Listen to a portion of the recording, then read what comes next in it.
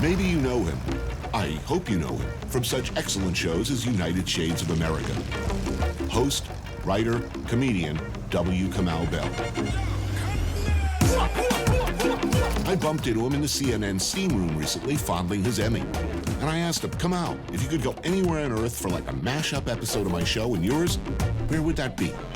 He said, Kenya. So, here we are. United Shades Unknown, or Parts United. Scratch that. That doesn't sound good. America's Shadiest Parts. No, that doesn't work either. Unknown Shades. I took a walk through this beautiful world. Felt the cool rain on my shoulder. Found something good in this beautiful world. I felt the rain getting colder. Sha la la la la, sha la la la la la, sha la la la la, sha la la la la.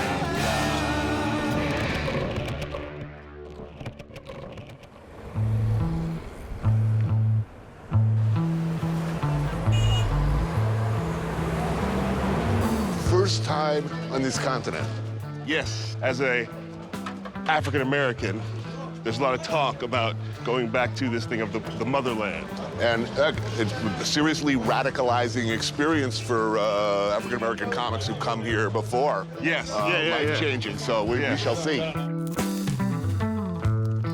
Even walking through the streets, like, I had this feeling of like when I moved from Chicago to Oakland, you hear about Oakland as being this black city, and you get there and it's like, okay, there's black people here, but it's not like, this is what I imagined Oakland was gonna be like. This is like this feels like this is black, you know?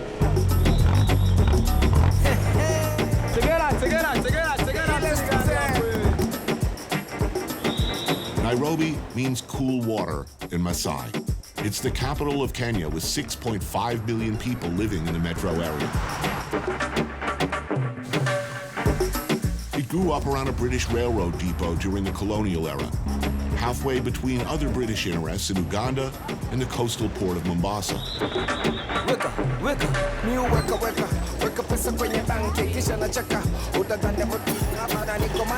I will admit to a weird, frankly unlovely sense of been here, done that.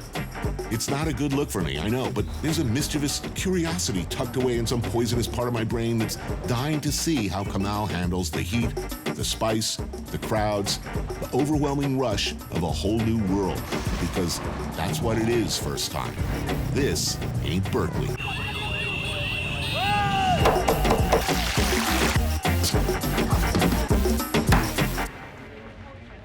I'm already happy. Well, I'm pretty happy because I've seen this scene so many times on your show. I finally get to be in this scene of this is gonna be good. I mean, you have a Kenyan name. Yes, my parents met in East Palo Alto, California. You know, this is like the late 60s, starting to be the early 70s, so post the civil rights movement, but that point where black people are starting to like really like want a connection to the motherland. And in East Palo Alto, there was this push towards naming it Nairobi, California. Back then, there's people who were like, we need to be associated with an example of African culture that is winning, and that at that point, Kenya was looked at as being winning because they were just kicked out the Brits. And there's all this sort of like, you know, we need to start a whole new culture and a new government. They start like a community college that's in people's houses and in basements and in storefronts. And I was the first baby born to one of the heads of the council, apparently. And apparently there was like a whole ceremony, lasted 8 days, and you know, I picture it like the Lion King. I don't know, there's no pictures. And yet, a proud Kenyan name, given your background, why so long? Why? What took you so long, man? I was waiting for an invitation. I think as a black American, I'm still wrestling with my African American identity sometimes, and I'm still wondering, am I doing right by this culture, and does this culture think I'm doing right by them? That's why I don't want to walk around like, I'm home. I also think that like a lot of times Black people in America have really struggled with that as an identity. What is it to me to be Black American? I'm like, I fought hard to claim this identity. It's exhausting, you know. Am I ready to start with a new one? I don't know yet. Well, we'll see in a week when you head back. Yeah, exactly. Yeah. Shit runs deep here, meaning best scientists can tell it all started for us in this neighborhood. Tribes of hunter-gatherers, Arab and Persian traders, the Omani, all left their mark. But the British Empire's hold from 1895 to 1964 is perhaps most deeply felt. The British system of education, governance, justice, along with, to a certain extent, its values, were imposed on a native people and laid, for better and worse, much of the foundation for modern Kenya. It did abolish slavery, for instance. It did build a modern infrastructure. It was also completely and fundamentally exploitative, often violent, and, well, racist. Kenya existed to make white people from far away rich. But in 1963, Kenya won its independence and elected its first president, Jomo Kenyatta, and since that time has fought an uphill battle to shake the last vestiges of colonial rule while hanging on to what worked. Things are, by most accounts, going well. There is a growing middle class, a highly rated educational system, and an enthusiastic and multilingual professional sector, which is to say, this is decidedly not a shithole. It's dynamic, it's changing, and it's incredible. Kenya, by Kenyans, for Kenyans. But hurdles exist. Bizarre, almost surreal ones in this case. Mitumba, for instance, also known as the clothing of dead white people. 70% of Africans are wearing secondhand clothes. If we can just make our own clothes and make them cheap enough and make the money and keep the money. And Jerry Gakira is the owner of Chili Mango, an all-Kenyan streetwear company. Melissa Mbungwa is a managing director at a creative consulting firm. As I understand it, there used to be 500,000 manufacturing jobs in Kenya, textile manufacturing, and there's now 20,000. Yeah. Before the 80s, we had a booming textile industry that could employ 500,000 people. But now in the 80s, when the World Bank introduced the free trade, we got all this secondhand clothes coming into the country. Here's how it works. Your pants or your t-shirt get old or boring. So, being a good-hearted soul, rather than throw them out, you drop them in a charity box, assuming they'll go to someone who needs them. But no.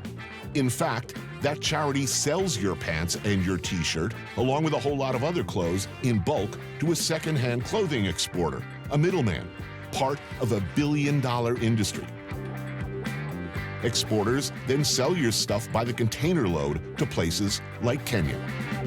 Along the way, millions of dollars are creamed off in duties. The old clothes are then unpacked, sorted, and sold in markets throughout the country. This low-cost clothing option has absolutely crushed the domestic textile market. Now, some countries in Africa have said, wait a minute, this is not good for our employment situation. We're not going to let this stuff in anymore. What happened then? So America came and they told us that they would have trade sanctions against us.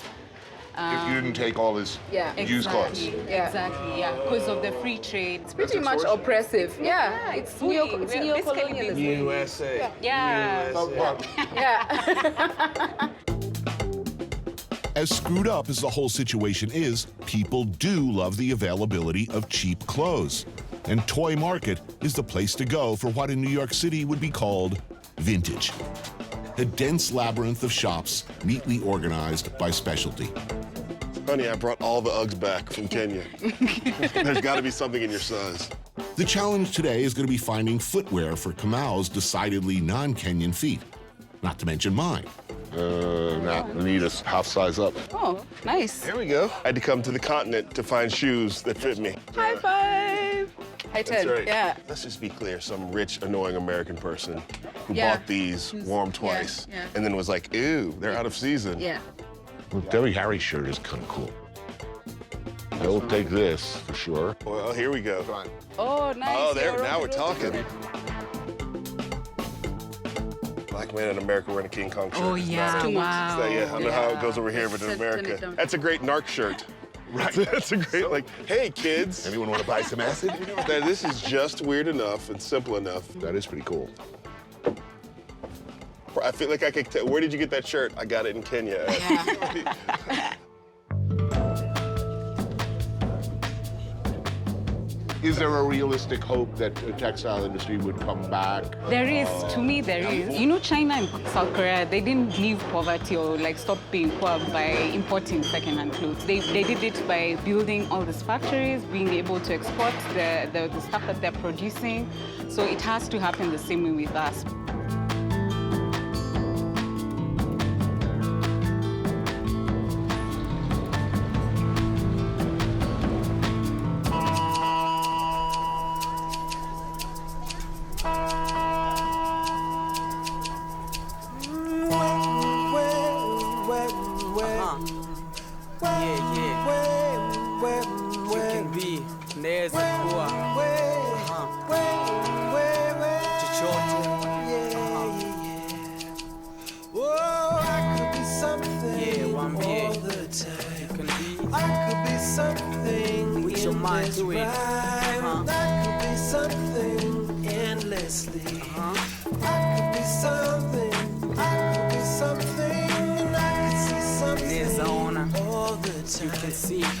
Everybody needs a superhero. In Kibera, Nairobi's largest neighborhood, they make their own. Part of a project run by the Maasai Mbili Art Collective, intended to empower kids who don't otherwise have much. There's a Swahili saying, it says, sanaa ni kioo cha jamii. Art is the reflection of the community. Well, what we did is to make art, we use it as a tool. So many stories have been told about Kibera. But they're negative stories. Negative stories. Many organizations come here in Kibera, they shoot videos and films of talking about AIDS, drugs, you know, negative things about Kibera. So you have a lot of documentary crews that come through here and film crews that come through here? They usually come here. So I have a question. Are we assholes? We can talk around it. We can talk. I feel like a white guy right now. You know what I mean? Kibera is massive. Around 172,000 people live here. So here, as a person named Kamau, I'm not unique. Yeah, very common. I've waited all my life to be common. Welcome home. I'll go and tell our forefathers you are here. Thank you. Mamito Unis is a comedian. Simon Okuku, a musician. And Jeff Ochieng, once voted Kenya's funniest person, are all using art to tell a new story about Kibera. It started from the challenge that we have been facing in this life. Like me, you know, I've been brought up by a single parent. I used even to engage in criminal activities. Coming across my fellow friends and who have been passing to such kind of messes, we decided to come up with an organization known as Kibera Creative Arts to try to teach these our fellow young people to make them avoid getting to these traps that are set for us. Kibera is also ground zero for what's called around here the white savior complex, a focal point for the more than 12,000 mostly well-meaning expat aid workers who live in Kenya. It's a dynamic that can be counterproductive, as salary and employment discrepancies can cause a ripple effect of problems for native Kenyans. Yeah, man. Many Kenyans are working on a grassroots level to take control of their own future. Kibera Creative Arts being an example. Artists and performers from the neighborhood working to support and develop local talent. What is it like to be a comedian in Kenya? How does that look? It's so hard to make people laugh in Kenya. You imagine these are people who have not paid their rent. These are people who have gone without food for some days. They come in angry. Yeah. Angry and hungry. You should take me with this camera when I was small. Now that I've grown big, let me be taken by big things. And that's the reason why when we go on stage and make people laugh, it is a plus. So we say, wow, man. Yeah. Yes.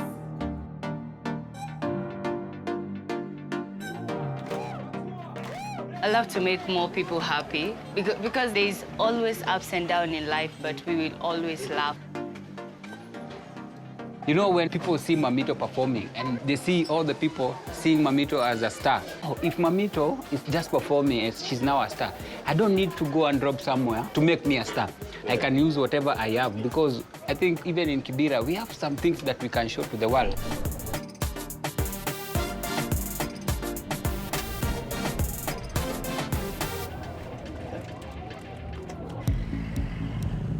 By regional standards, Kenya, Nairobi anyway, is particularly tolerant. Kenya has become a sanctuary of sorts for a number of diverse ethnic, political, and social groups. One such group with a steadily growing nucleus is the LGBT community. Not too long ago, a nearly unthinkable development. So you shall never know this pain or awkwardness, you know, when I'm doing shows in the States. I often find myself, so, what's it like being black in America?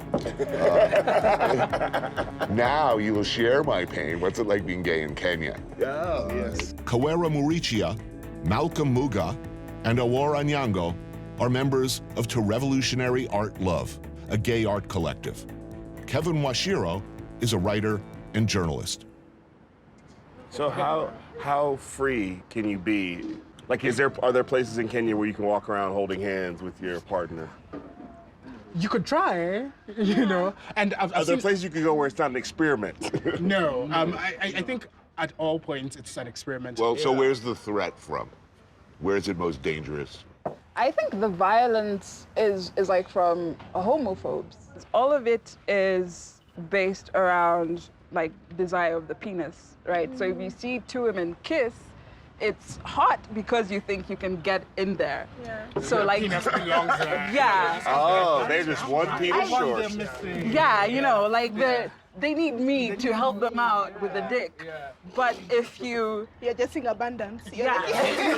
And the violence like against like lesbians always comes in the part where like men realize, oh, they're not attracted to me. Much of the news concerning gay rights on this continent continues to be pretty grim. It should be pointed out that even being gay is still illegal here. But in February of 2018, the Kenyan National Gay and Lesbian Rights Commission filed suit to strike down sections of the laws, arguing, well, the obvious, that they violate basic human rights. What happens next? Well, a lot of people are holding their breath. If the law's overturned, what are the larger implications? If we win this case, I'm happy and scared at the same time. Yes. Yeah. Why scared? Backlash, obviously. It'll happen. There will be people who will be attacked. Yeah. I mean, we're moving to an extreme end of freedom. Yeah. And there'll be hate. I mean, I want it to happen so bad. Yeah. If it happens for us, it'll be inclusion for every Everyone, other yeah. minority in this country.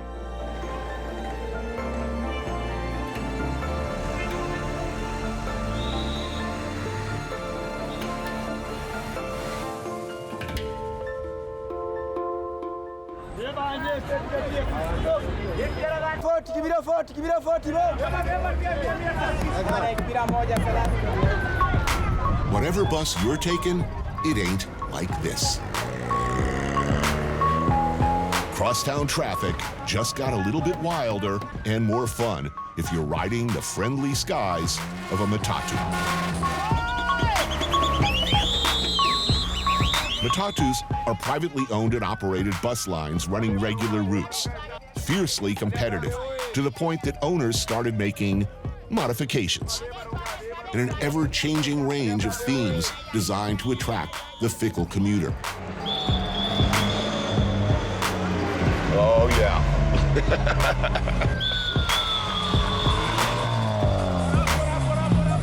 Not subtle. All right, let's do it, man. Culminating in buses like this. Mad Max, a rolling, post-apocalyptic, seizure-inducing party bus. Just the thing you need after a hard day's work.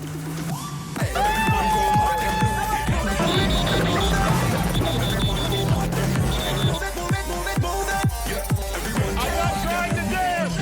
It's making me dance. I don't actually want to dance. So what do people want on their Matatu? What do they have to have? First of all, you need to have good music. The exterior art needs to be popping. Widescreen TVs? Yeah, TVs, Wi-Fi, air fresheners.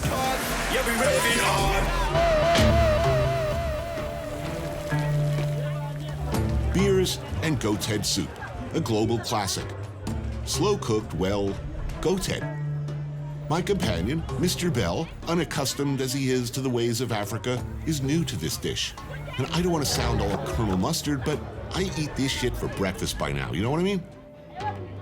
I hear the words goat head soup, and I think, oh, yeah, it'll be meat from the goat's head in a soup. Oh, no, goat head. I didn't expect to actually see a full-on head of a goat. Brian Wanjama Obiando is a blogger, photographer, and chronicler of the Matatu phenomenon. Lucia Alessandra Murato is a legendary conductor. Catherine Camboon is the owner of Mad Max. Honored guest. Honored guest. Yep. Is this I meeting right here? Song. I generously reserve the best and most tender bits for my friend, as one does.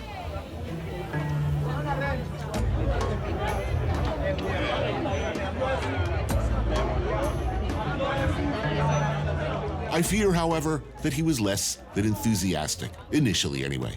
Wait till he tries the brain, he's gonna love it.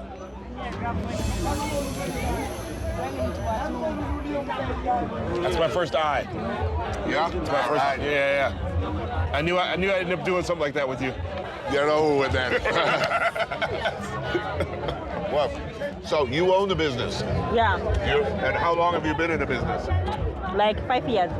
We want to get into the Matatu business in New York. Yes. And I'm thinking about some improvements. Yeah. We need a hot tub. This could reinvigorate public transportation as we know it. Especially in New York and Delaware, people don't like the bus. And what does it mean to be the conductor? They don't just let anybody be the conductor. In this job, you need to have a lot of patience. Just somebody who's had a bad day, they just don't want to pay. If you don't have patience, you just find yourself on top of the moon. So can you tell me, what's it like growing up as an Italian Kenyan? The challenges I had as a kid was my hair. Everyone wanted to touch my hair. One thing I love about this job is that I meet all types of people. And I don't look down on them and they don't look down on me. That's the best part of it.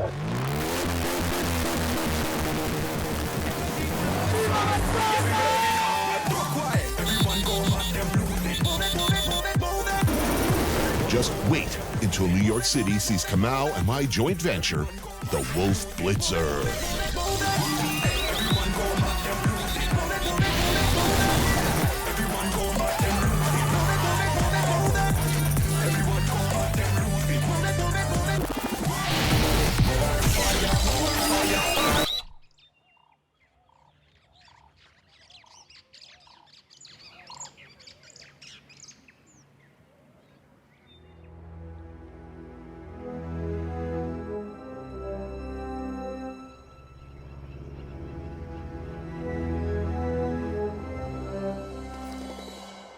A few hours drive from Nairobi, it's another world.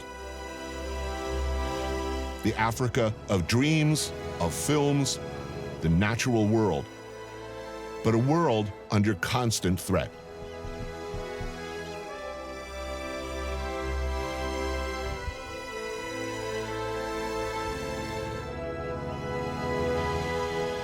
Lewa Wildlife Conservancy seeks to address the problem of keeping all this alive and safe without excluding or marginalizing the people who've lived here for centuries.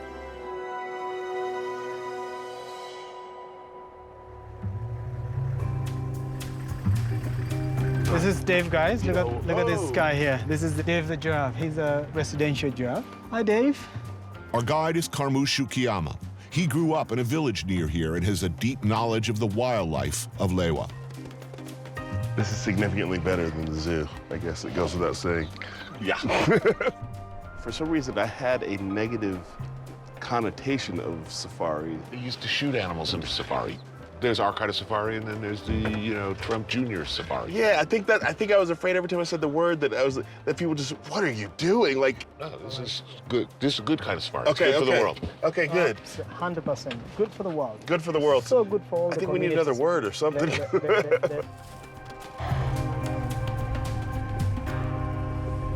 See an elephant? Where? Right there. Ouch. Oh, yeah. Jesus. Even if you see them in a zoo closer, they're behind bars, and it just doesn't feel connected. But I feel like we're right here. Yeah, he's actually going someplace. Yeah, exactly. Yeah, he's not just walking in a circle. He's actually got stuff to do.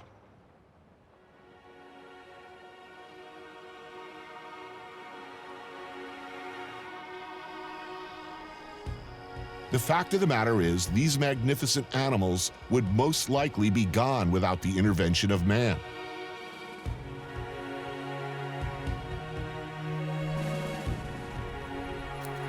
People pay a lot of money to come see these animals.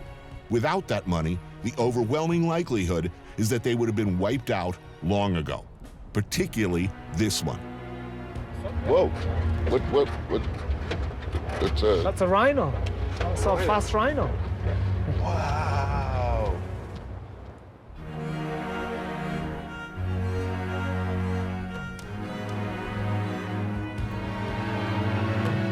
The Conservancy was set up specifically to protect these guys.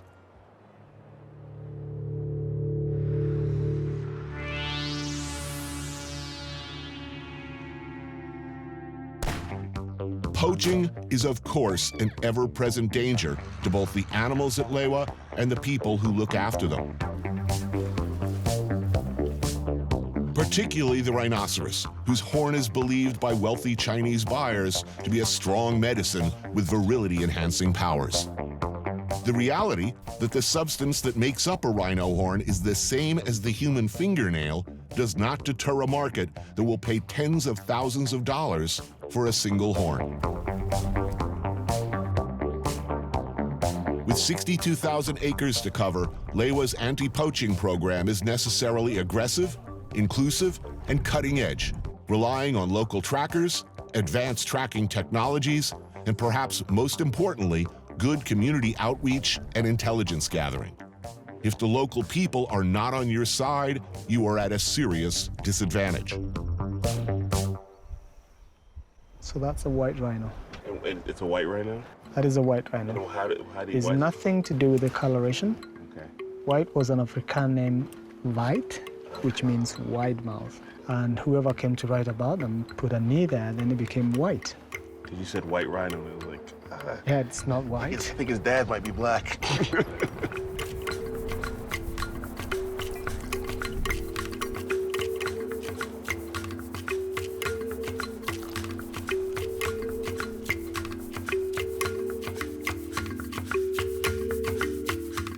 Does it look like you wanted it to look? Or expected it to look? I mean, no. I mean, I guess I don't know. I mean, I grew up as a kid, Probably my first images of Africa were Tarzan, Mm-hmm. So I don't think I knew what Kenya, Africa was, What a shithole, right? I mean, What a shithole. I mean, the other thing I'm aware of, too, is that thing about, like, not wanting to feel like I have come home, Mm-hmm. And yet there is a sense that there is this diasporic connection, even though I did not come from Kenya, Mm-hmm. It's nice to have that connection, even if the frame that connection was built through was colonialism, It's the good part of colonialism. It brings people together.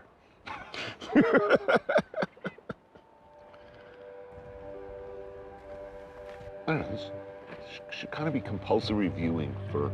Yeah. Like, if you ever run for president, this should be compulsory. At the very least, I do think that a lot of perspectives will be opened up, a lot of minds will be changed.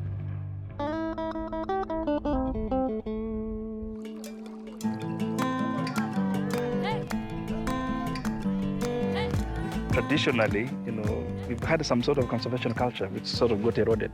It's been with us. It's been with our forefathers. We just lost it somewhere recently, and we're trying to get it back. When you have traditional pastoral communities under intense and immediate pressure, trying to convince them that wildlife, which can, as in the case of one rhino or elephant, bring in life-changing amounts of money, it's a hard thing to convince them that it is in their long-term interest to let them live. Particularly when it was often wealthy white outsiders doing the asking. If you were very successful in managing this ex-cattle ranch as a conservancy, but wildlife across Kenya as a whole had no future, then to all intents and purposes, you just established a zoo. And so what Lewa's ethos has always been is to just show Kenyans that actually wildlife can have value and benefit.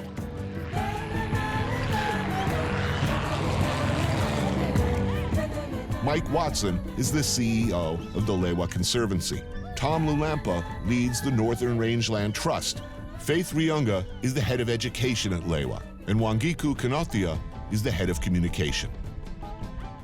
You're responsible for a larger picture involving a huge challenge. First, the immediate needs of a lot of people, but also potential conflicts with the traditional way of life. How have you been able to do what you've been able to do?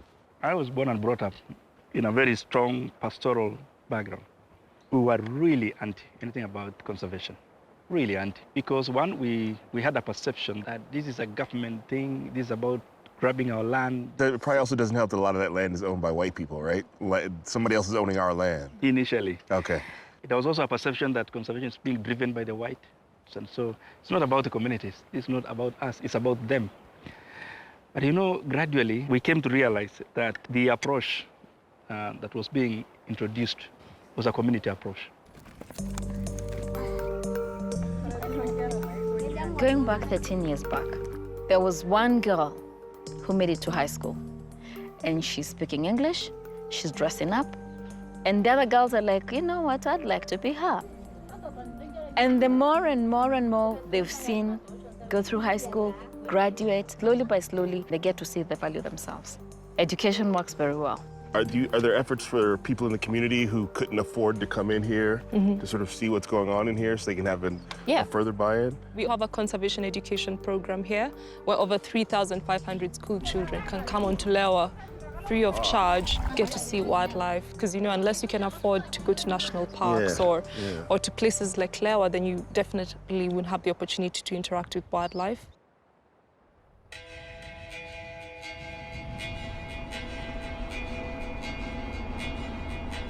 So we're headed towards the lions? Is that what we're doing right now? So now you can see at the peak, you can just see something sticking there. That's a lion sitting. Oh, yeah, I see, right next to the little tree. Wow. Wow.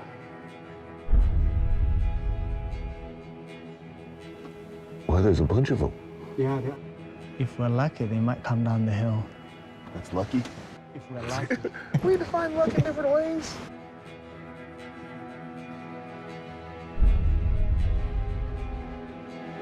They seem to be having their eyes on something.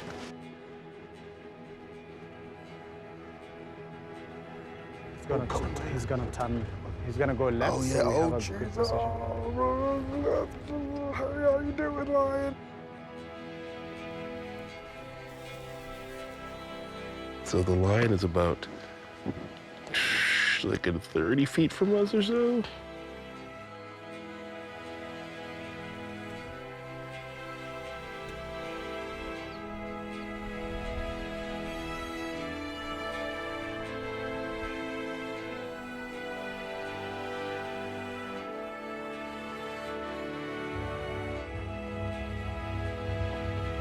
Look. Just my family, I love you. That's just in case.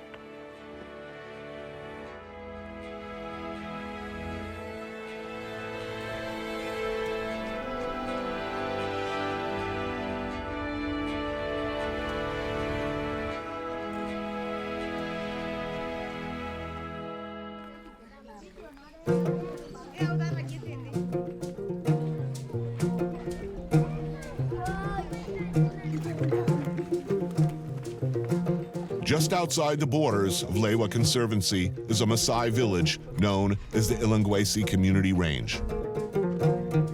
They are working with Lewa to not only embrace conservation, but also to maintain their way of life. You know, in Maasai traditional way, we've got our diets, which is meat, blood, and milk. At least once in a while, they do blood tapping. To the Maasai, the cow is a sacred animal, giver of all things. Unlike the West, meat is not the primary interest. Here, cattle are sustainable, a long-term asset for milk, for cheese, and on special occasions, blood, straight from the tap. Okay, here we go.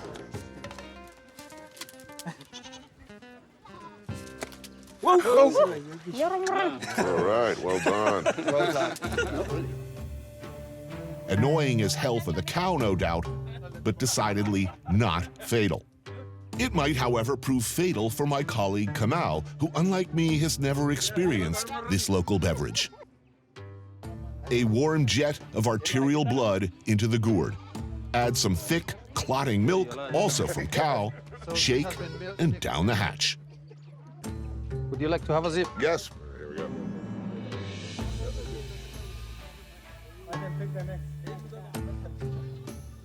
You gonna try? Here you go. Oh, you're gonna like it. It's good. You'll like it. And keep in mind, the whole village is watching, and you are on TV. I'm home. Yeah.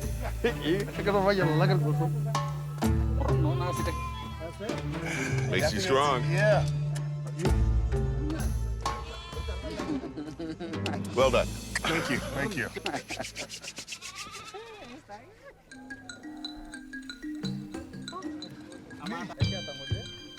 Working with the local Maasai community is both an absolute necessity and the right thing to do. To displace and forever disrupt the people who've lived here forever in favor of animals that wealthy white people want to take pictures of would be hideous and unconscionable. This is happening elsewhere on the continent, but the people at Lewa and Ilangwesi are working very hard to find a better path.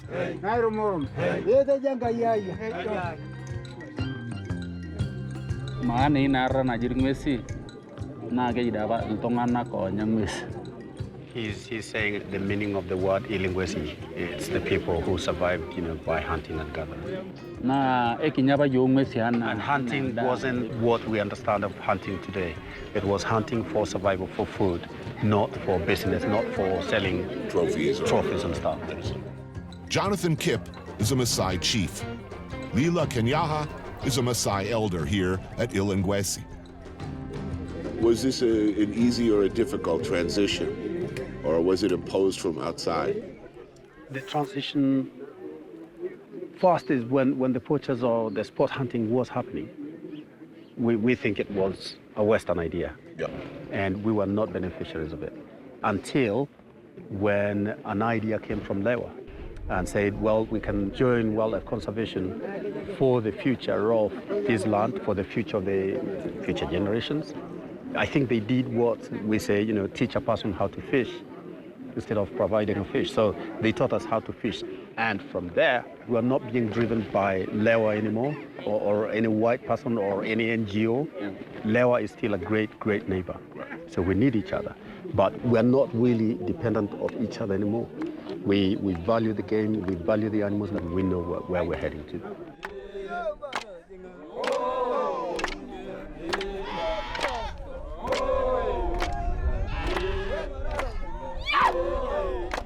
And just like that, after months of drought throughout Kenya, rain.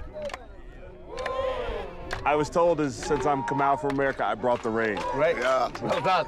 Bringer of rain. Yeah.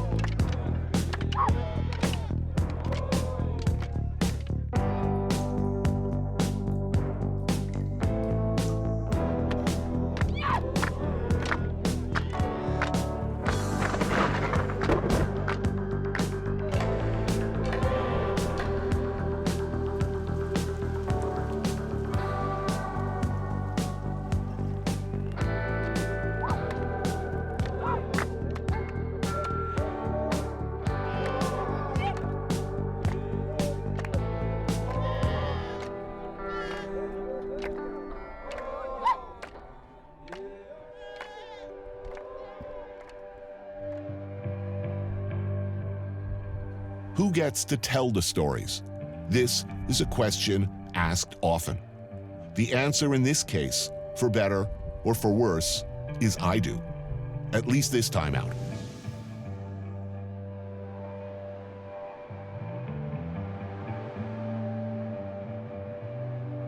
I do my best. I look. I listen.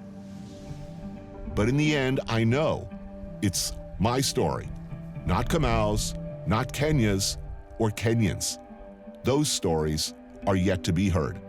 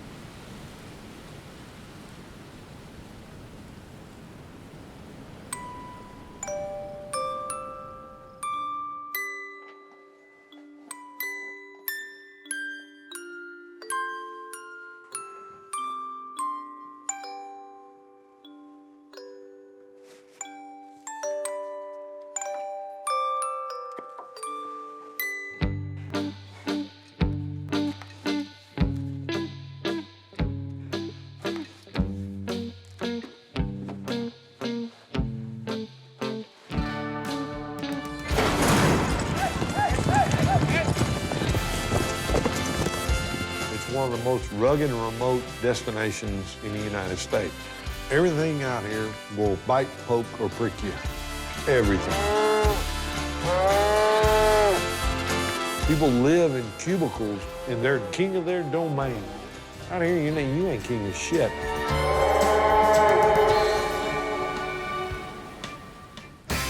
I took a walk through this beautiful world.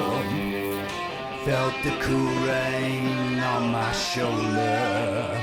Found something good in this beautiful world. I felt the rain getting colder. Sha la la la la, sha la la la la la, sha la la la la, sha la la la la la.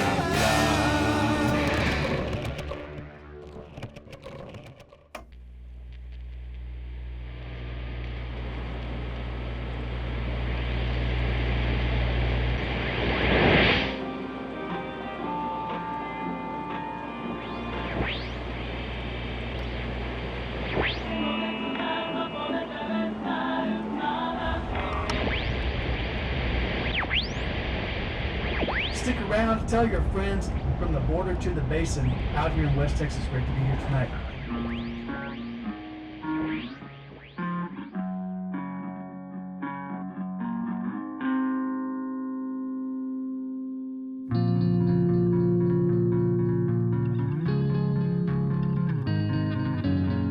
The dream of the American West was you come out here, get your own little piece of paradise, you work hard, raise cattle, you make enough money to look after your family. Sure, I'd love to cook you one.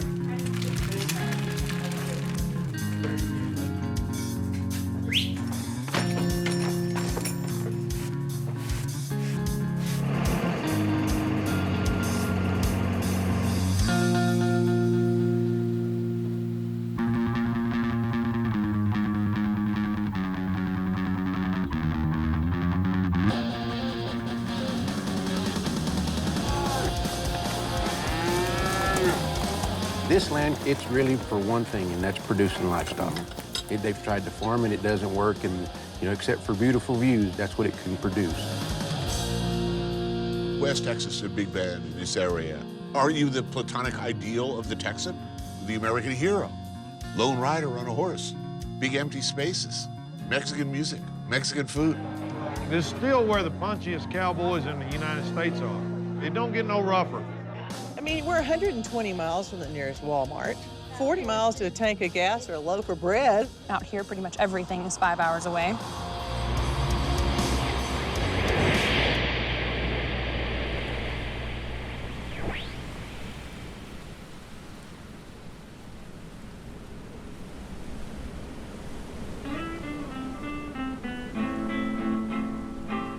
property's been in the family how many generations now? This is the 4th generation. Fifth. 5th generation. My granddad came here in the 30s. Bodie's family came out here in 1880. Not a lot of people left get to do this. There's still a lot of cowboys, but it's hard to see from the highway. The ranch is approximately 70,000 acres. We don't use anything other than a horse. No four-wheelers, no helicopters. Forgive me for saying so, that seems a little stubborn. I mean, Yeah. as far as practicality, He is so opposed to change. that's not all bad, is it? No. I mean, these guys, they love it. I mean, they get up every morning and this is their office.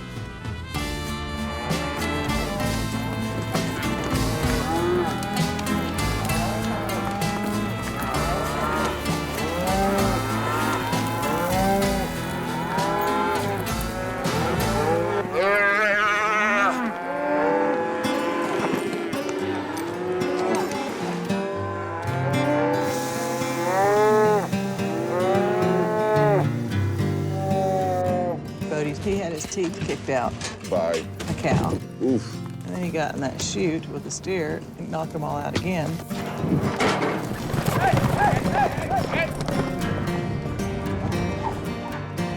Oh, there goes Evan. She's about to rope.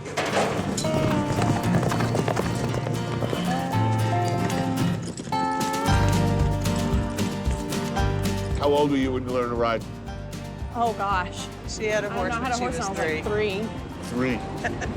Yeah. Evan shows horses all over. She is top 5 in the world right now. In the cow horse, you have to show how well your horse can do, you know, different maneuvers. And here comes Levins. How old? He's 10. Watch this.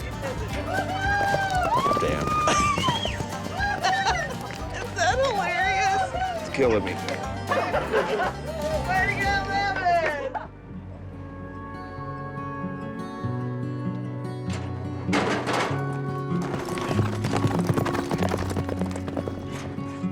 Oh, sweet little hunter, my back into your side.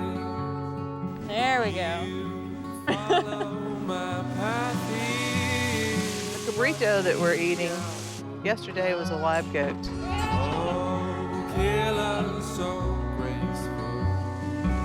We like it spicy, jalapenos and onions and, you know, fresh tomatoes.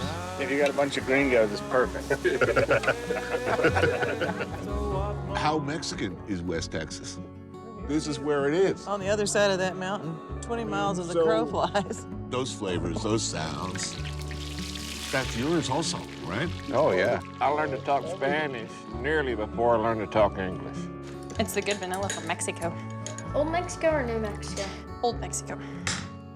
Chewy's mother comes from Mexico, south of Ojinaga. Yeah. Yeah. How long you guys been riding together? Oh, me and him? Yeah, you and him. 35 years. Yeah, it's an awesome way of life. Jalapeno cheese grits. Nice. Of course, they're buttermilk biscuits. This is an area of Texas that is legendary for whatever you might have thought you were going to do here, nature wins. Always. Always. Always. It'll not rain for 20 years, and you just stay as long as you can, then it starts raining. Yeah. So, how do you make a living? Basically, dig in. Work like hell and don't spend any money. Yeah. This table right here is filled with people who truly care about the land and what happens to it. You just have to have the heart to stay and want to stay and do it and make something of it while you're here. If you got a weak heart, you won't last. I mean, I'm graduating next year, and I'm gonna go to college, go through law school, finish, but I wanna come back out here. There are kids that are my age that will never see this, never have this, never be able to know people like this. And that's, I mean... Priceless. Yeah, how can you say no to that? If you get to eat 3 good meals a day and be happy, being happy is more important than anything. Allá en el rancho grande, allá donde viví. El grupo de los rancheros. De tener su buen caballo.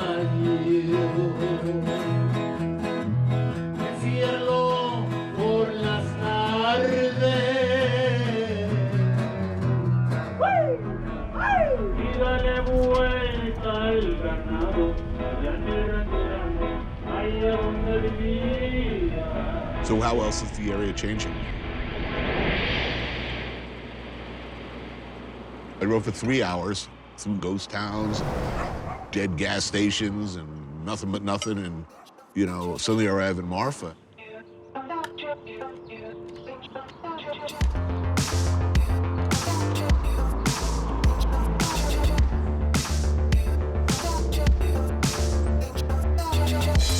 It's like, would you like some bruschetta, some salumi, you know, some $900 ponchos? That's right. What's going on? Clearly, it's not the old family Marfa.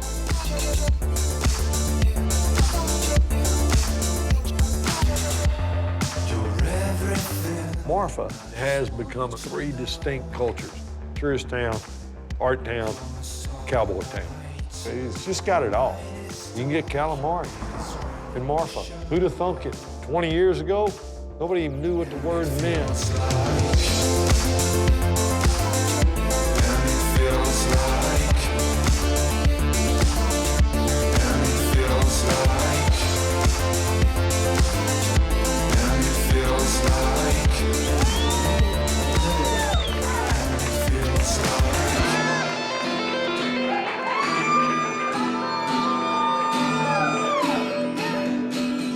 This is the first bar I've ever been into where a person next to me is petting a goat.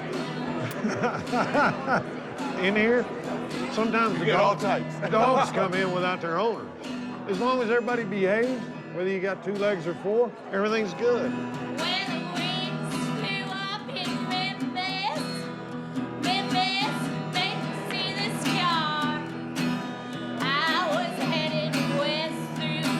You've seen a bit of the world. You've seen a lot of the world. I ran away from home a lot as a kid. And by the time I was 16, I got real good at it. I went to Alaska. And then I came back, joined the military, cowboy and roughnecking. Running drugs and guns across the border? I did run guns south, and the ATF knows. They got an open file. What motivated you to get into the bar business? Well, every cowboy has a dream of owning a saloon. I did not know that. It's been around for some time under various. Almost 100 years. There's many different cultures come through here. Hipsters, blue-collar city workers, and I wanted everybody to be able to have a good time, no matter who or what or where. There ain't gonna be but one intimidating sumbitch in my bar, and that's me.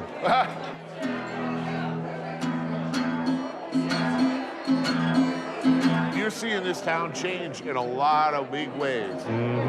Every single person I've talked to down here is telling me the same thing. That wall ain't never getting built around here. My ranch is on the river. It's on the border. We can't survive without the river. And we can't survive without the people on that side of the river. They can't survive without us. Right. That, and they're our friends, for God's sakes. Loyalty is a big thing in Texas, and you ain't gonna build a fence between me and my loyal friends. Every old school Anglo rancher I've met here speaks Spanish fluently. It's a mutual respect to speak a little Spanish. And it's respect for them to learn a little English. You know as well as I do, you go to Europe, it's not hard to find somebody in France speaking English. Everybody. They can, they don't mind. They're not offended. You know, Americans have a tendency to want to be all butthurt about it. Here, we're just not. That's just being a good human being. Why is it so goddamn hard to be a good person these days?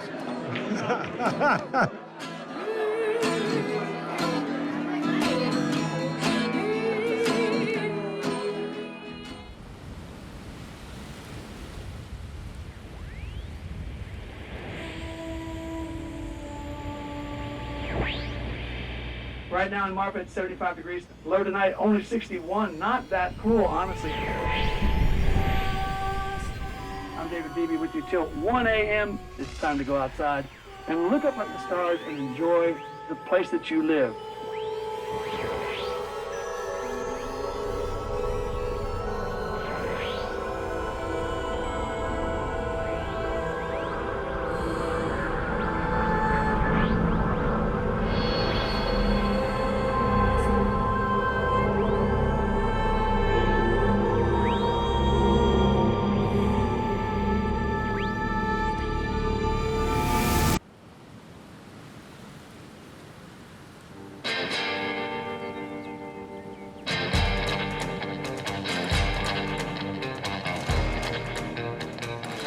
This part of the state was always called El Despoblado, the unpopulated zone, which it never really was.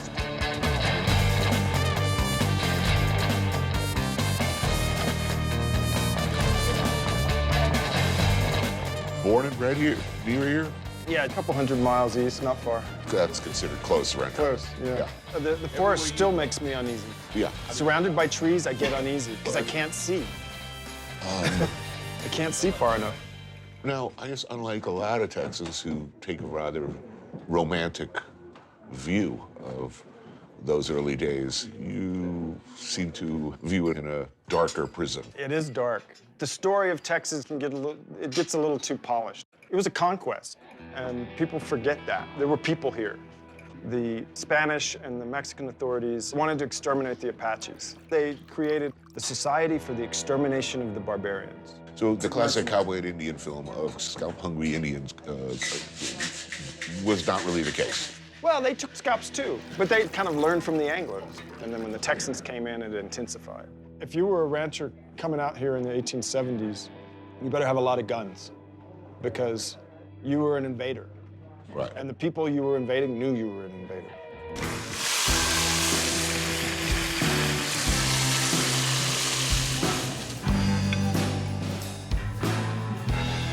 Oh, damn. You know, if you look at the legend of this place, you know, was it the history of violence and the harshness of the landscape that preserved it for so long? Yeah. West Texas stayed wild, and it's still wild. People have lived in this landscape for 14,000 years. Through all these different nation states and empires that have swept over them, they persist.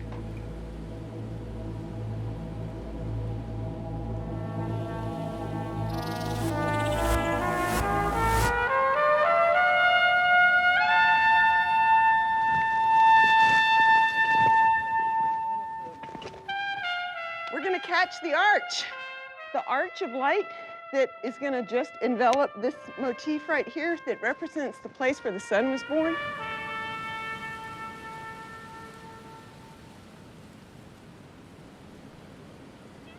Welcome to the White Shaman site. This is one of the oldest pictorial creation narratives in all of North America. The mural tells the story about the death of the sun, the sacrifice that takes place so that the sun can be reborn the next day. I had the honor of having a Huichol shaman come up from Mexico to this site, and he started weeping. And they said, they're all here. All of our grandfathers, grandfathers, grandfathers, they're all here.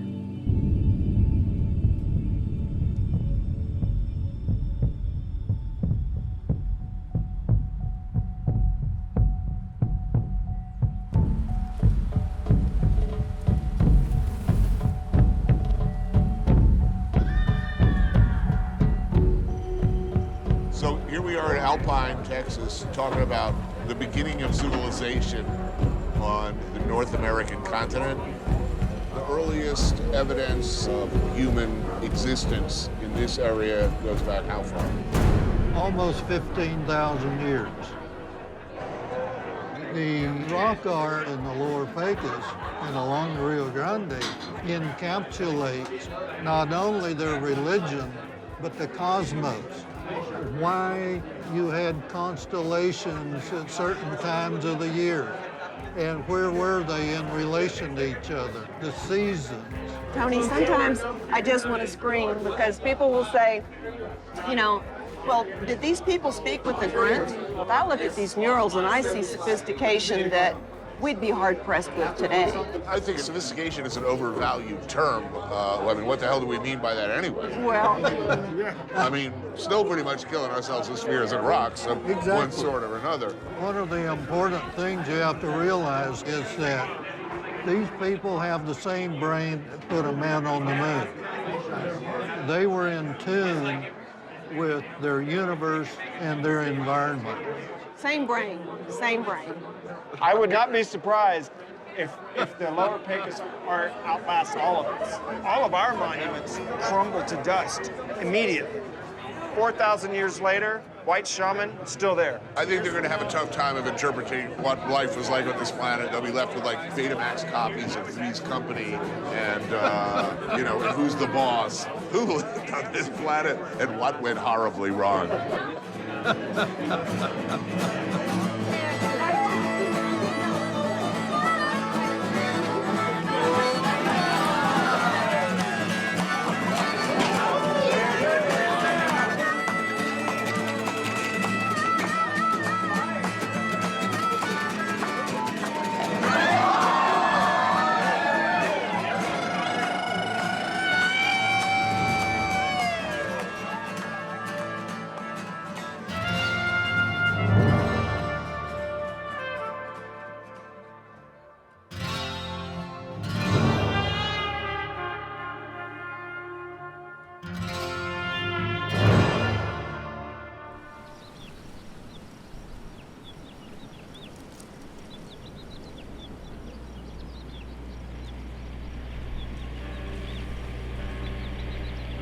If you talk about life-changing events in any neighborhood, it's when the artists show up.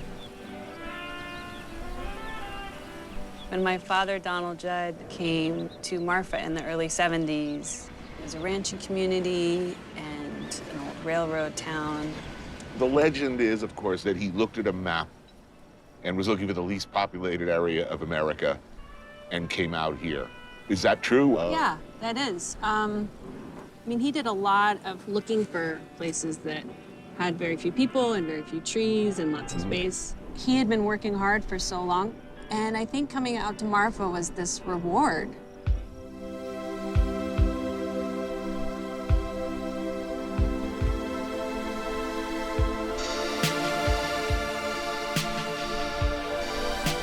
That was a giant of the art world in New York with an enduring, huge legacy. What's that like? The thing with my dad is that he was like a buddy my whole life. He was literally like my tether to understanding the world.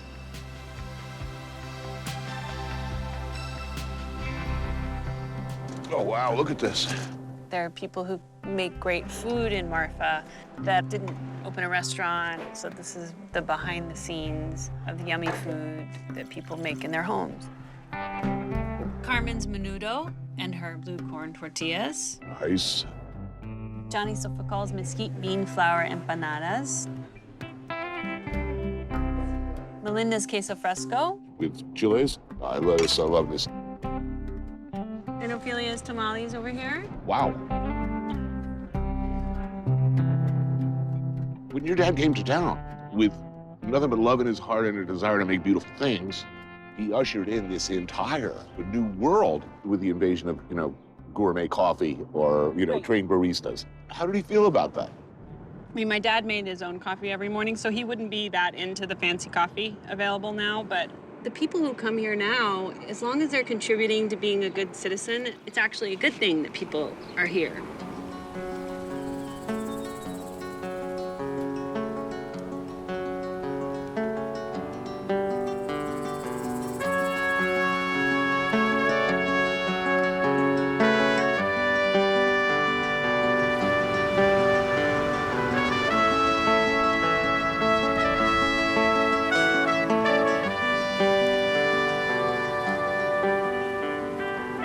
Muy bien, están escuchando la KRT 3.5 en Marfa, Texas. No, aquí es su amigo el servidor, el primo Carrasco. Como quieras, en español, en inglés, aquí estamos para servirte. Dos carne guisada, también chile verde. ¿Chile verde? Sí.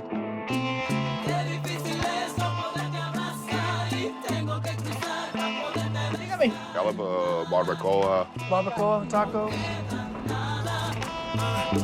Most of the better restaurant chefs, you can find them at least once a week getting their food here, even if they're making food down at their place. Unbelievable. The gas station. In the morning, everybody's here. Right? It's all the Border Patrol guys, like all of them. There you go. You have a great day. All the laborers in town, kids, the people that work at the radio station. It's like going to, like your abuela's house.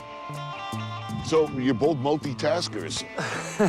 You're a state employee, a County employee. County employee. Elected official, yeah. Justice of the peace? Yes, sir. What does that mean? I'm like the small judge that reads you your rights when you go to jail. You're also a musician? Yeah, a musician with Primo here. You were the radio station? I've been on the radio now for 10 years every week, and he's been on the radio now for what, 3? 3 or 4 years. Restaurant business? I have a burger and taco joint that's open on weekends. Burger time! A lot of multitasking around here. People tend to... You have to. You have to. Yeah, I always say that every job here pays $10 an hour, whether you're the attorney or the barista or the janitor. So you're gonna have to, work a lot of different jobs to make it because it's expensive to live here. Right. Look, this is a small town. 1,800 people. It seems an unlikely place to put in a spanking new public radio station that's heard all over Texas, yes? Well, that's exactly right. I mean, your expenses for running a 100,000-watt transmitter on the top of a mountain that gets struck by lightning every 3 weeks is pretty tough. I mean, but the station has support from pretty much everybody here. Everybody listens to the radio in their pickup truck. The only other news source we have around here is the local newspaper. What are the big issues? What do people want to talk about? The issue is border trade, and there's a lot of fear right now because the idea of changing NAFTA. American parts assembled in Mexico come brought back here. Yeah, that's part of the NAFTA thing. You can take it, have it here, take it over there, assemble it, bring it back. There's no tax. Right. It's definitely been good for our community. There's a mobile home factory called Solitaire. You see them all over here. People buy them. They take the stuff down there, they assemble the homes down there, and then they bring them up the road. They'll come up. You'll see 2 or 3 come up the highway today. And who's buying those things? Everybody who's working class. The manufactured housing is the craftsman home of the 21st century. It appears that Marfa in particular is going to be a tourist and service economy. There's money flooding in here. It is an irresistible tide. Is there money trickling down? Is it spreading out into the community? We have jobs here. You can get a job here. It's not, as I said, everybody makes $10 an hour here. But 25 years ago, we had nobody here, and it was a dying town. So you got the Cowboys, Border Patrol. You got hipsters coming in from out of town, New York artists wearing weird glasses and white pants. Maybe we don't understand each other, but we can all be in the same place at any time. People here are nice. Aquí en el pueblo, everybody's wave each other. Todos.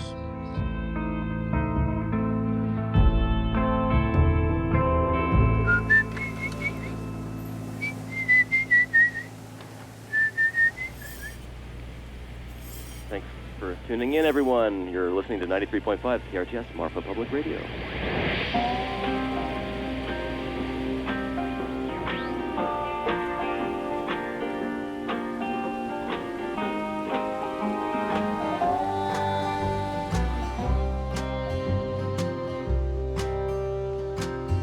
Oh, dear friend, I know your secret, but I just can't keep This is what the Mexican people end up living in once they leave their adobes. The projects, the low-income housing. In the morning, you will pay for what you've done. Hola, Ramona. ¿Cómo está? 2 burritos, por favor. De asado. Por favor.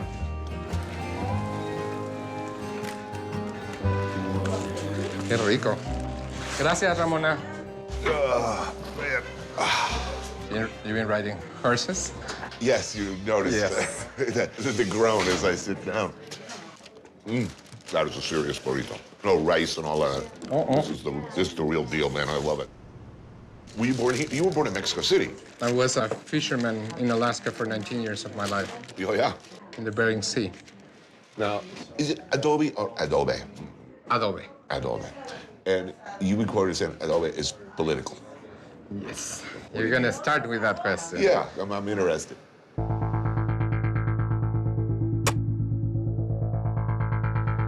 Straw, clay, water, and manure, that's what makes the adobe.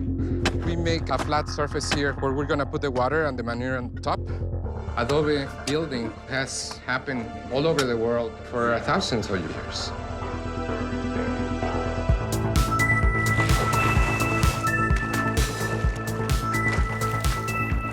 Here, historically, the adobe has been kept alive by the Mexican and Mexican-American populations.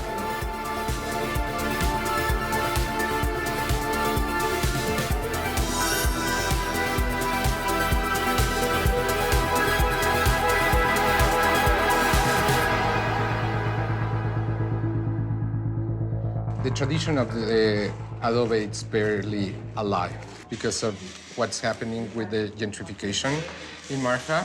The Mexican-American minorities are being displaced. The people who have lived in adobes for generations have to sell their homes because of the new taxes. Taxes that are only in adobes, you know, that a lot of us, we also find discriminating.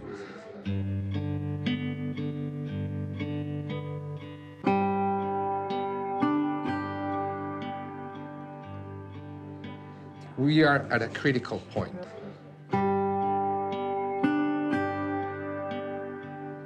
When I think about adobe, it's probably the oldest tangible representation of the local and regional culture that we have.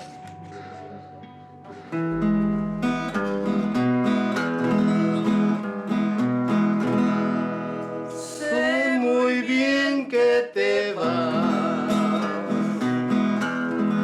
y sufro tanto, pero ¿qué voy a hacer? Y así lo quieres. Sacrifico mi amor, te dejaré partir.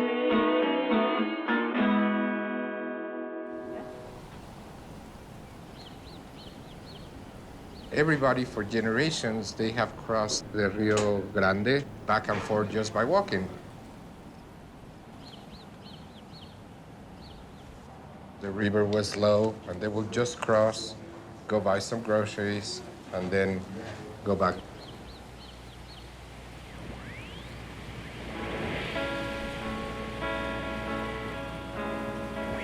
Hi, y'all. This next song is by Molly Ferguson of the Resident of Presidio, Texas. This is Marfa Public Radio. Ir a caminar en el muelle del mar, contigo a mi lado, pero no es tan fácil porque estoy lejos de ti y quisiera poder vivir contigo. Y cuando llega la noche yo quiero estar entre tus brazos yo y quisiera volar, pero no es tan fácil porque estoy lejos de ti y quisiera poder vivir contigo. Very low crime here. Yep, I mean, Ojinaga defies so many of the things that people say about the border. You know, my daughter spends a lot of time in Ojinaga, my daughter. And, you know, some people it's like, what? But, I mean, I don't go to sleep at night wondering if she's okay, because I know she's okay. She's at home. Yeah. The interesting thing about this restaurant is they don't just serve your typical Mexican, you know, enchilada place. So a lot of kind of traditional recipes. Well, I know they do meat here in a big way, yeah.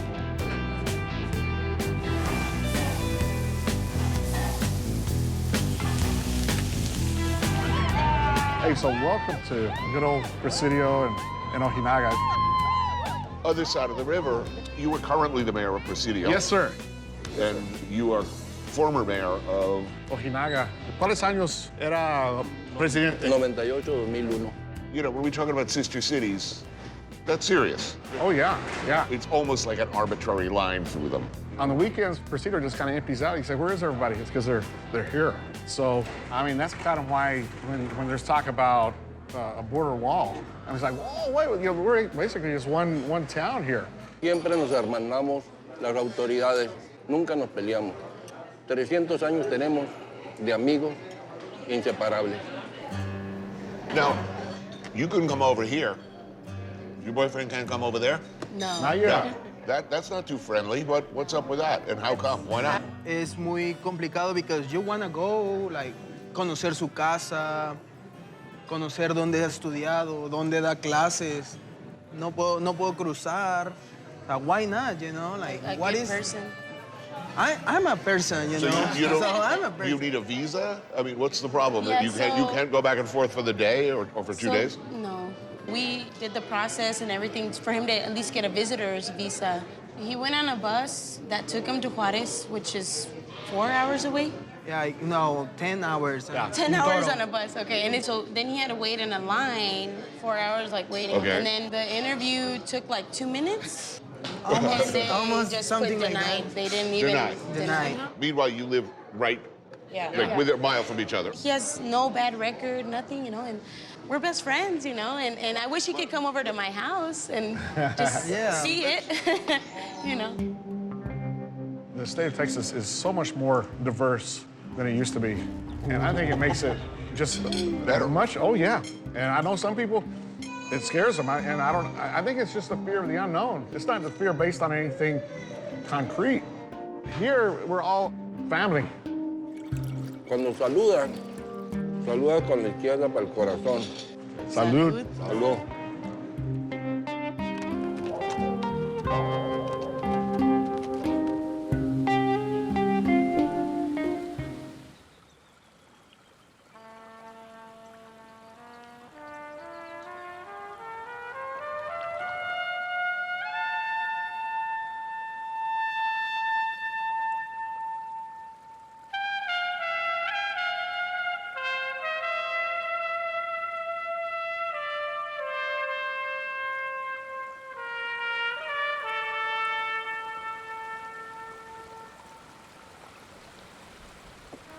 This is Santa Elena Canyon, Big Bend National Park, the largest national park in Texas, and it's named after the Big Bend in the Rio Grande.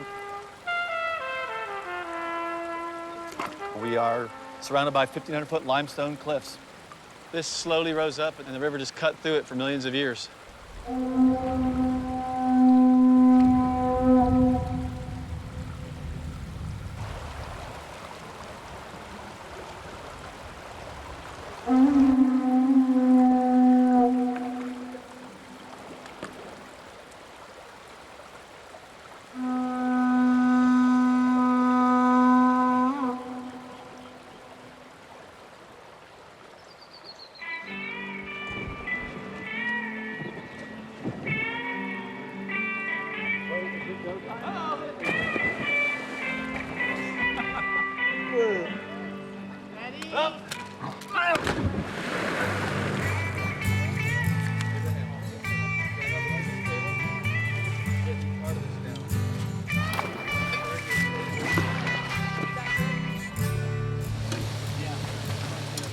It looks good.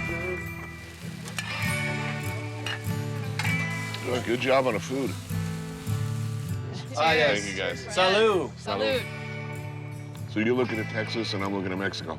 That's 100% correct, yeah. The cliffs on our left are Mexico, and the ones on our right are the United States. I've been on several overnights where your clients almost forget that, yeah, that's Mexico right there. And they say, wait, is that Mexico? And it's like, yeah, it is. Looks exactly the same as that. Yeah. We get people from all over the country, all over the world, and some of them come in hesitant or scared of the border. When they book the trip, they say, should I bring my gun? Right. But the neat thing is that everyone I've taken out, you get to see this transformation from being like terrified to thinking it's beautiful, to thinking they don't need a wall, to thinking I'm actually gonna write a letter saying that we don't need a wall. Right. Has anyone ever bothered it? I mean, are there like security gunboats coming up and down this river? I mean, I think the Border Patrol technically does have a hovercraft that they've used once, and it was horrible. Yeah. They have helicopters. For the record, I don't understand why Mexico is made to be such an issue. I mean, it's our second biggest trade partner, aside from China. Yeah, what about the Canadians? They're actually pouring across our borders and stealing our jobs. They are taking our jobs. Find a non-Canadian comedian. How many Canadians play hockey in the United States for a U.S. team? Those are high-paying jobs. That They're stealing them America, from- yeah. they're stealing our jobs. I mean, there's so many avenues that conversation can go to where violence comes from, where dangers come from. Well, even our small towns here. I mean, crazy stuff happens everywhere. The world is made a better place by little bits at a time. You can't just jam through a wall in 1 year and say it's fixed.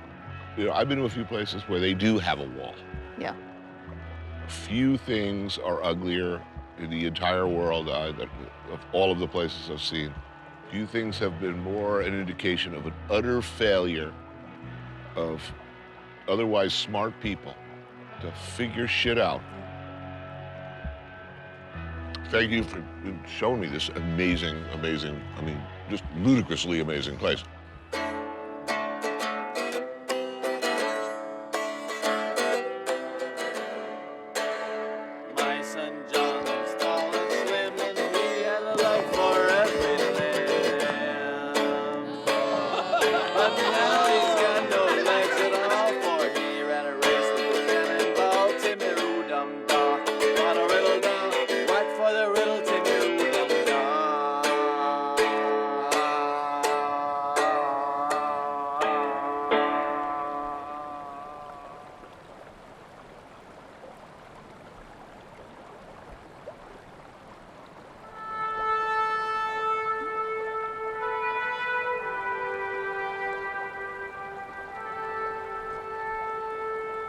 There are certain type of people who connect immediately to the empty spaces.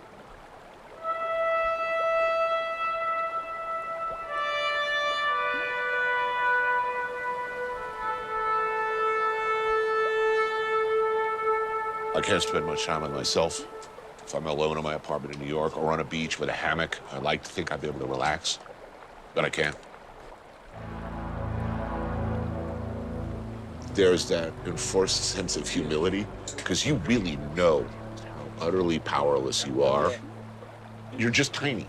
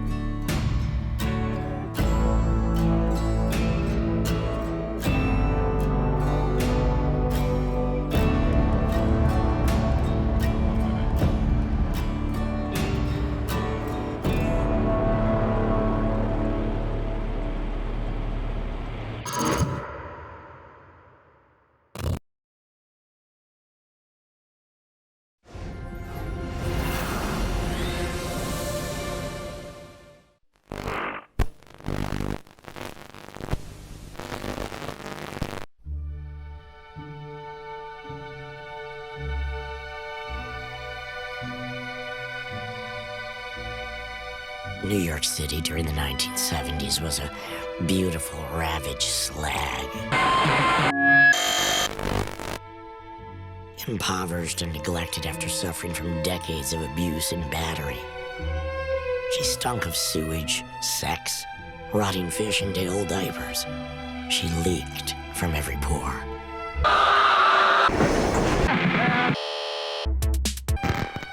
We were howling with delight, laughing like lunatics in the madhouse that was New York City. Thrilled to be rubbing up against the freaks and other outcasts who had all decided to run to Land's End and scream their bloody heads off. I took a walk through this beautiful world. Felt the cool rain on my shoulder. Found something good in this beautiful world. I felt the rain getting colder. Sha la la la la, sha la la la la la, sha la la la la, sha la la la la la.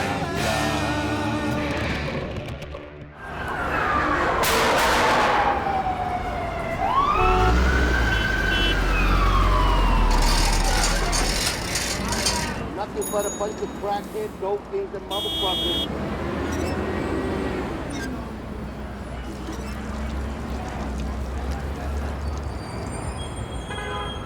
This is a show about a very special place, a very special time, and some very special people. So much happened, so much began on New York's Lower East Side.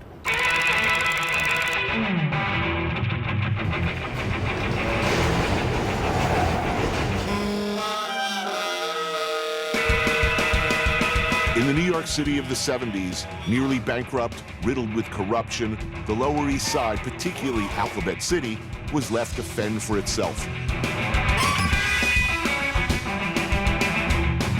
Huge swaths of it abandoned, ruined, or simply empty. Much of it became an open-air supermarket for drugs. Whole blocks taken over by organized drug gangs. Rents were cheap, and the neighborhood started to attract a newer, highly energized and creative group of people who wanted to make things. Music, poetry, movies, and art.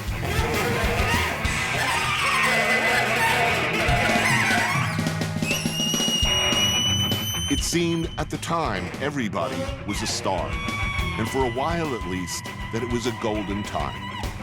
But it was dangerous. You lived down here, you had to be tough and talented, and often very quick.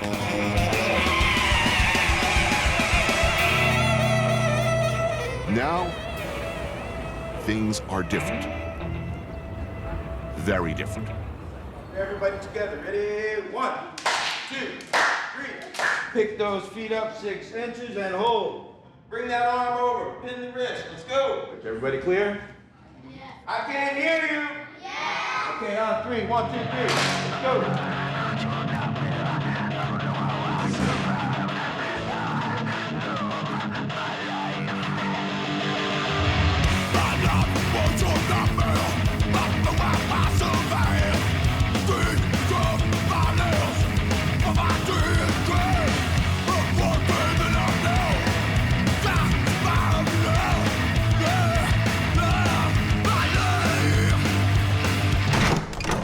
So, I mean, this is pretty much some of the last remnants of what the Lower East Side kind of used to be like, you know? Good old school, no elevator. So you didn't live in this building? No, this wasn't the building I lived in. This is a squat, though, that actually became legal. I was actually in that building right there. When I lived in it, it was, you know, we had no windows, no front doors. You know, you'd find a door in the street, you'd put it up and chain it up yourself, you know. No running water. I used to bathe in the fire hydrant in front of the building, and I used to sleep with my pit bull so rats wouldn't get too close to me at night, right. You know.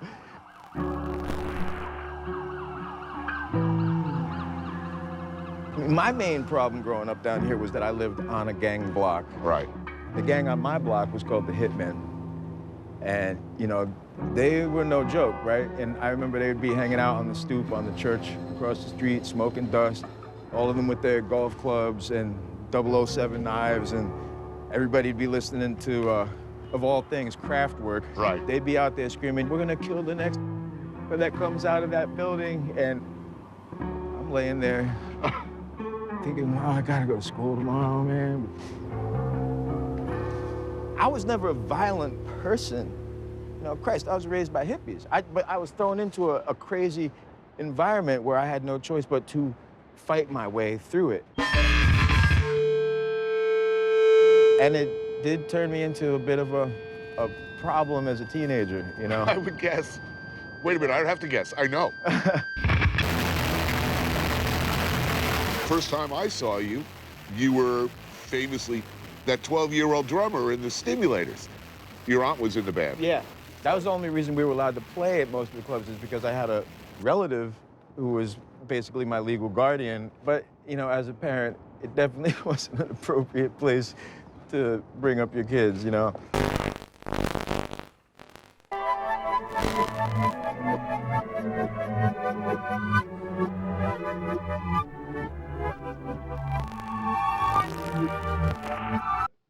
You came here first as a writer, as a poet. New York, in your mind, was where the writer's life was?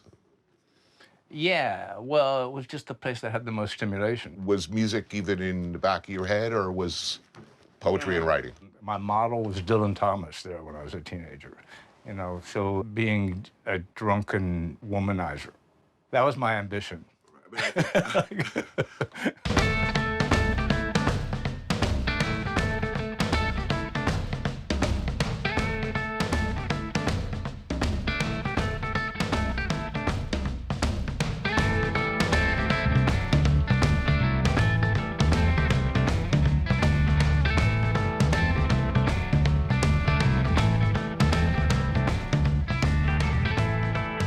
woke up in your own lifetime, opened up a paper, and realized there's like 1 million kids in Britain dressing like me and cutting their hair like me. And you have this inadvertent tectonic effect on kids all over the world. It wasn't inadvertent, but it was indirect. I mean, I wanted to have that effect.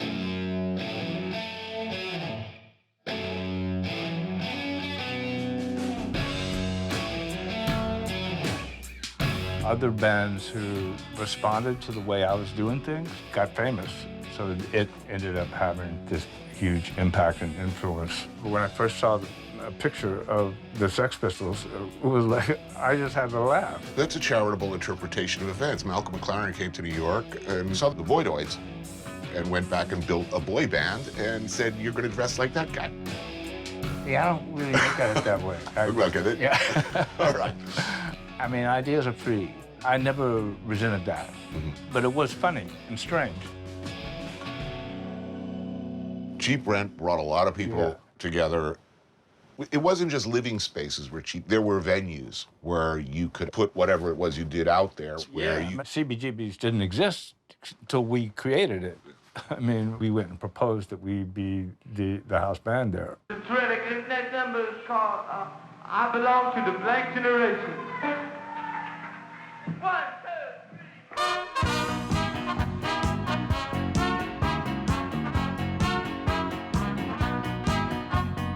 3. Do we over-romanticize that period?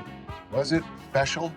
I think the creation of the mythology of the 70s kind of began about in the mid-90s. I can see why people who weren't there wish they were there, but it goes against all my instincts to think that way, just because the idea is we didn't like where things were, so we decided to change them.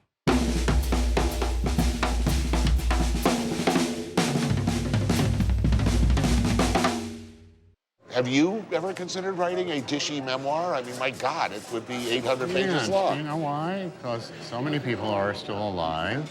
I mean, people love you. Yeah.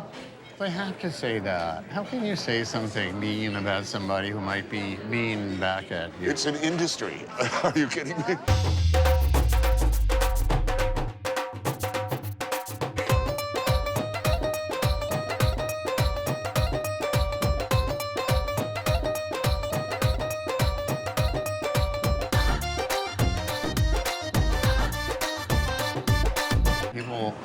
What was it like the first time you saw Iggy? And I didn't see him. I heard the music from down the hall. I mean, I thought, this is the rock and roll I always wanted to hear.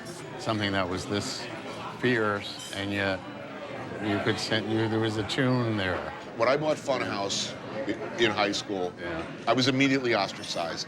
Yeah. This was defining music, and normal people didn't like it. The Ramones met because they were four outcasts in a high school with 5,000 people who liked Funhouse. Right. Okay? They had it all figured out that they would sell as many records as the great record sellers would sell.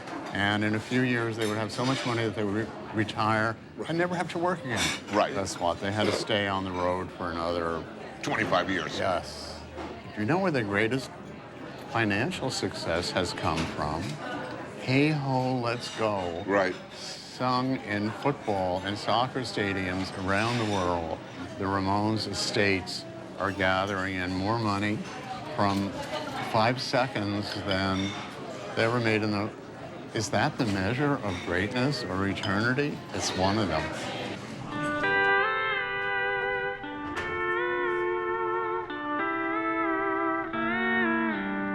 So many people died. So many people didn't get recognized. Yeah. Richard Hill's still living in the same apartment he lived in 40 years ago. Who likes to move in New York? He got a good deal. The neighborhood got all better around him, you know. Iggy was supposed to be the one who didn't make it most of all. And he's still there, the most dangerous. God sends us these signs that there are miracles. Don't give up hope. What you believe is beautiful probably is, but not everyone will know it in time.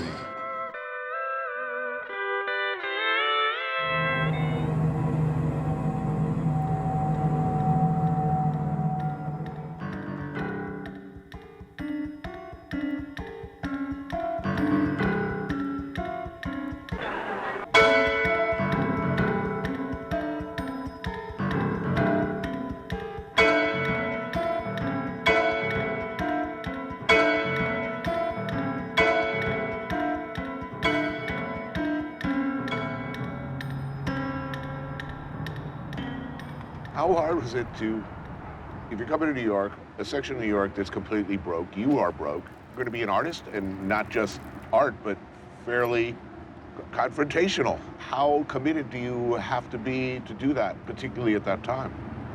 I think that, contrarily, it hasn't been that hard. I feel like I've been very fortunate to have got to stay alive here.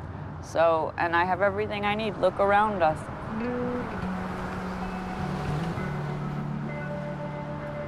It's a wonderful amusement park of good and bad ideas all happening at once.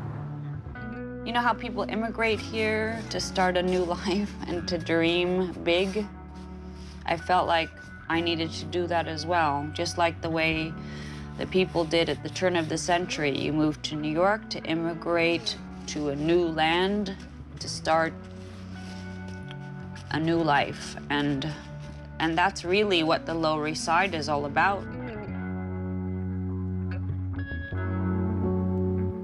Who thrilled you back then?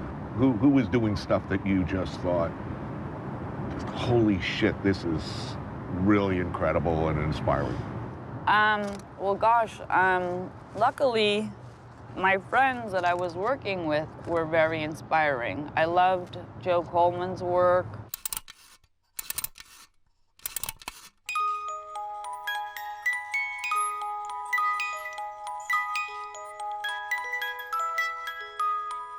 The Lower East Side at that time was a destination for me. There was something, that compelled me, to just be there. And I would paint it. Squeeze in. Yeah.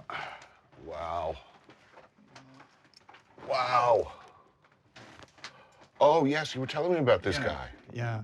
And here, if you want to use this. It's beautiful.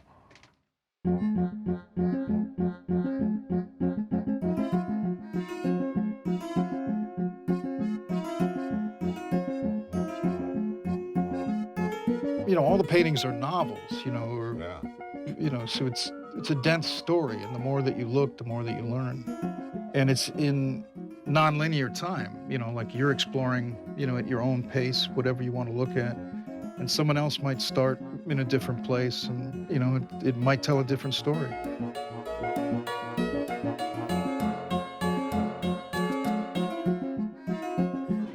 The performance art, at what point? You came to paint, or did you come to paint? No, I came to paint, but the paintings were like implosions, where I was studying the world around me and myself inside, and the performances became literal explosions.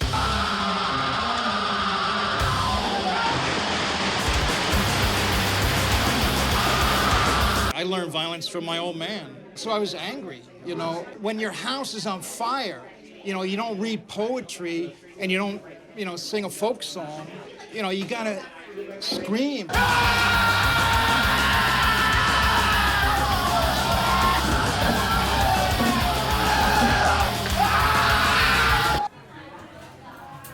I missed all the great art of the time.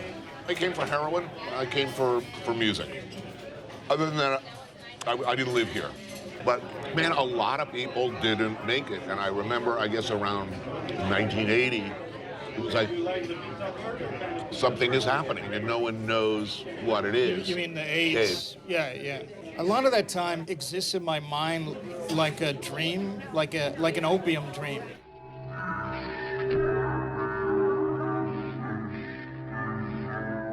I have these people that I love that would just drop out and fall out. I'm a little bit sad that I wasn't there. I wasn't present, for them, because I was too off in this other world.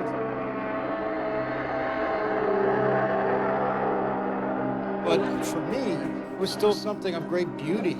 See, that time, you have Wall Street tycoons fighting for huge amounts of wealth, and you have bums, fighting over pennies. And it has a primal awe.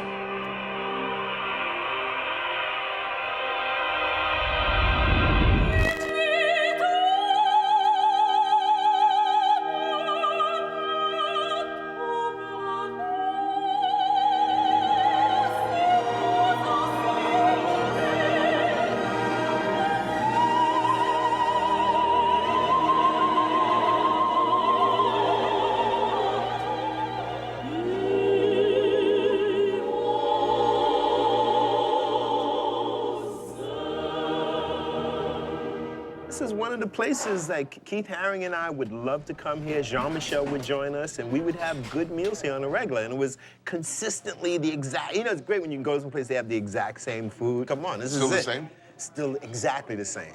That's encouraging. Which is great. It's great.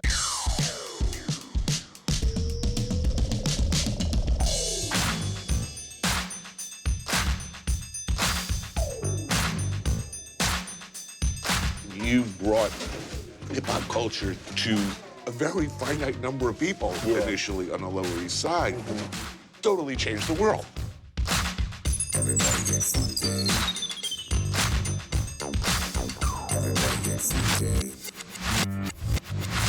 Teenagers at that time were doing something interesting, so I wanted to find some people that would listen to these ideas. And that's what led me to the Lower East Side and to connect with... I guess you met Glenn O'Brien. Glenn O'Brien, yeah. Hi, and welcome to TV Party. Fred, why don't you tell us a little bit about what the Holy Land looks like? I want you to know that I've been to the Holy Land. And the Holy Land is so funky. It's funky, brother. It's funky. And through that connection is where I met all these people that listened to all these ideas I had. And that was David Byrne, Chris Stein, and Debbie Harry, and so many amazing people that were just like, yeah, tell me more.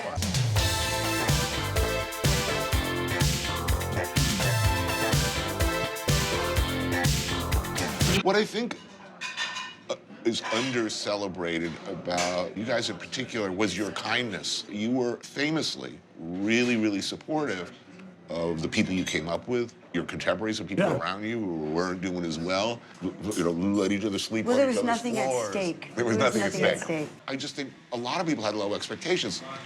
You didn't. I mean, you had a plan. Well, yes? no, if we had a plan, we would have made more money and not got so completely fucked over by the industry, as it were. We had a plan to survive. Yeah, I mean, we had a plan to keep going doggedly.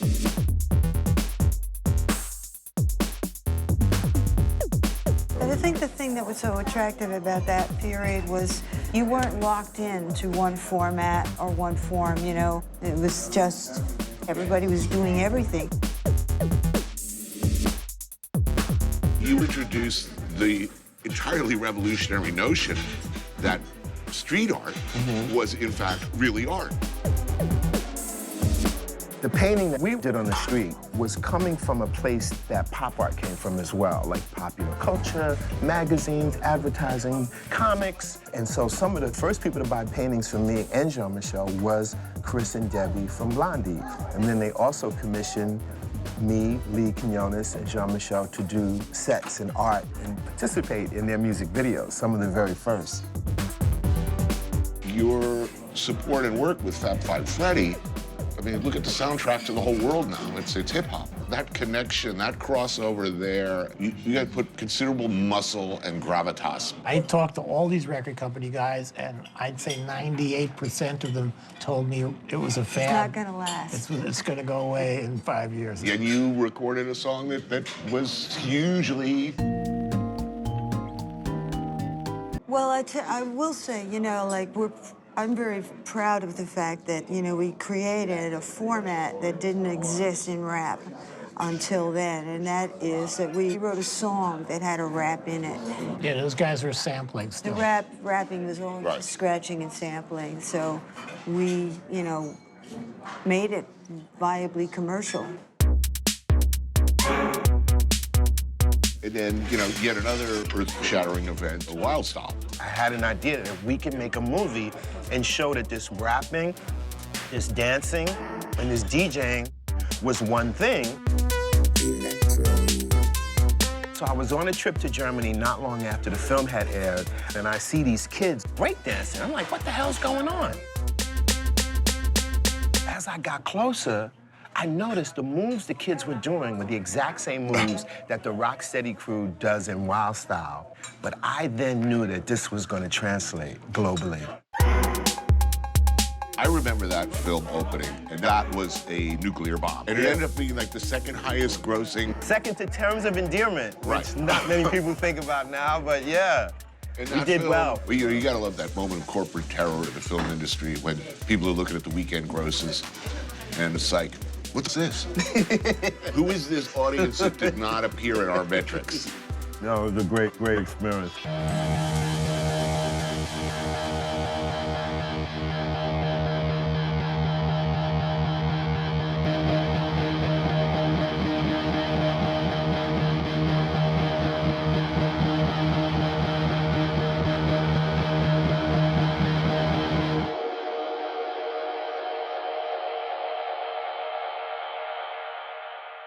You started making films before you knew how to make films. Yeah, yeah.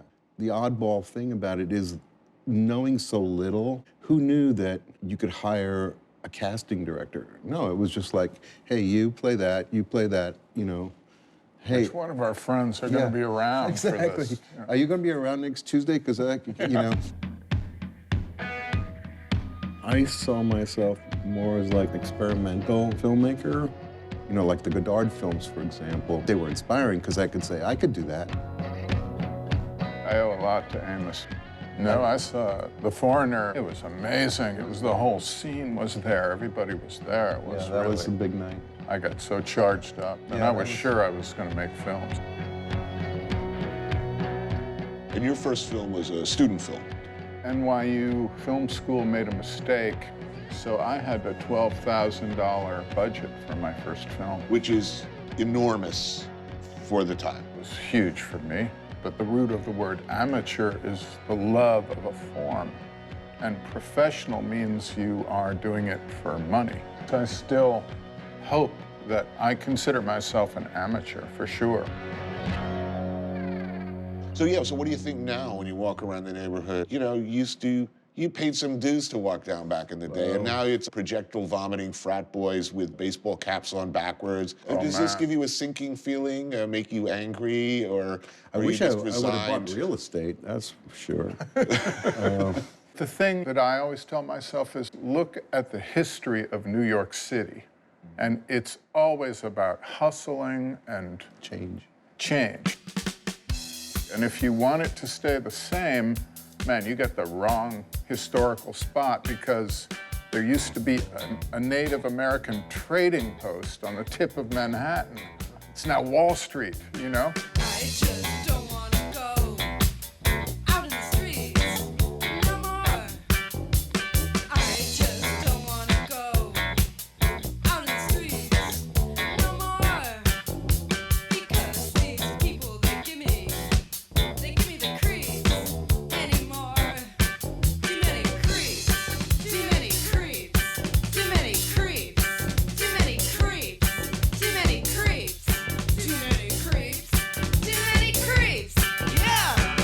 Come in for a minute? Yeah, sure. I'd love to take a peek.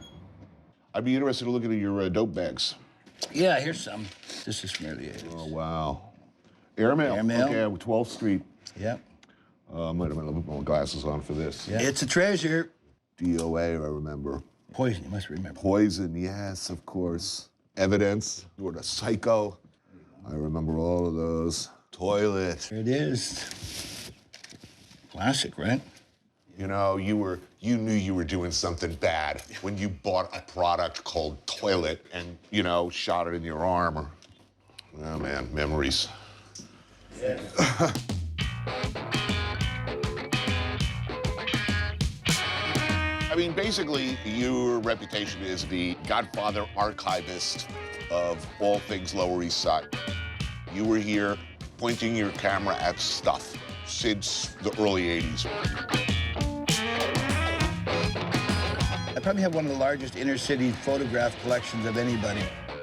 I used to know everybody that went by. And that neighborhood thing is like really important to me. So I photographed the Puerto Ricans, the Dominicans, drag queens from the Pyramid Club, basically the whole hardcore scene in '87. I was more interested like the eccentric people, the unique people. You were at the Battle of Tompkins Square Park, which is sort of the Gettysburg of the Lower East Side. I remember it had essentially become clogged with nodding junkies, right. Homeless people who'd set up a permanent camp. It was dangerous. It was genuinely dangerous. When the police came down and decided to clean the park, The question is, who won? Well, in the beginning, we did. You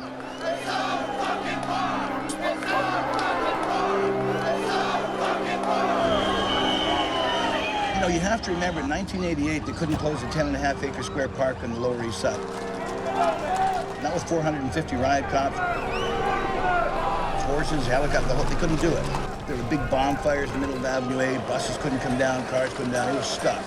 You were on the news a lot, I remember. A lot, you were the most, like, despised man in... Yes. I mean, in NYPD, you were not their favorite photographer, let's put it that way.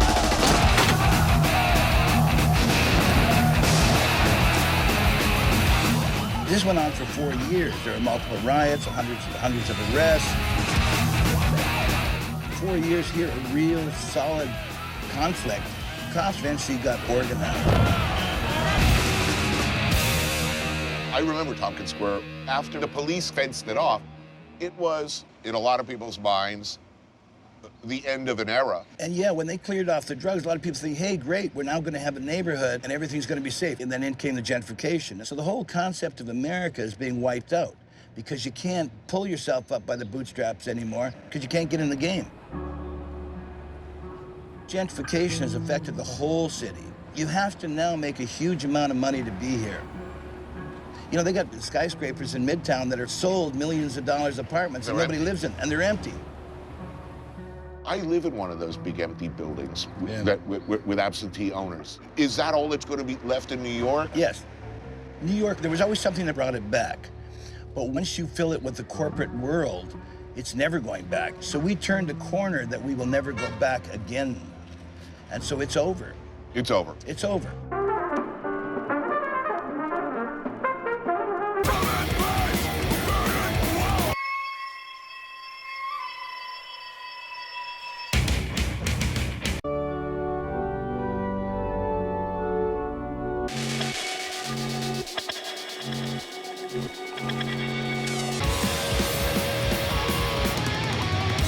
No, I have my eye on the octopus. Okay, then I'm going to go straight into the... Straight. You're gonna go straight. You're finally going straight. Little Oh too my late God, for that. I'm impressed. Can you verify exactly what straight means? Fuck if I know. No way, honey. Even when you're straight, you're not straight.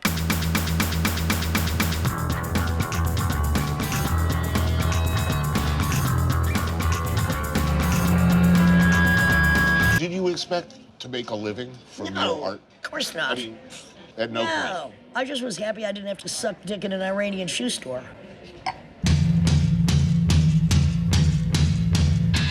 First of all, I thought I would come to New York to do spoken word, but spoken word didn't really exist. So I started Teenage Jesus and the Jerks.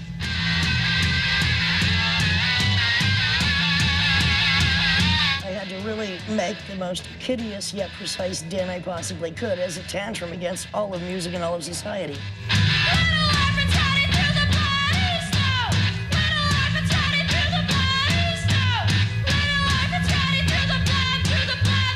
There were a lot of freakish, never could have happened at any other time. It seems to me bands who had a ready-made audience. Okay, as you did to it, you could basically say, I am a rock star. Well, no, hey, wait. Reel it back. No. And first of all, I never said I was a fucking star. No, but I mean, not by word, but by deed and deportment. I didn't walk into any place thinking I'm a star. I walked in thinking I had shit to do. I wouldn't say I was a catalyst, I'd say I was a cattle prod. To get people to do shows, booking shows, curating shows, it's just what I do. It's like, let's go, let's do it. And when people would ask me to do things, I'd be like, yeah, I want to do it, of course. People were beautiful, doing things because they had to do it, not because of any other grand idea. So what made you happy back then? I mean, did you have any happy moments? Happiness was not the goal. Satisfaction was the goal, as it still is. My anger is on a global level. It's never on a personal level. I'm very happy. Right. I'm happy to have octopus with you tonight, my dear. When was the last time you had something this good in your mouth? I know you eat well, but this is like... That's been a while. This is pretty incredible.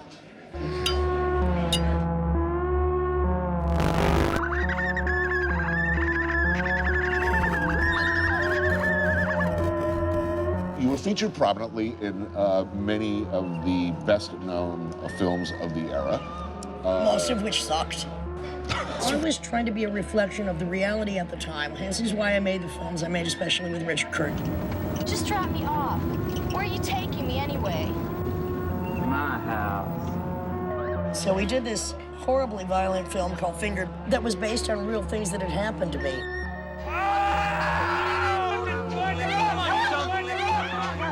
It was not glamorous, it was not pretty, it was offensive, but I'm trying to work out my psychosexual problems because I know I'm not alone in them by making films and speeches that will address the situation that I know other people suffer from. Okay, this was a film very influential, far beyond the Well, we didn't think that imaginings when we did at it. the time. We didn't think that when we did it. We didn't give a shit. We just wanted to make a film and get it out there because we had to do something because we were burning and our blood was on fire.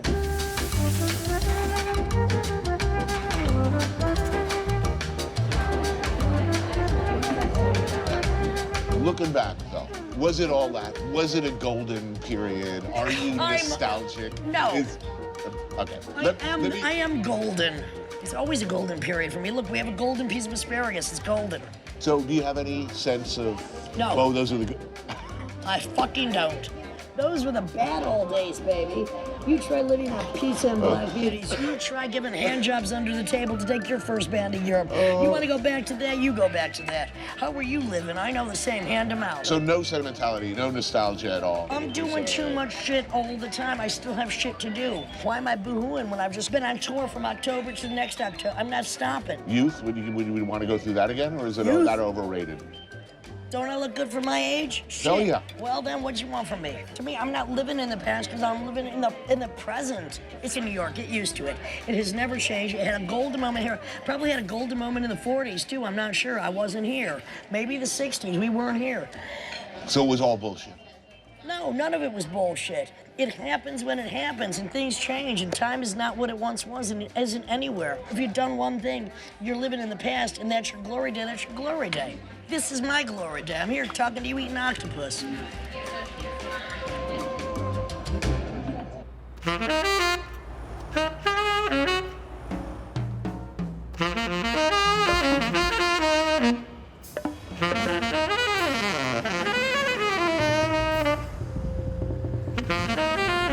I try to make paintings that are so beautiful that I get lost in them while I'm doing them. And we just hope that other people get lost in it the same way. You know, I have a jollery over my bed. So you posted about that. Was nice that you posted that. And sometimes, you know, you get these letters and stuff. It's like, your painting saved my life, da-da-da. Yeah. But then sometimes, because I don't have any shows... Oh, that's great. It feels pathetic, you know? Well, this is incredible to me. What? You don't have shows. Like, That's regularly. insane, and it's sick, and it's wrong, and I don't even want to complain about it. You complain. I'm complaining about it. Yeah, okay. I'm bitter. Because I'm going to die one day, and they're going to be worth a lot of money. Right.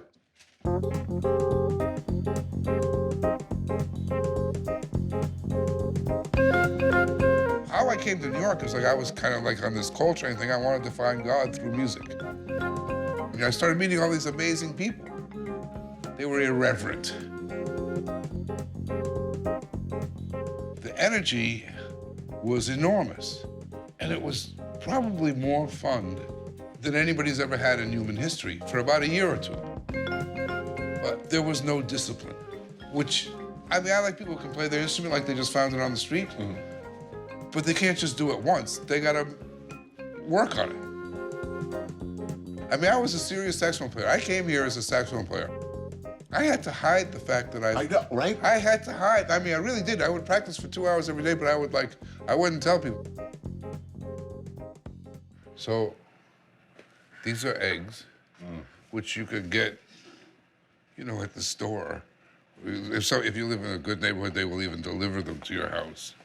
And then you take water, which I know you go to all these exotic places, but they used to say that New York had the best water. That is true. You think it's still true? I haven't heard anything to say otherwise. Do you drink it? Yeah, I do. And then you boil them. And then I serve them to you. Outstanding. I am grateful and honored.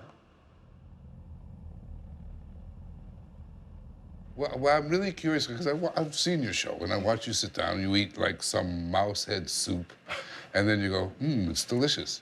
Just curious to see when you eat the hard-boiled egg if you're going to say this is delicious. As long as it's not like half-term chicken fetus in there, which wouldn't be the first time for me, by the way, I'll be thrilled. I'm not eating this shit. There's a plate. Thank you. Eggs, the perfect food. Thank you, sir. Eat that. I don't think I've ever cooked for anybody before. Well, I'm honored, sir. So looking back, is there a danger of over-romanticizing that place and that time, given the downside and the body count? I don't know. Does it have to end badly? I mean, I'm glad I survived it. I'm glad I still got my own liver. I'm glad I lived through it. But it's kind of, I don't know how to add that up. I'm sure glad I didn't miss it. Doesn't pay to try. All the smart boys know why.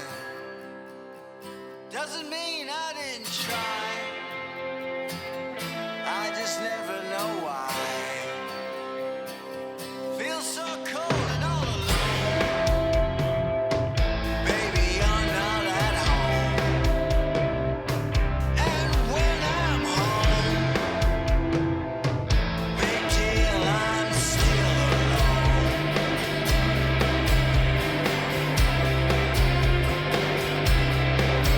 You can't put your arm around the memory.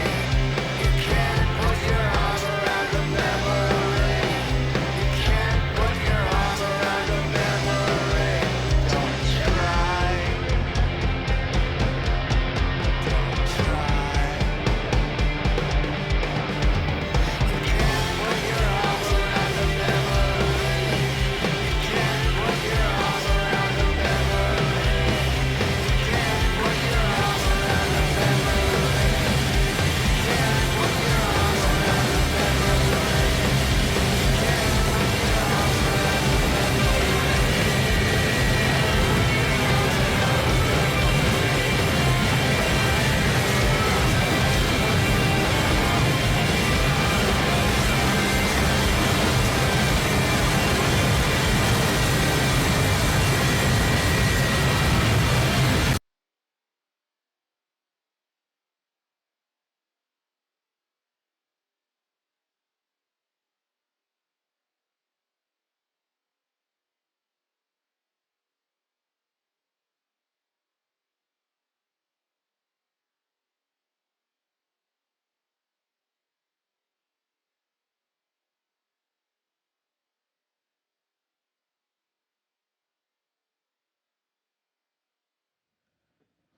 You didn't say the egg was delicious. Oh, no, You you're did right. not. But I ate 2 of them. Silence Two is of the them? highest compliment. Well, just the gnashing of my jaws You and those didn't say they were delicious eggs.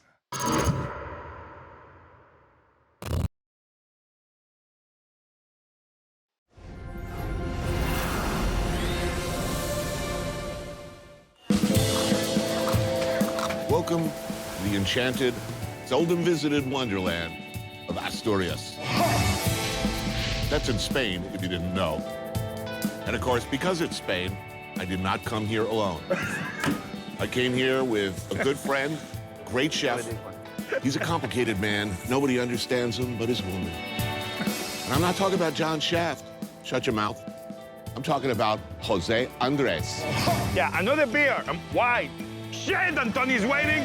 The only chef in the history of America ever to be sued by a sitting president. So proud of him. I took a walk through this beautiful world. Felt the cool rain on my shoulder.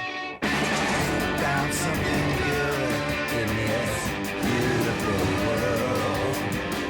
I felt the rain getting colder. Sha la la la la, sha la la la la la, sha la la la la, sha la la la la la.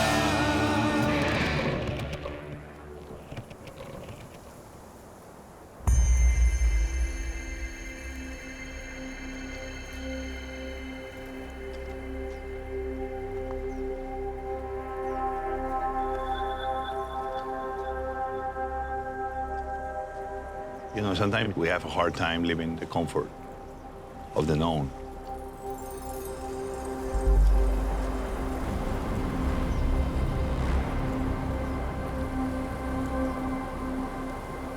And we don't understand that life only starts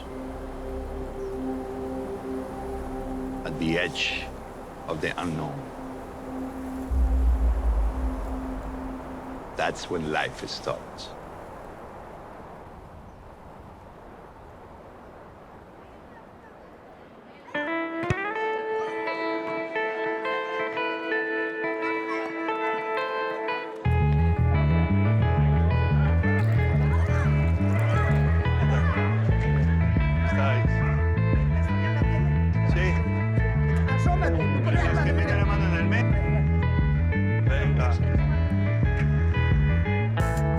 I've been an immigrant all my life. From Asturias to Catalonia, from Catalonia to Madrid. Then I landed in America. I've been in the States more than 26 years of my life. More than half of my life I've been there. I think everybody should be always finding the place they come from. Asturias, I left when I was 5. A lot of people will not have a lot of memories before 5, but I do have them. And me, I always feel in Spain like so proud I am Spaniard. That's why for me coming back here is to understanding that yes, I'm from here, but I have to work hard to belong. ¿Cantamos Asturias, patria querida? Asturias, patria querida. Asturias de mis amores.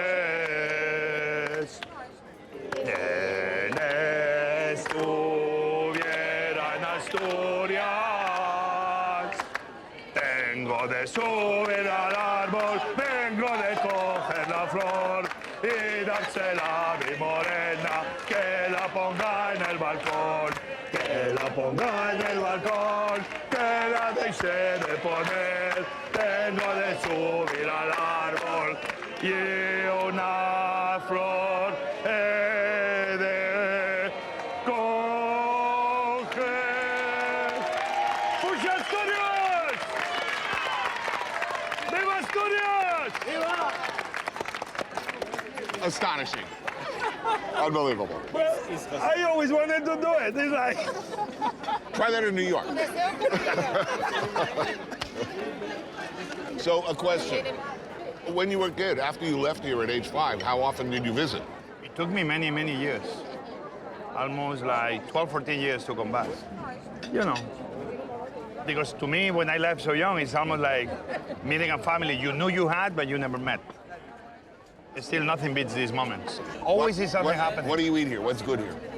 Everything. What do you eat? Here right now is the season of arvejos, which is the green peas. And right now is the season. And they love these green peas here in season.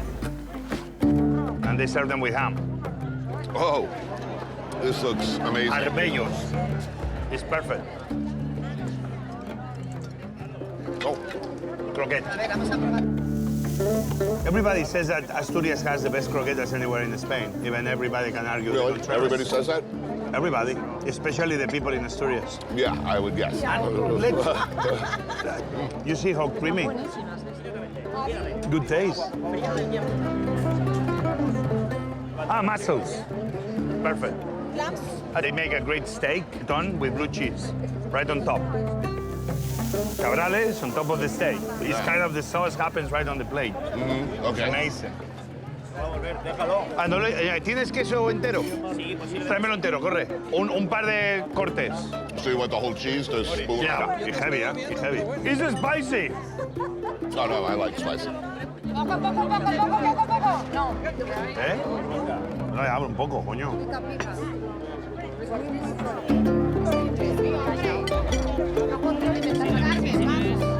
Oh, Jose. I love all the opinions.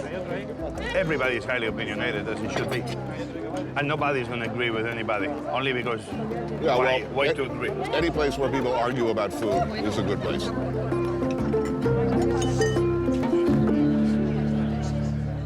So once a year, twice a year you come? Yeah, at least once a year. But sometimes I only show up for 2-3 hours. Really? Yeah. I close the eyes, I breathe in, breathe out, and it's like I'm home. Especially when I go in the mountains. I love to be around people because I have a lot of energy, and I like to feed off the energy of the people too and give energy away. Right. But sometimes I need my moments of solitude. I know you like moments of solitude too. They're powerful moments. Yeah, but I'm not walking up a mountain. Yeah, you'll see, and I'm gonna be taking you probably to the heart of Asturias. Oh yeah?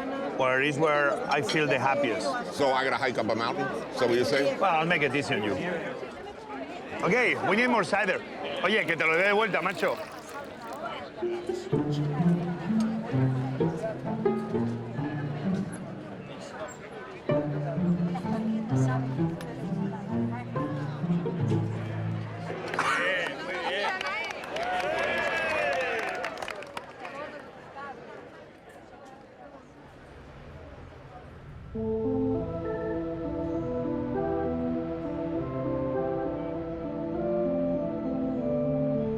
We're going deep, deep. Through the mountain. Through the mountain. It's always deep.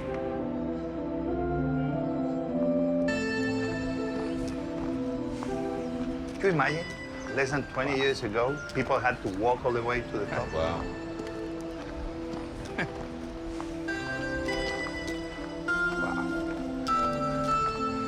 Allá en la mina. It's a hot day today. Yeah. Perdió su vida.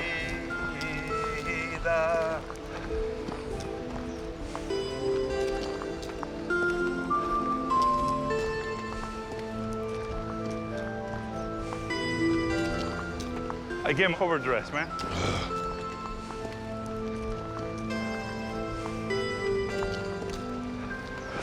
Jesus. Okay, are you hungry now? Oh my God, are we there? Yeah, well, that's the town. You're gonna see what the people of the mountain used to eat. Beans. Well, to quote the great American poet Robert Frost, beans, beans, the musical fruit. The more you eat, the more you toot. The more you toot, the better you feel, so eat some beans with every meal. That's the reason coming up here. Yeah, it's beautiful. Yeah. I expect to be accosted by some Keebler elves at any moment. We welcome you to Munchkin Land, the Munchkin Land.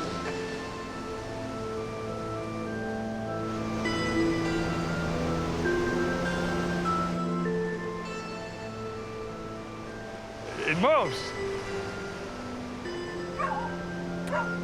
Oh.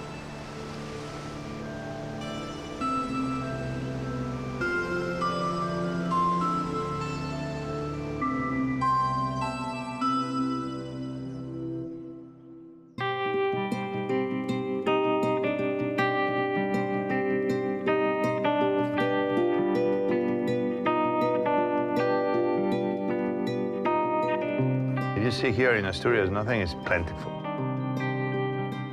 And the people of Asturias, even in the hard times, they know what to do with nothing. And I think Asturias has been a land that with nothing has able to do a lot. And that shows you the character of the people of Asturias.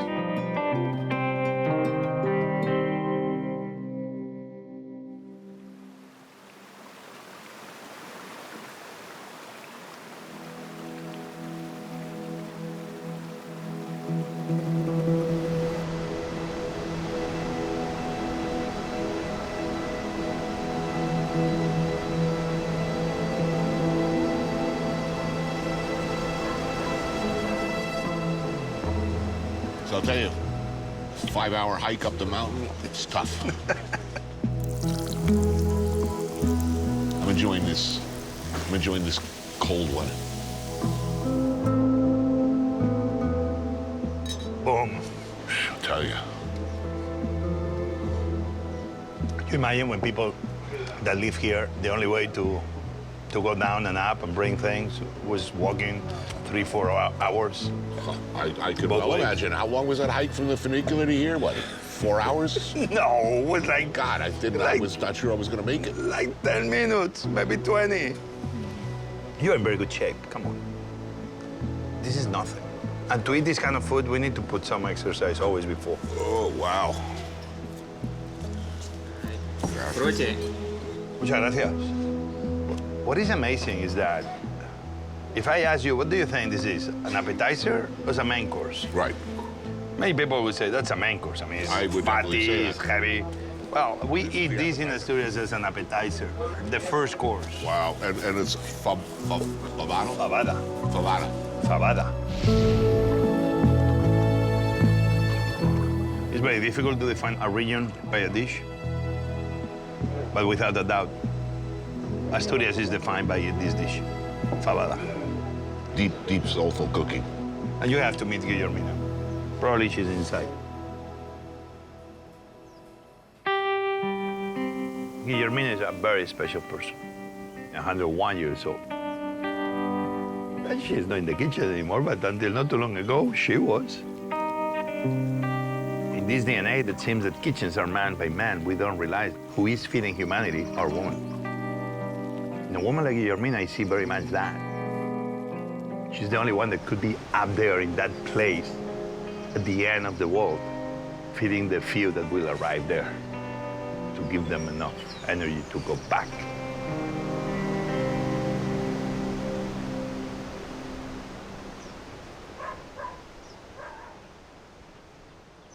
These beans really are magical beans. Because they are special. Yeah. Same seeds anywhere else, but they don't grow the same way they grow here. Mm-hmm. It's something about this land and the weather and the altitude that makes these beans very special. Tastes like it did when it was just little Jose up here in his later hosen. Tastes the same? Tastes the same. You happy? This is as good. I'm happy too. This is as good. And it's worth the walk.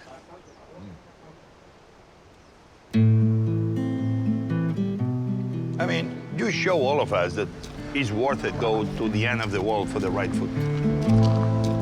And for the right stories. Well, in this case, yes.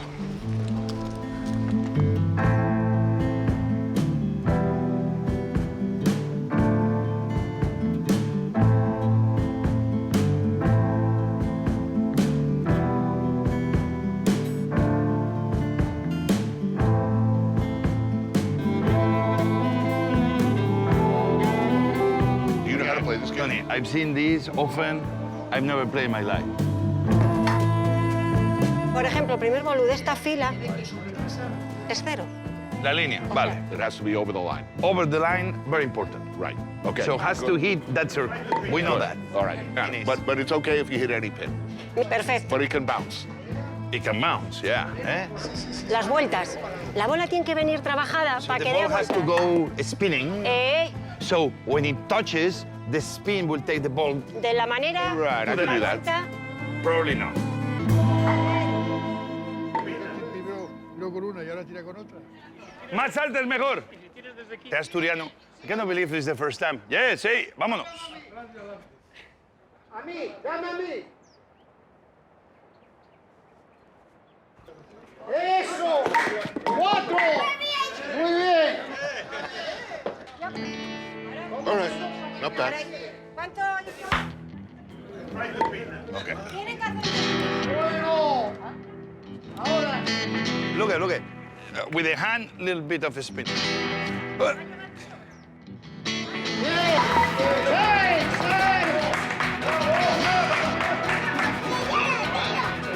La madre que parió al fin.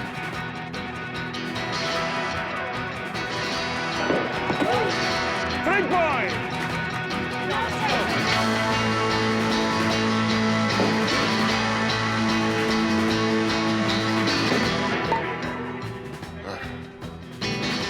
game is rigged.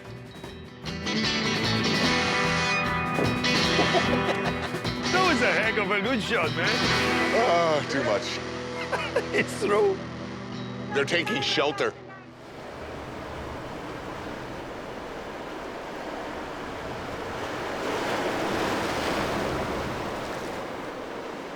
Asturias is really, to a degree, it's a land of plenty, but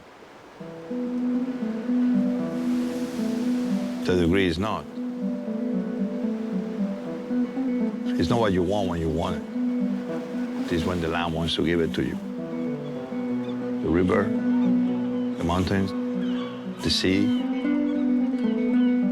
You have to respect the land first, and maybe then the land wants to give you something.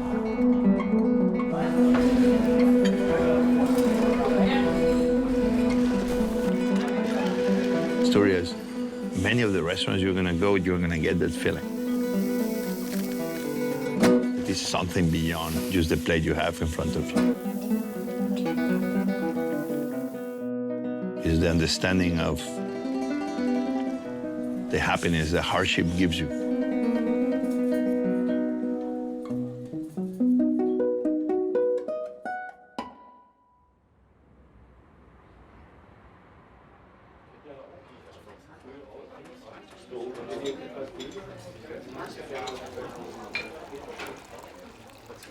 So we're drinking cider? That's what we should be drinking. And it goes good with the seafood? The biggest partnership in the history of mankind. Wow, By strong far. words. Yeah. To me, this is probably one of the most difficult things to do. Look at how he's hitting the rim of the glass. Look at all the oxygen that they're putting. Look at, I mean, I love this tradition. And he doesn't even look at the glass. Come on, he's like a Jedi.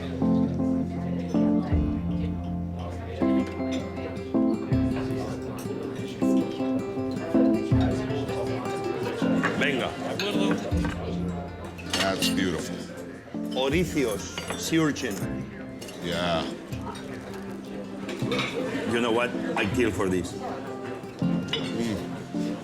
Holy crap.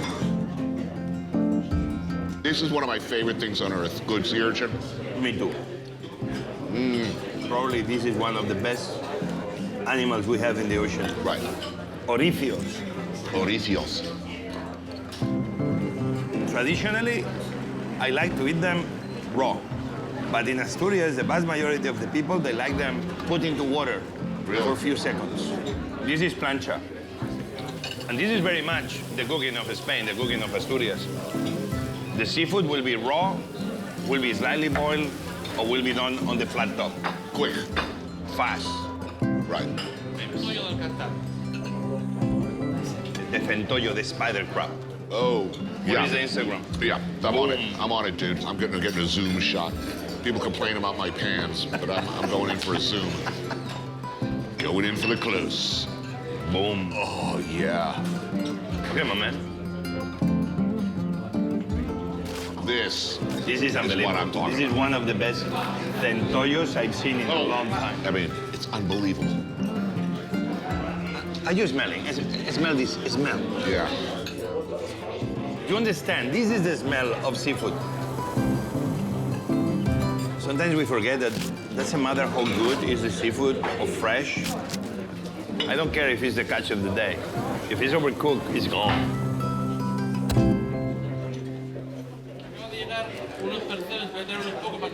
¿Han llegado percebes? We got percebes. Gooseneck barnacles, my boy.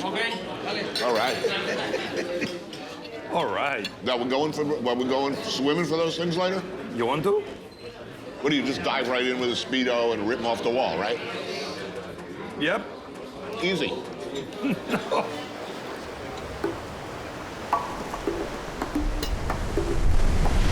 You have to respect the sea. These guys put their lives at risk to bring the precious gooseneck barnacles to the tables. But it's a flavor like no other. Sometimes I feel like, wow, we don't appreciate enough when we eat these foods, how much goes into it. Without those fishermen, we wouldn't be having what we have.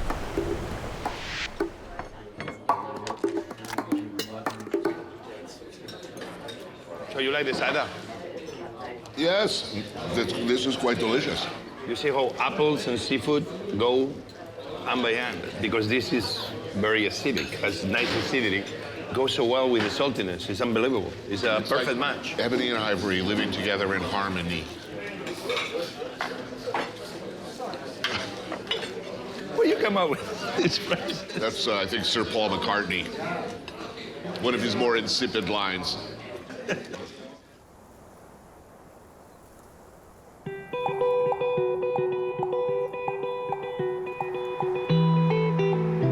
You told me Asturias was beautiful, but man, you didn't lie.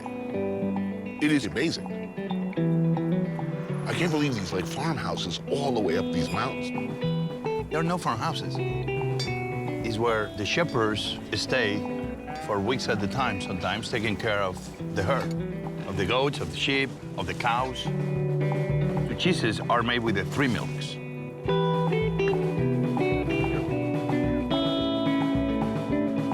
Asturias has the biggest concentration of cheesemakers anywhere in the world, period. And we use the land like nobody. Especially using the caves to cure them is brilliant.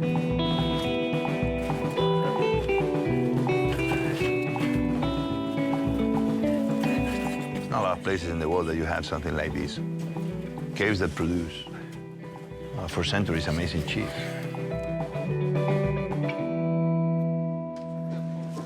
Do you think you could do a cheese-themed, like, theme park? I can be fine, you know. Giant volcano of cheese. Take little boats around in a fondue pot. I don't know, but you know what I think sometimes? Yeah. You know Apocalypse Now? Yes. When Marlon Brando, I don't remember what was the name of the... Kurtz, Colonel Kurtz? Yeah! Walter E. Kurtz. And they finally find him living in that cave. Right. I always dream like one day I'm gonna end in a place like this. But just surrounded by cheese. It'll be surrounded by cheese and living alone. And maybe one day my friend Eric Rippert and Anthony Bourdain visiting me before I lose control of my mind. So wait a minute, I'm seeing this. You're dressed all in black. We shave your head. You're sitting in this dark cheese cave. Eric Ripert playing Corporal Willard comes to kill you. Finds you surrounded by all of these fantastic cheeses. I'd play the Dennis Hopper role, of course. It's gonna happen. I see it happening. Street gangs is almighty, over. Street gangs is almighty, standing by, over. Have you ever seen a sail crawl across the edge of a street racer?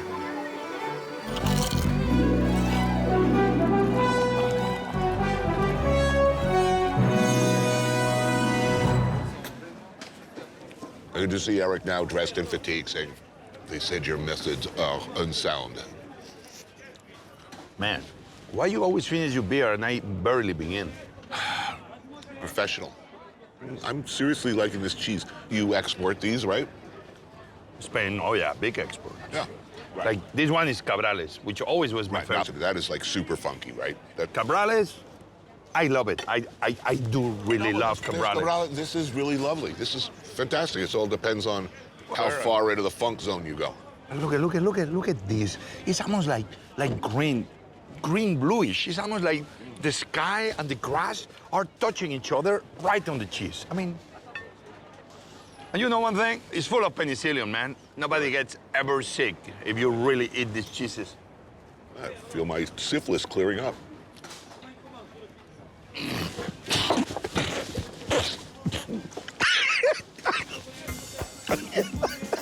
Man! All right, cut!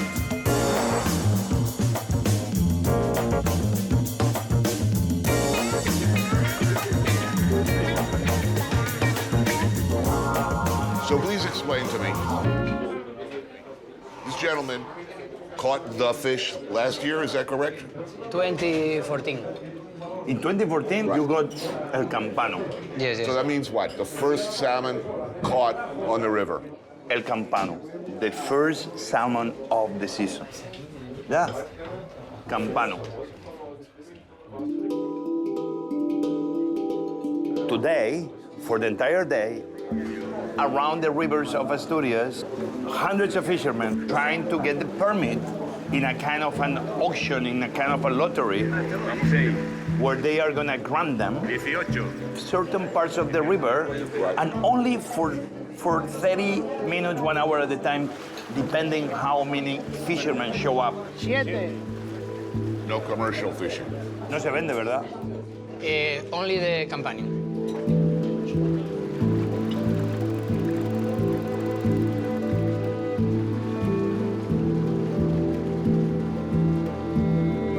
The old days, salmon was plentiful. And the first salmon is called El Campano, and El Campano means really from the bells that will ring on the churches near the river where the salmon was caught.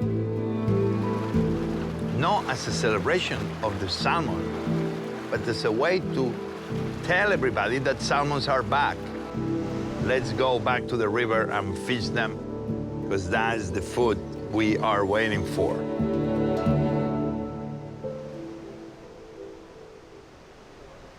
I get super emotional when I think, take a look at all these photos. I remember watching those same photos of my grandfather hunting and fishing and catching salmons. And this to me, being here in this moment, becomes really personal. I hear a rumor you're looking to buy a fish today? You're looking to bid on the first? Listen to me. Bourdain and Andres. Oh, yeah. You looking to get me in on this? B&A, El Campano. Between you and me, we can afford it, no? And I'm in for 50% of this fish. Now, what's the highest price paid for the first fish of the season? For Campano, between 6, 7, 8,000. 18 euros. 18. 18,000 euros. 18,000 euros. I'm out. Some local guy is going to jack the price. He's going to keep bidding until you're up to like 22. You're Anthony Bourdain. What are you talking about? What are you doing with your money? What am I going to do with the fish? Drink beer? We're going to, come on, we're going to eat it, you know. Damn. It's a lot of money. Tony. They are delicious. No, let's do it. All right. I'm in. What else we got here? We're gonna eat plenty of food. You know, Tony... Tony is Tony. It's easy to love Tony. He's a good guy. Super shy. That's why I believe sometimes the side of Tony that people don't even know. He seems like he doesn't care about anything but himself. But then you can see it. He's the most caring person I've ever met. That's why I'm happy and proud to call him a friend.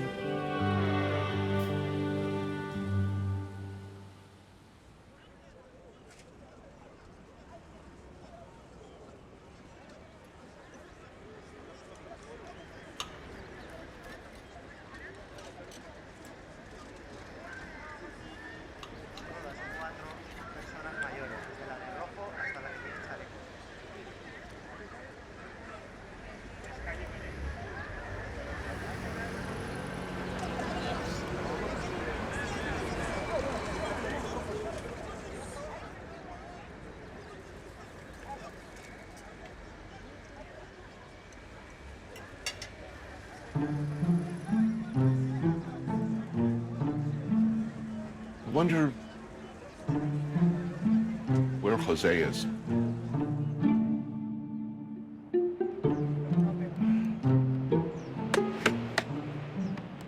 Oh, yeah. I'm here. Hope he's getting some rest.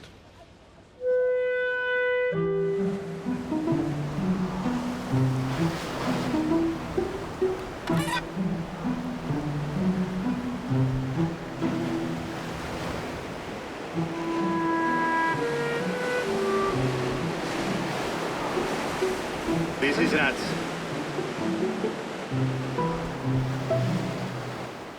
Joder.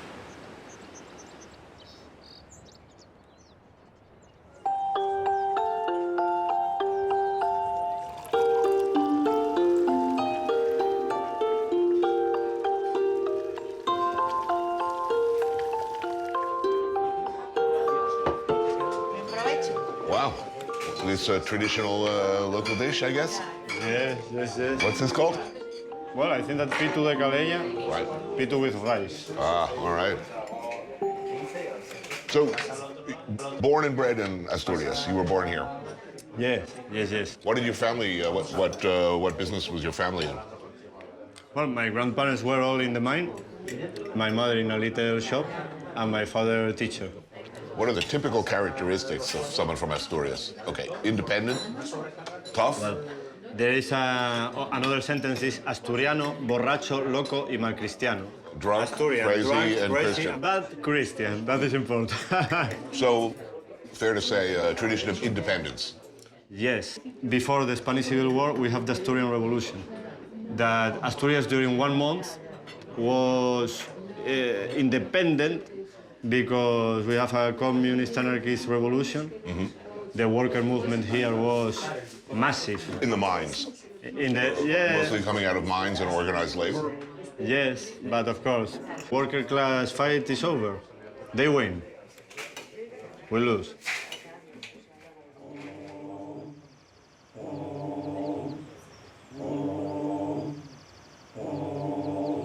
Traigo la camisa roja.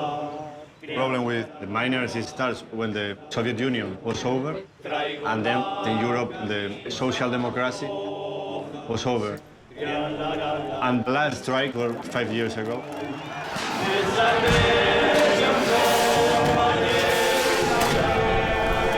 The miners were the last soldiers of worker class movement.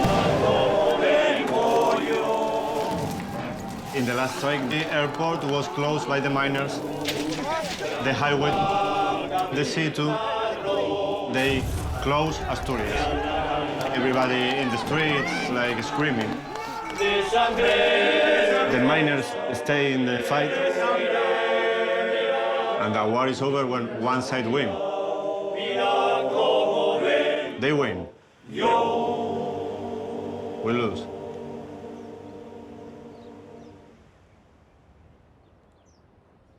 And for me, that was like the end of the end of organized labor. Yeah, the end of the worker class left. But still, you're here. Yeah. The war is over, but you're here. Well, you can create some money, some conditions to survive, but not a properly job.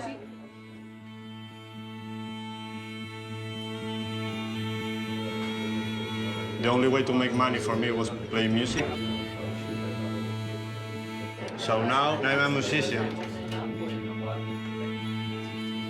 I think that for my music, it's good to stay here. Here I have the truth. For me, that is very important. I just heard bagpipes.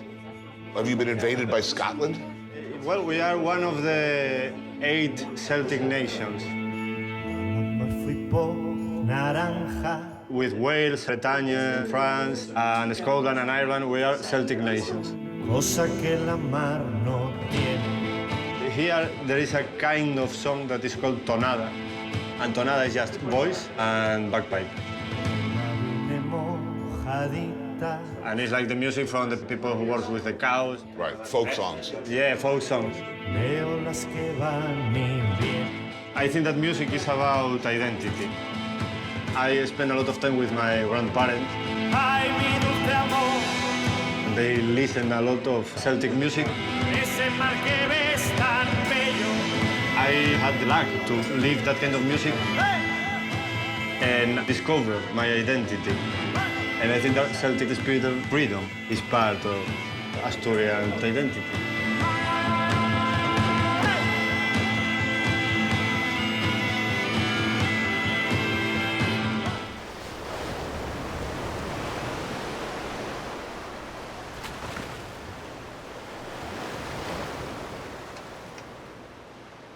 Okay, we do another shot or what? Yeah, we should do another shot. You don't have to do it. I'll do it, I'll do it. Good. Boom.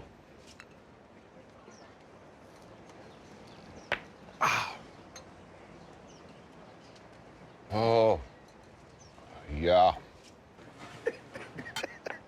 That's a I've rojo. tasted this in one form or another all over the world. That's the local moonshine. That's good. Tony, I have a surprise for you. You finally got a salmon. The fuck? Don't move. ¿Qué pasa, hombre? Lo que he conseguido, tío.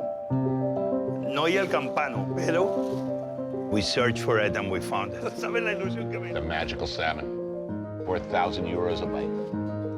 No, this one was given to me. I got somebody that got a salmon. He's super generous. He said, you know, you want salmon? Here. Friends feed friends. There's no way that you come to Asturias and you go without a bite of the salmon. This is gonna surprise you because usually everybody always said, the fish, we need to grill it whole. Right. He breaks the fish in pieces. He cuts all the pieces through. Why? Grills them separately. Separately. And over the flesh, because the skin is full of fat, and you don't want that fat to burn. You want that fat to melt. Stay inside in the Spanish way. And you want to maintain the integrity of the skin. So he grills the fish over the flesh, and then probably the skin is better than the flesh itself. It's unbelievable. Muy bien. Gracias. Buen provecho. Oh my God. Wow. Wow. Is everything I told you? It's everything you told me.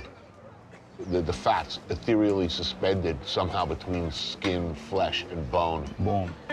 You bite into it, and just a flood of flavor explodes in your brain pan. Keep going, keep going, keep going. Jose, this is an enchanted country. Keep going. And in fact, this region of the country is the most extraordinary place. Give me the dollar. Where are the dollars? Dollar bill. The mountains, the sea, it's amazing. Yes, I'm throwing you the bills. If I had hundreds. You stuff it in the G-string, my friend. We're so close to a white. I cannot be.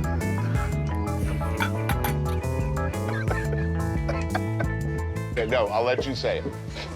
What do we say about now? Well, no. First, we take one more satisfied bite. This is how it works. I think I got the fucking bone in my throat.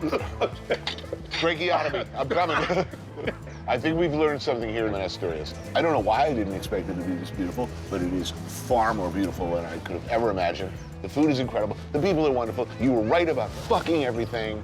You call it, my friend, turn to the camera, and say the magic word. I am not Anthony Bourdain, but I'm calling white. That's the end of the show.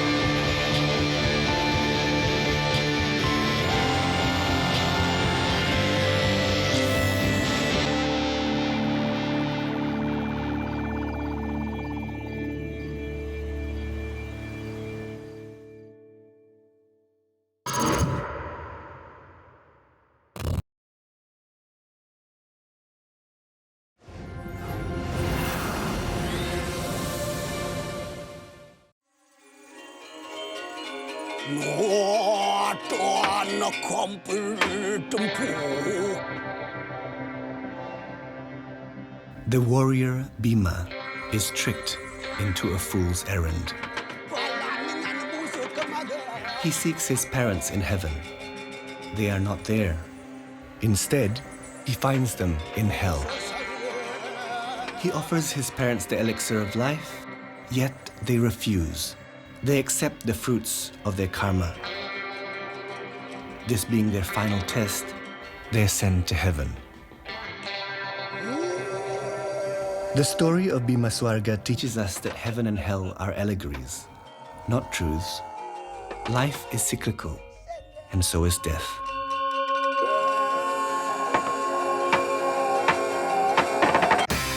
I took a walk through this beautiful world. Felt the cool rain on my shoulder. Found something good in this beautiful world. I felt the rain getting colder. Sha la la la la, sha la la la la la, sha la la la la, sha la la la la.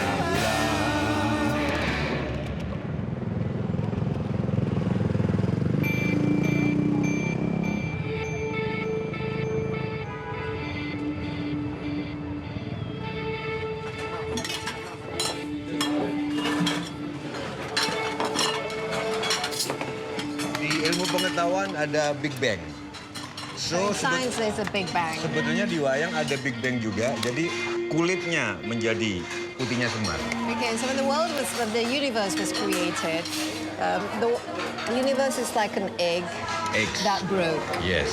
Okay, from the And then- shell, Yes. it's this fella Togok. here, it's called Togok. Yes. From the yellow, Yes. the yolk, Bataraguri. the teacher, the Yes. Batara, the teacher, And then the putih white. and the white of the egg is Samar. Ini mendampingi orang baik. Samar Yes. is to accompany the good. So this is to accompany the bad, the Yes. demon. This is to accompany the good. So the philosophy is, without this, there is no this. Without this, there is no this. There is no right without wrong. There is no dark without light, but each interconnects. That is Yes. the main philosophy. So the existence comes from the same egg.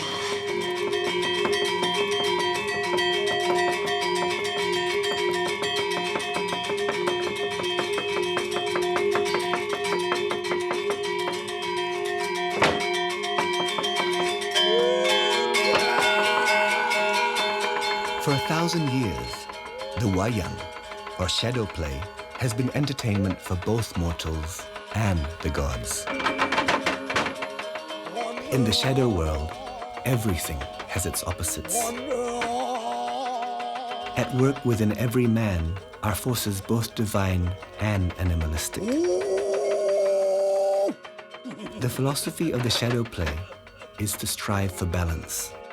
You cannot kill the dominant animal urges within.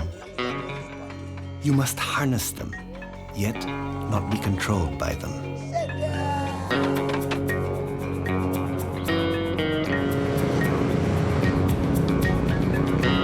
Shadows that manifest on screen are more than mere relief. As they come alive, timeless tales, interspersed with subversive stories, bring the world of gods, monsters, and heroes into sync with current social commentary.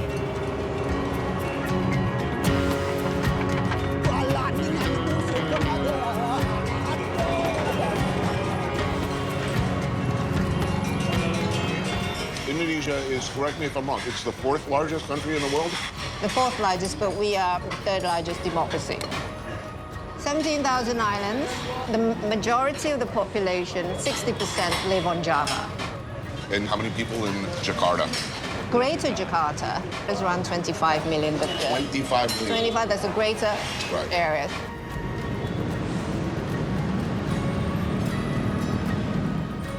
What should the rest of the world know about the fourth largest country in the world that they don't know? Because, let's face it, I think if you ask most people who are going to watch this show, tell me something about Indonesia, you'll get a total blank. Indonesia, we are very, very diverse. Because even before Islam came, the locals, they have their own traditions, they have their own culture. Toleransi apa? Tolerance. The tolerance. The tolerance. The appetite. The attitude of tolerance, religion tolerance, rather drop in our country. The level of tolerance Yes. is declining? Yes. But in the food, all very single food from this area go to another area. Basically, food is a great unifier. You Right. see, So especially like you may speak poorly of another region. Oh, they're terrible people over there, but their food is good? Yeah, they say that if you really want to know and try every single dish in Indonesia, you have to live here for 40 years. 40 years. So you need to stay here for a long time because every single area has its own specialty.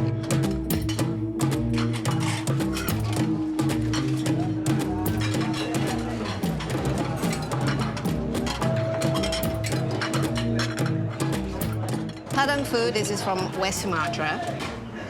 If we talk about fast food, this is the fastest food. I mean, this is way before this genre of fast food exists in the world. As you sit down, they come up with all the dishes, and the concept is you choose what you want to eat, and you only pay for what you want to eat. Here is... Pull. It's lungs, fried lungs. Fried lungs. Fried lungs. This is an intestine goulash. And this, basically the skin. Deep fried fat and skin. Yeah, oh, I like that.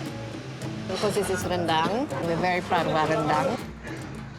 And what makes Padang food very special is the spice.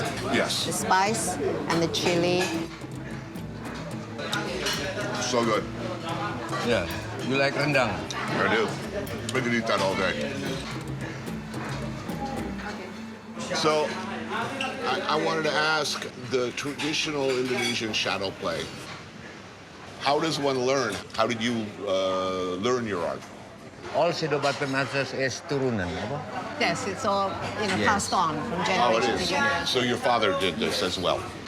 And as I understand it, traditionally, the puppet master was allowed a certain latitude to tease, provoke, or openly mock the powerful. How far can you go? It's a bit like in the court jester, Right. where the court jesters are expected, you know, to make people laugh, but at the same time, it's an opportunity also to criticize without getting punished for it. But at the same time, there's a philosophical level to it, to make the people aware of certain dangers. Aware that kebenaran dan kesalahan itu blind. So to make the people aware that truth and wrongdoings, it's actually not black and white. They interconnect. From the very beginning of the universe, the universe is darkness. Okay, the universe can see lighting by knowledge, by science, but unfortunately, science make the shadow. It is the paradox. Without light, you can't seeing anything. By lighting meaning it's the knowledge, the science, the conscience, kesadaran, yeah, consciousness. You can see everything. You can see, but everything makes shadow. Watch the shadows, not the puppets. The right in constant struggle with the left. Forces of light and darkness in an endless fight for supremacy, neither prevailing. What is good? What is evil? Who is the hero? Who is the villain? What is up or down? Black or white? What is right or wrong? In shadow play, no such final conclusion exists.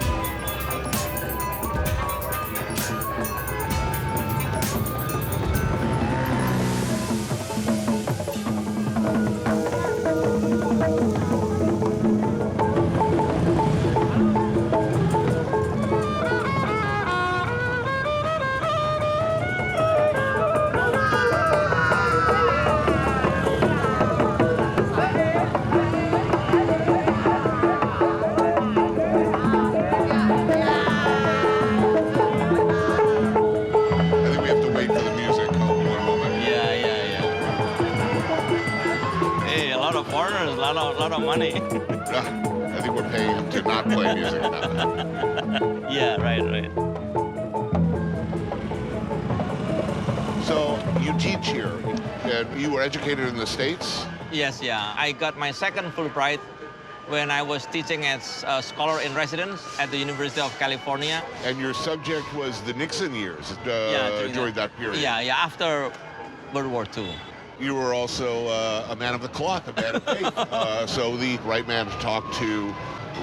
We've been largely advised that we will make people uncomfortable if we even discuss the year 1965. The year of living dangerously. The year of living dangerously. Yeah. What happened was basically the communists were accused of launching a coup against the government. And because of that, there was kind of justification for killing people who were suspected of being communists. And who were they? They're just villagers or people who, in a very vain way, associated with or connected with the Indonesian Communist Party. Right. Indonesia boasts one of the world's most bizarre leaders. Then 3 weeks ago, the communists staged a coup, but it misfired and the army struck back.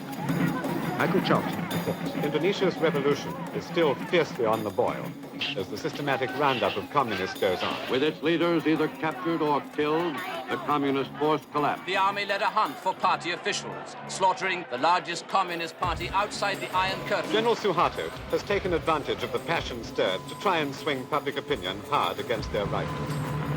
The army now control all news and information.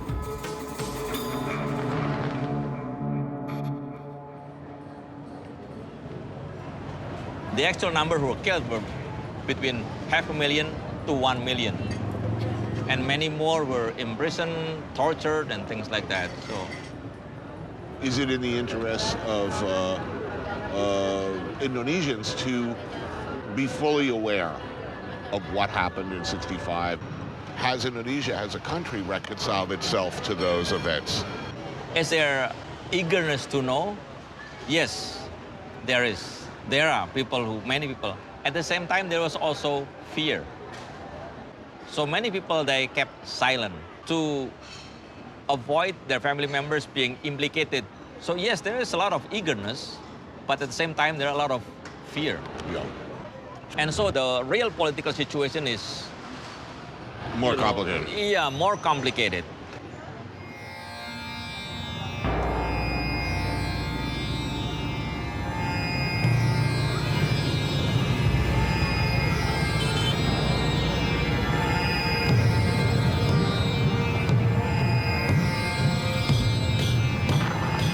What about everyday life thrills you here? You wake up in the morning, walk outside.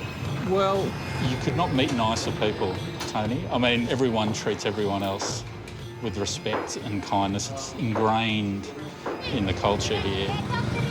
You just still see certain things here that are just gone in other countries. You know, you still got people grilling satay on the street. You've got people wheeling around sort of wooden carts that have gone elsewhere. At the same time, you've got 60 million people with smartphones, all on social media, and, you know, that's opening up massive opportunities. To be a journalist here now is just a privilege.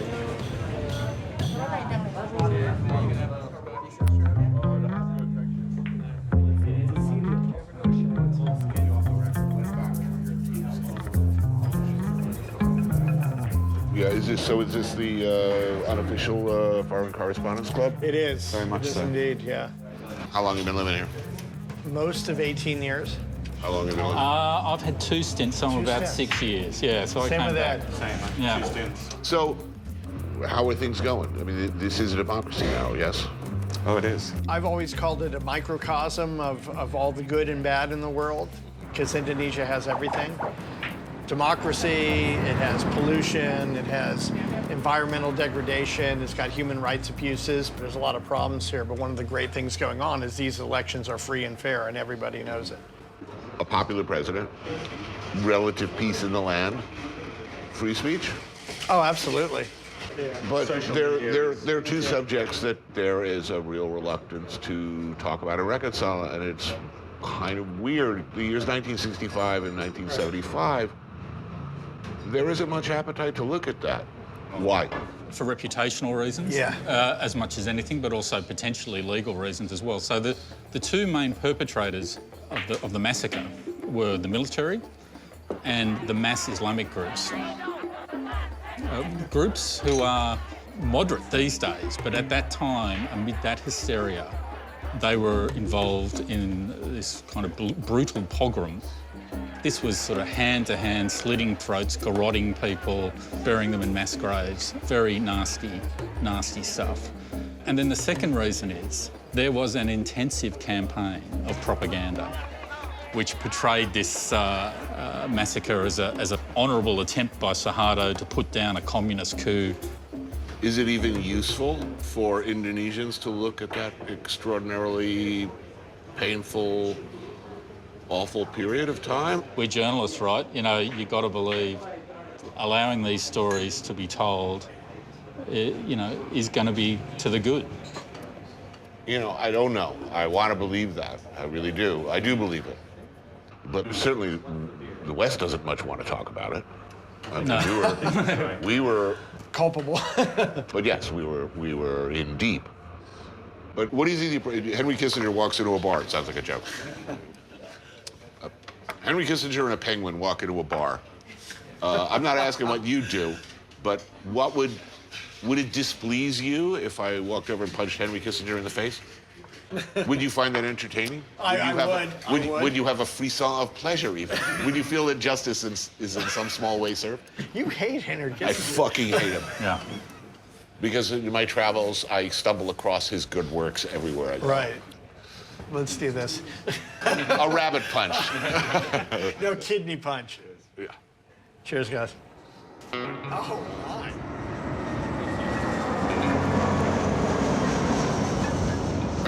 Java is Indonesia's seat of power, but this home to millions is just one of seemingly countless islands across the archipelago. Bali endures as an island of legends, of magic and spirits, where ancient animist traditions blend with Hindu and Buddhist beliefs. Ceremonies and offerings are an attempt to bring harmony between the upper world of the gods and the lower world of the demons, with man balanced in between.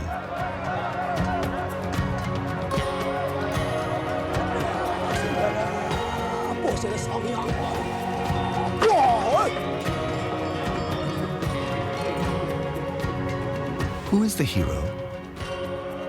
Who is the villain? Who decides what is right or wrong? Bali is as much an island of the gods as it is the demons.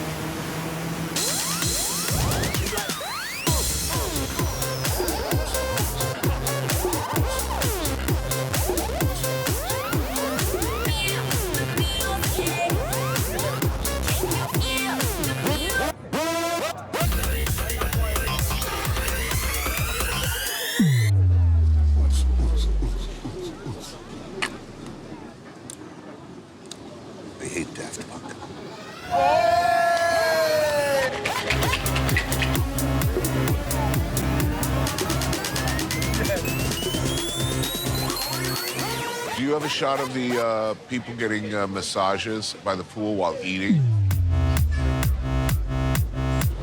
This is an Emmy-winning shot, dude. It's happening right over there.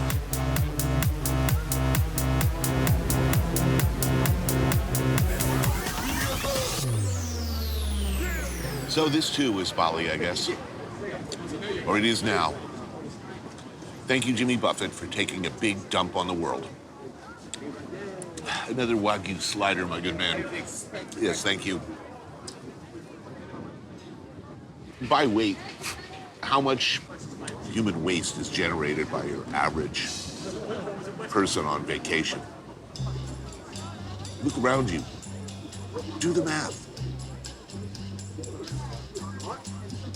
I want a water sample. I'm telling you, the fecal coliform count is going to be interesting. I'm sure there's a metaphor here.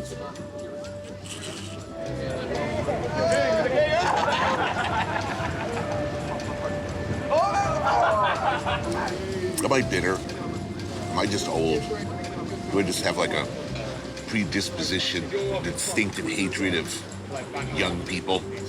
Perhaps. Enjoy the moment. The words of Baba Ram Das, be here now. But I am here now.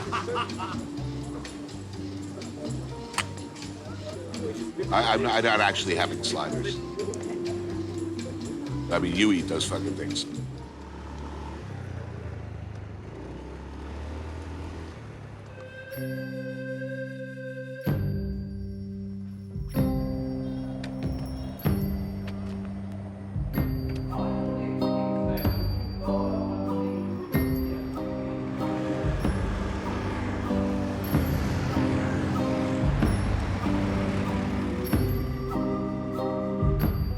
People who see, eat, pray, love, who were inspired to come to Bali and do yoga. They have a romantic notion. They want to improve their lives in a physical and spiritual way.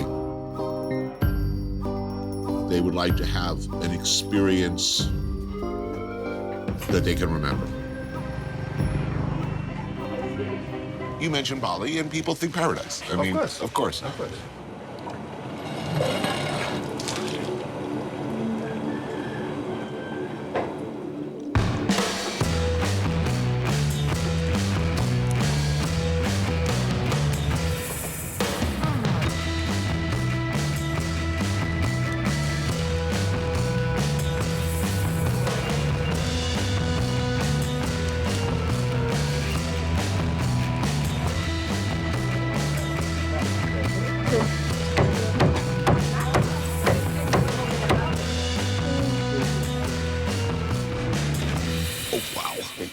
Oh, here they come.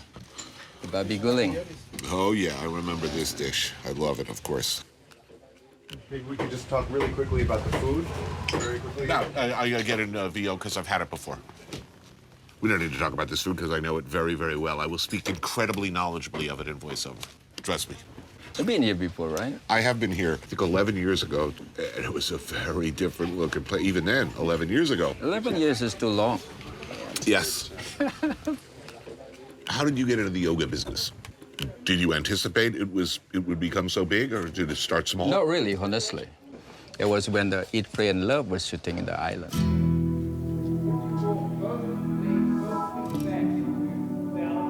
So tell me how many customers you do in a day? 300 to 400 people. That's a big increase. It's really huge because you see the traffic, how crazy it is. It is crazy. Dealing with the traffic. I mean, it's worse than Manhattan. Well, right now that we have two big problems right now. First is waste, second is traffic. Is the tourism bad?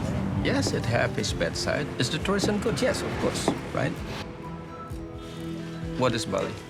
What is Balinese people? What is Balinese culture? What part of this could be supported by the people who come to Bali? What kind of people do we want to come to Bali?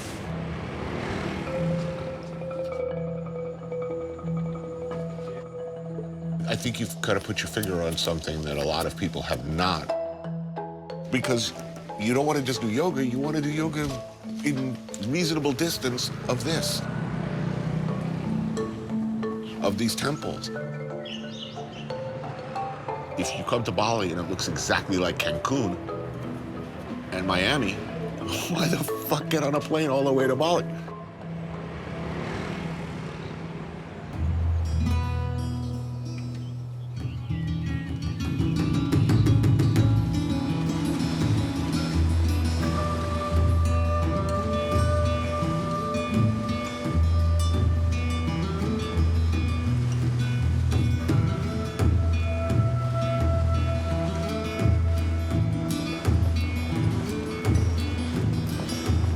This is one of the 3 most piratical places on the planet. It's pretty safe around here now. It used to be in the early days when we were filming here. You first arrived in Indonesia in '65, right? That's right. But it was pretty hairy then. Given that you arrived at absolutely the worst possible time, what was it about the place that compelled you to come back? Unexplored regions, tropical animals, ancient civilizations, long memory amongst the people, mysticism, everything a schoolboy would obviously love.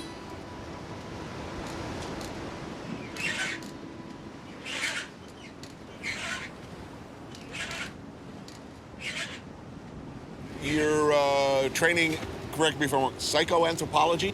Yes. Now, are there through lines, or is there any connectivity between belief systems? They're different, but they're all united by a common theme that they believe in the reality of the invisible world. They believe it's stronger than what we think is the reality, you know, what we can touch and measure and weigh. They would all share the belief that this is illusion, that this is only the surface of another greater reality beneath it. In that, they're fairly constant.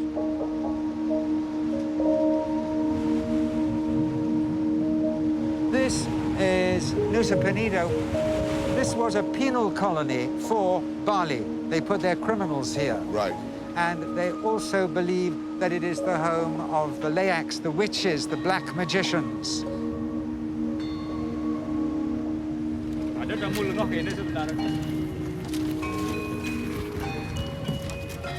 This island has not been invaded like Bali. No, it hasn't. Yeah, there's a bachelor party going on there. Oh, no. Just messing with you, man.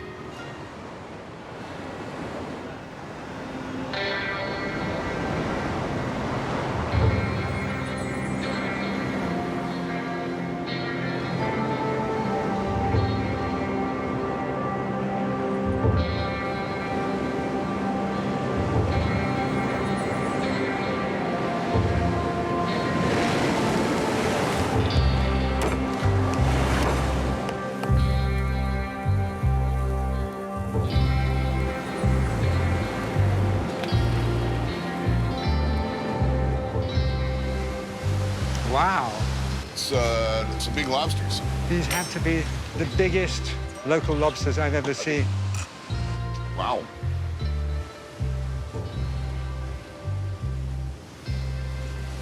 In the West, we tend to think of things in a binary way. There's good and evil, life, death. You've seen every variety of human behavior in this part of the world. Always a notion of light and dark, good and evil, just not absolute ones.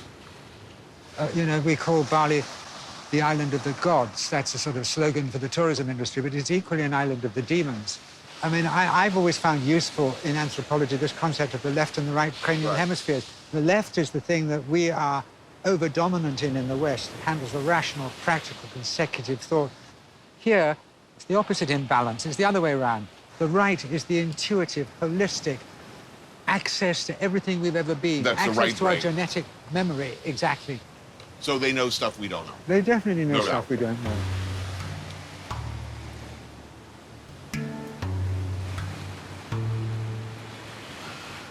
Given all the time you spent in Indonesia, do you experience life differently or in any way similarly to the way people here look at it?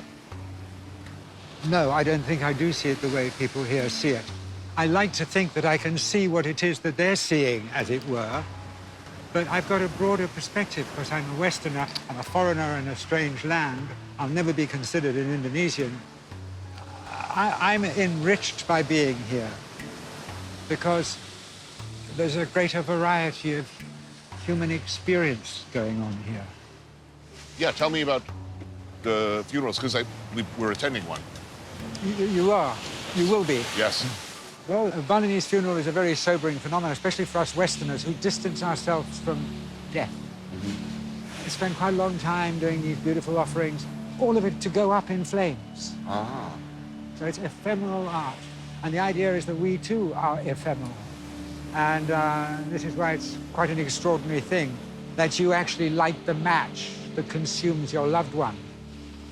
Well, it's in your face that we are not our bodies, because they really believe in an afterlife. They really believe that you will be coming back and you will be joining your ancestors in the meantime. Maybe wrong, but it's wonderful to be able to believe that and to derive all the warmth and strength and benefit of it. Is this all human poetry, or is there something in it? Yeah, I wonder. I mean, I've thought about, you know, as one does, you know, how I want to go. How do you want to go? I'd be burned. I can handle You want a cremation. party? I mean, Oh, I'd rather a party, yes. you would. How about you? You want them all to cry, don't you? You want them No, no, leave me in the jungle. Okay. I don't want a party. Reported dead. Okay. You know, what actually happens to my physical remains is of Doesn't matter much. zero interest to me. Unless it could provide entertainment value. Throw me into a wood chipper and spray me into Harrods, you know, at middle of the rush hour. That would be pretty epic. I wouldn't mind being remembered in that way. Terus cuma harga coba dewa napi seleweng wentan tu. Nada kena kunang pisacu genaro buto kalau perasamu. Damang mereka nak samu menalu ya. Wayang is not necessarily entertainment for the people. Most of the time it's performed for the unseen.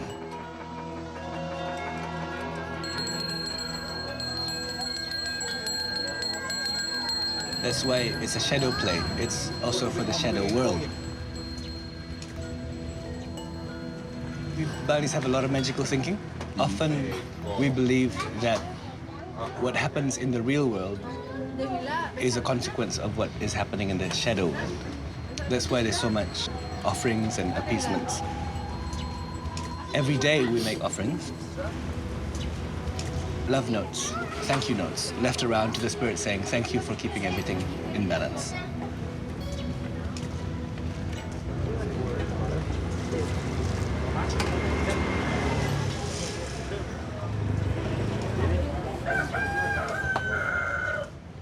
So today is the final rites of the human. Once the ashes are scattered to the sea, then begin the rites of the spirit. So who will attend the funeral today? The family, of course, but cremations in Bali are very much a communal affair, so the village runs it. It's not just the family. Right.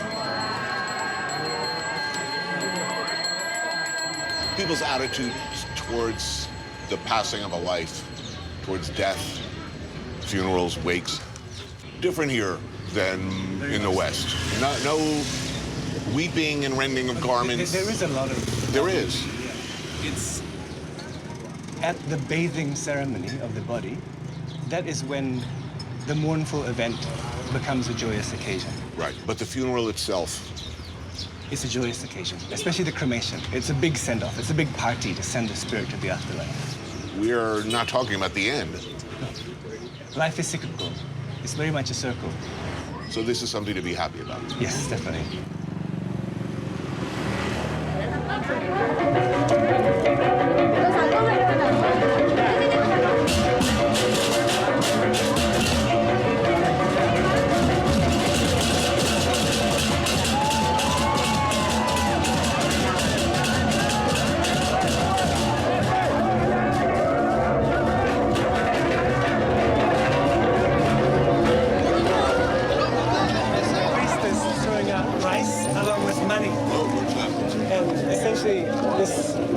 Is to confuse and misdirect the spirits that might try to follow the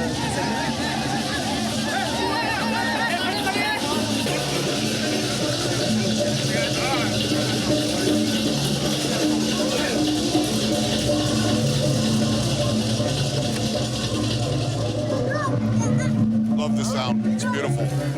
So that reverberates throughout your body. And the idea is that that noise shatters the illusion between the seen and the unseen worlds.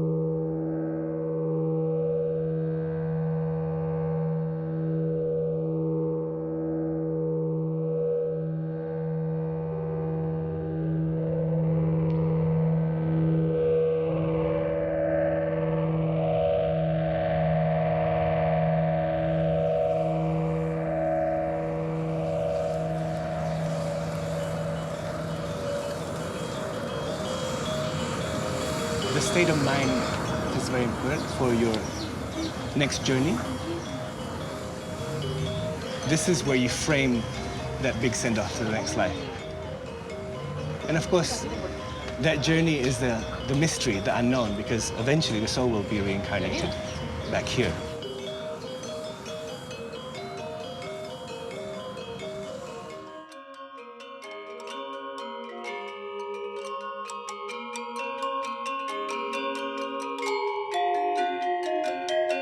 Wantian para tu bimo senu marikanang kawake yang menurutku presmu. The shadow play story of Bima Swarga is often told as part of funerary rites for many reasons. Heaven and hell are allegories, not truths. Heaven and hell exist right here on the mortal plane.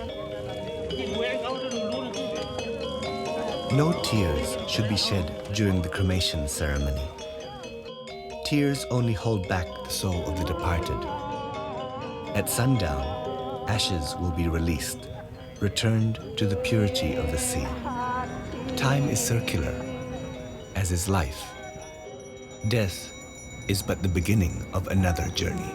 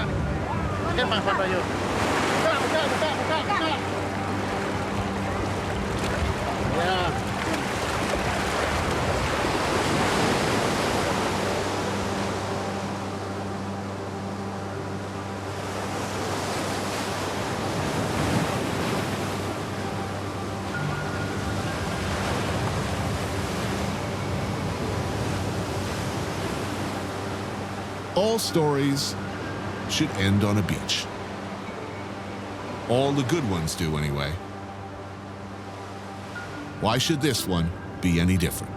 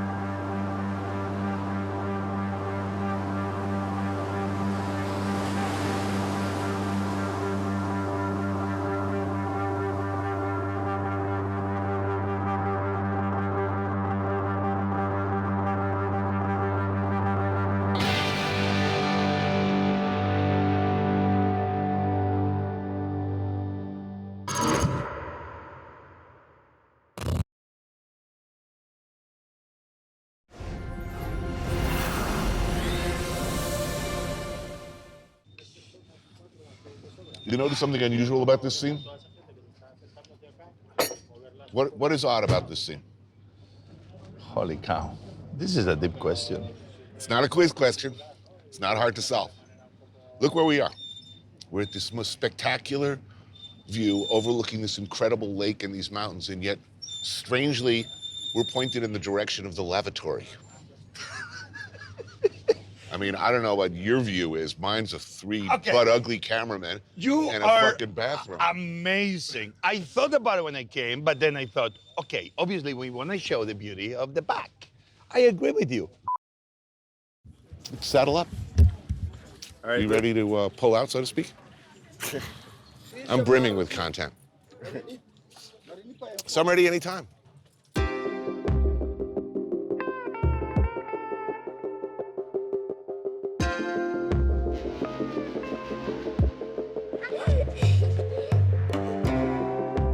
Parts unknown. I mean, the title expresses the intention of the show.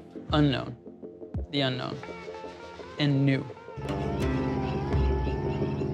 I don't know what Parts Unknown was. Parts Unknown was... I can tell you what it wasn't. It's hard to say because it certainly wasn't, in my mind, a food show. Yeah, sure, we'll sit at a table and we'll have a meal, but really it's about culture, politics, comedy, action movie, geography, history. It wasn't a travel show. Adventure, horror.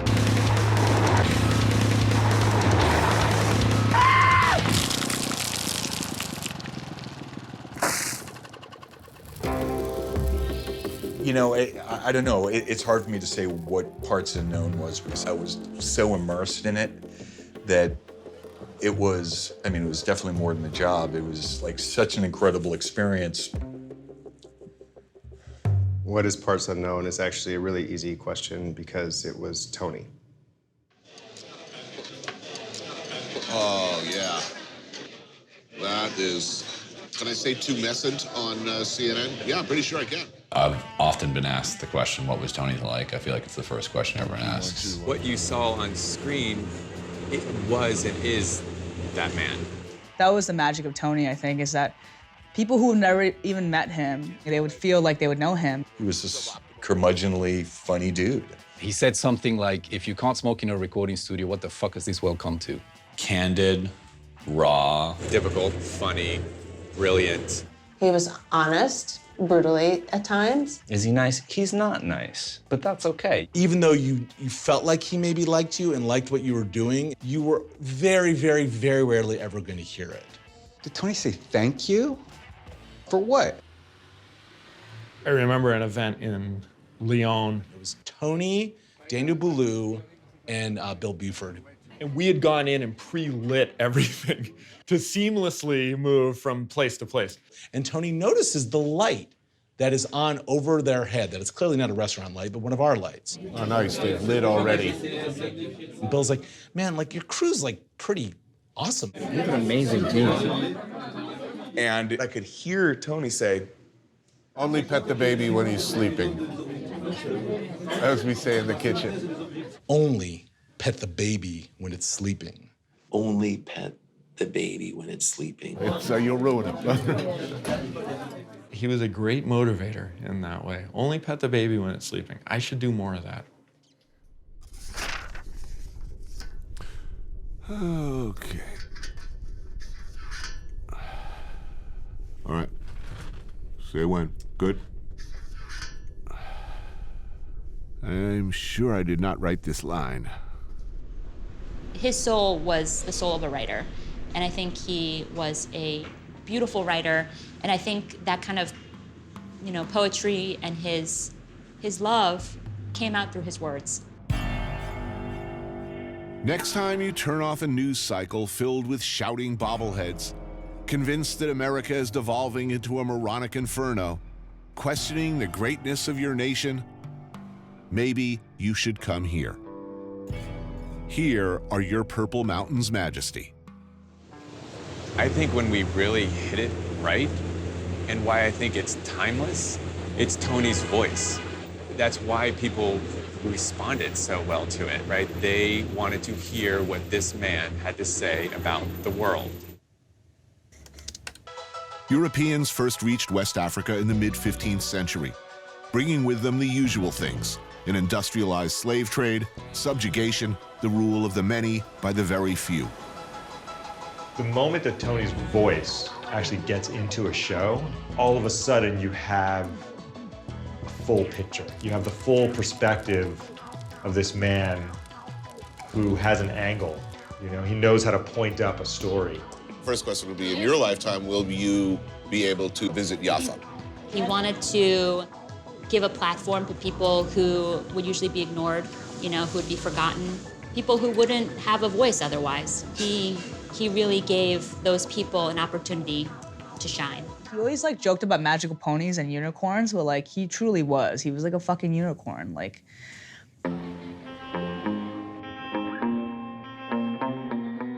Coming into Parts Unknown, the first season, there was a real mandate to make it different. It was a lot of pressure. If you really want to find something new, you have to be willing to fully embrace that feeling of lost, or I don't know what I'm doing. And that's terrifying, anxiety-ridden, and also the absolute most joy you can find. When we hit CNN with Parts Unknown, the show really manifested truly into what it wanted to be. Welcome to my life. Actual content, B-roll, dick jokes, meal scene. Did I say dick jokes? Diarrhea.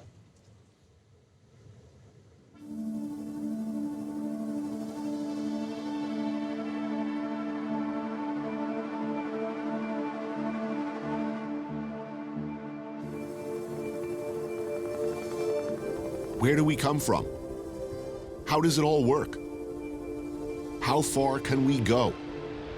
What are we as sentient humans capable of?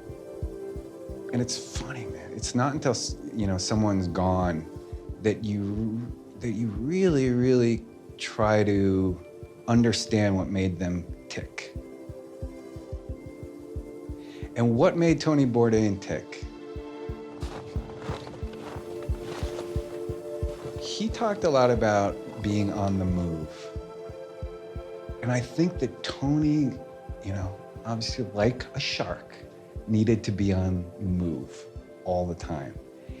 And it wasn't that he was running from something, he was always running towards something. Antarctica was it was the last continent. Tony had, literally, I think, been to the rest of the world. There have been some very intense logistics on this show, but getting a 6-person crew to the South Pole was one of the hardest. Oh, chilly. It is a long-ass way down there. You know, LAX to like Sydney to Christchurch to McMurdo Station to the South Pole, you know, days of travel. My face hurts. After this massive 60-hour journey, and gets there and says, "It really is the ass end of the world." And walks away. It was worth 60 hours. Best line ever. Oh. You say that one more time, Tony? No, you're kidding me, right? Take two? We don't do take twos.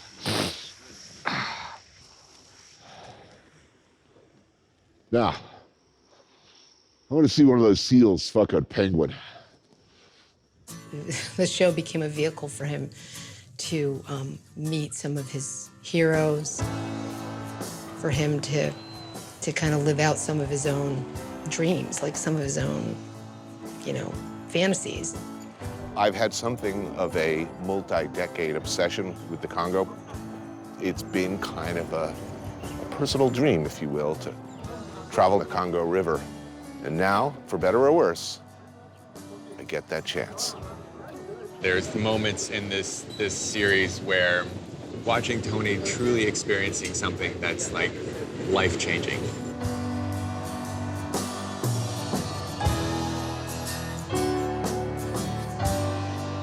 It was an extremely selfish show. It was very selfish. He was really out to please himself. And in doing so, I think he pleased a big audience of people.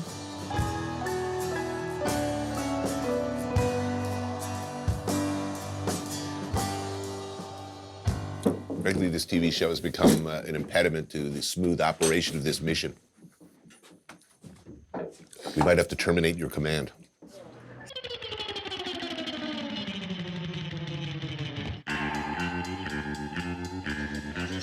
There's this misconception that directing is actually telling someone what to say.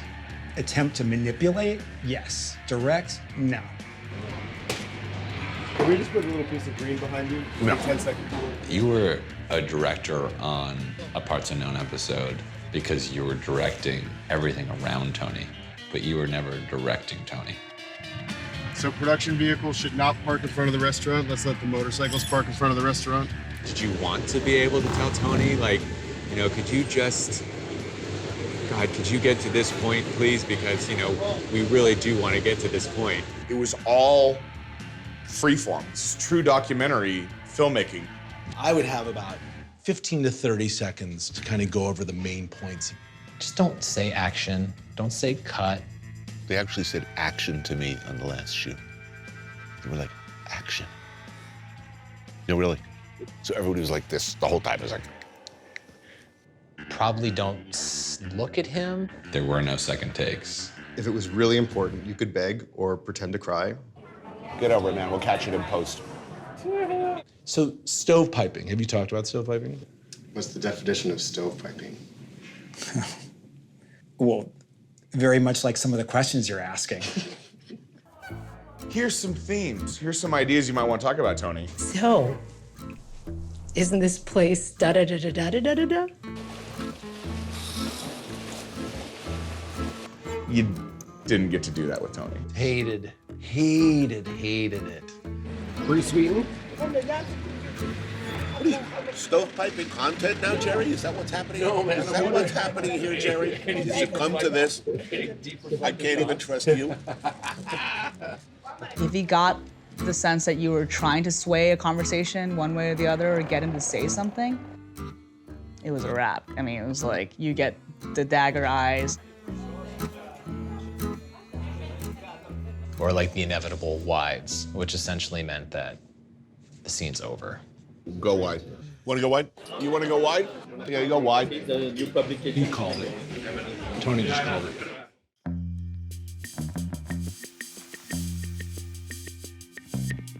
Well, food was a brilliant device because interview can just feel awkward or formal. Whereas if you share a meal with somebody, it opens up so many doors. The food that we ate on the road. Yeah, sometimes we got to eat incredible things. This is the #1 question I get at parties. Did you eat all the stuff that Tony ate? It was never awful. It could be weird. Skinned lamb head. Sheep balls really that good. Boar innards. You may throw up a little bit in your mouth while trying to get it down, but it was never awful. I definitely did not eat all the stuff that Tony ate. Ooh, liver sandwich. That's encouraging. I offer some to my producer, and he goes literally running. I did not eat all the weird things Tony ate. I ate a lot of things that Tony didn't want to eat.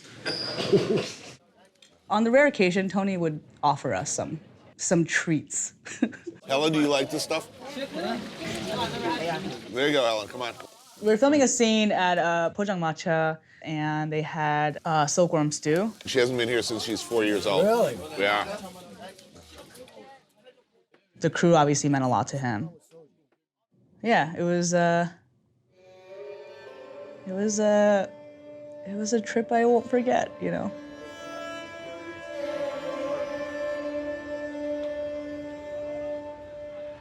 We were his best friends.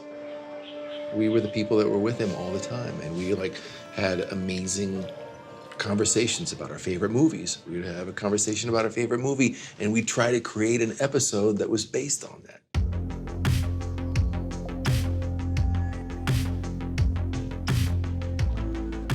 So we approach each episode like a singular film. We all shared a love of film and music, and that stemmed from Tony. I think he drew a lot of inspiration from music. If there's anything that's comparable to the way he worked, it was punk, essentially. This is a guy who had just an incredible sort of filmic knowledge base to draw off of. Tony would give us movies or books, and we would often just run with it. We all got to experiment in each episode. Did we want to shoot that in a very controlled, something Coppola would have shot? or something from a 70s Italian film. You know, we did this trailer for the French Alps episode, like a John Wick movie trailer. Next shot is him like this going.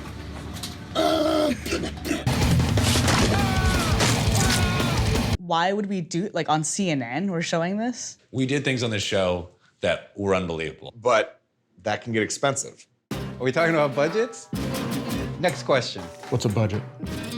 Tony had no concept of what our budgets were like. Budgets? He didn't even know what a budget Tony was. never thought about budgets. No. No. No. It was, not for a second. How much is it? Is it expensive enough? Yeah. Oh, yeah. You know, the budget only stayed at a certain level, but the creative push, Was greater. it was greater. When I first started working on these shows, it was essentially a case and a half of gear per person. This has gradually changed over time. We would carry 30 cases of equipment with us. Strangest thing I've ever expensed. I can't really talk about it. Camera bodies, lenses for said camera, monitors for the cameras. Okay, let me just see how many lines this is. You can't necessarily get a receipt for the goat you just sacrificed. Will CNN accept an endangered species receipt? Scrim gym kits, clamp adapters, oh, the magic gadget, 240-volt quick dimmer, a little pillow. Should we really be spending that much on an alpaca? I was like, well, I don't know. How much does an alpaca cost in, this part of the world? 15-millimeter rods, 19-millimeter rods, Dana dollies. Gosh, where does it end? We brought a lot of stuff to make it look pretty.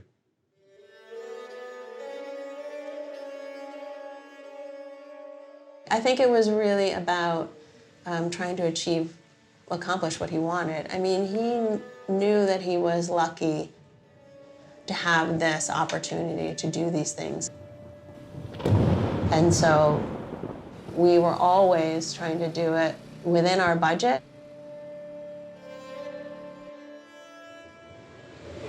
So the Miami episode, I got one note from Tony. He's like, the great beauty. Watch it. The party scene in that movie is absolutely extraordinary and massive in scale. We have a certain amount of money to make the show, and that's like a high production value. So our, immediately the mind's like, how are we gonna do this?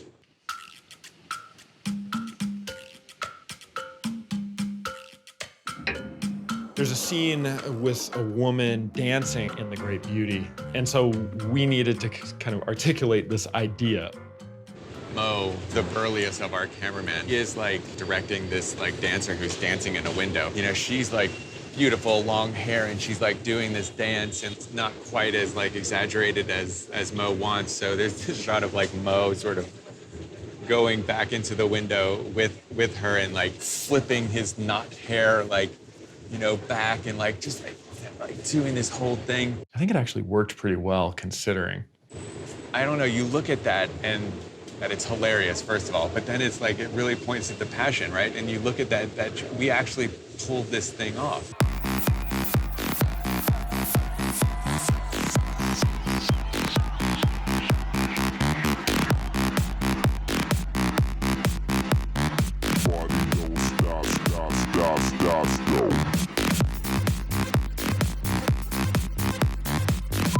Say when, boys. We're up. Roger? Caught in a landslide. We're gonna freeze out here like rats tonight. Tony lived on camera and off camera a magical journey. And there was chaos swirling around him at all times. We lived and died with what can go wrong. Will go wrong? Things went wrong. They want us to stop filming right now. Okay.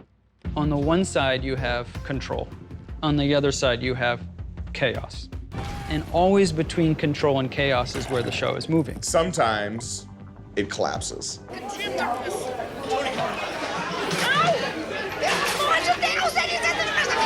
Political unrest, bird flu. Then there's leptospirosis, which is an infection carried by rat urine. I mean, every shoot had things go wrong. I think it was Shanghai. My heartbeat is like going up right now, even thinking about it. We decided to visit the tallest building in Iran. Within a minute or two, we were completely crushed by this sandstorm, obviously ruining the scene. We're all running inside. Onchocerciasis, AKA river blindness. The chance of like a government shutting me down. Earthquake, train wreck. The whole building starts moving like this, pieces of the roof ripping off. Stand away from the glass. Jaundice, liver function problems, and something called man flu. We landed on the ground, and I met the fixer. She said, "Great to meet you guys. Also, Josh, everyone has canceled." Oh, and we got all our gear stolen.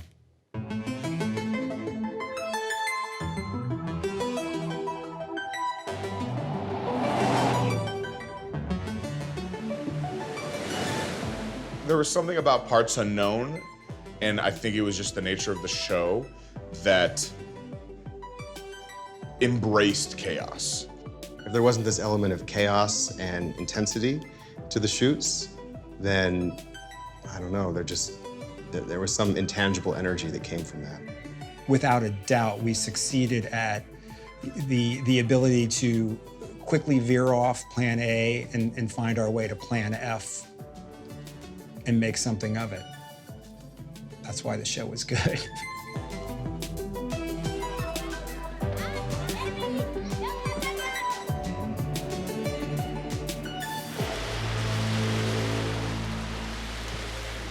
All right, are you up? Are you filming? The music has started. I guess that means it's time to get all killy in this motherfucker. Borneo is another example of everything going absolutely wrong. Tony's supposed to dispatch this pig with a big spear. They've got a pig stuck in a wooden, box that looked like it had never been opened. And it's raining some more, and we're rolling, waiting on a pig.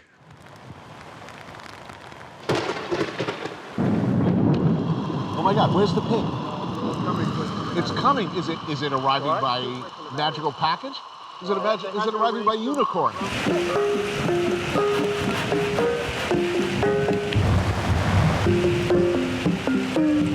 Someone translate, because he's wondering what the fuck's going on.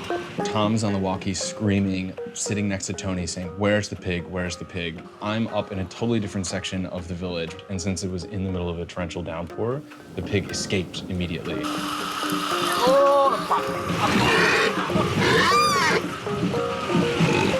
Oh, you're joking, right? The pig escaped.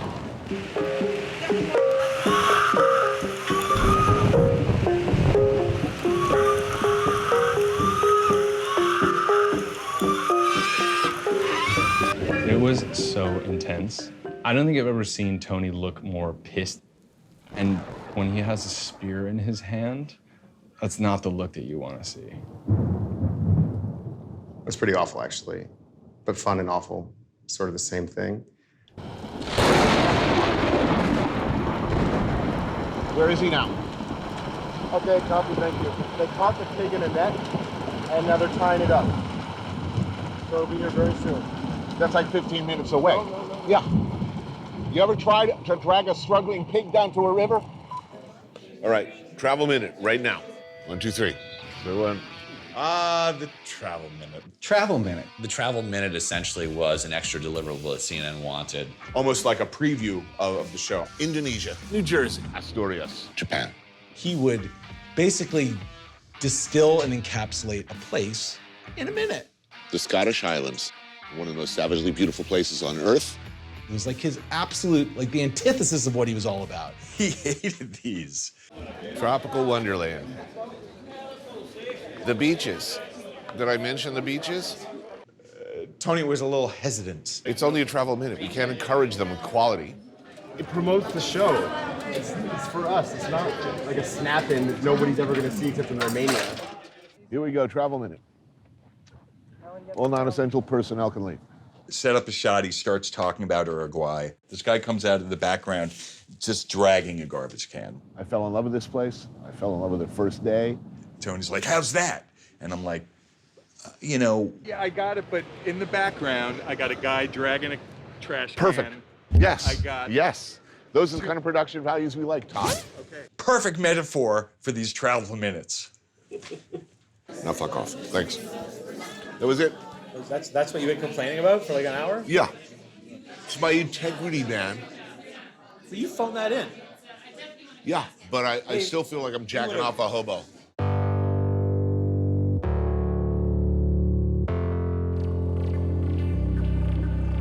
Conventions of television making had to leave the room. And it was actually really wonderful to find ways to work around those parameters. The great thing about this series is that you're given this unbelievable support structure to take chances. Doing the same thing every week was frightening to him. And I think it was always a challenge, like, can you take this idea, which may seem shocking, and actually, convey it in a very artistic way? As long as we could get it past standards and practices. The Tokyo episode is a great example of that. Yeah, I had no idea what tentacle porn was, so. This is the first season with CNN, and they were surprised at what we brought back. There was spitting in the mouth, nipple clamps. There were a lot of things that CNN wouldn't normally put on there. I think we didn't know kind of where the boundaries and limits were. I think CNN didn't know either.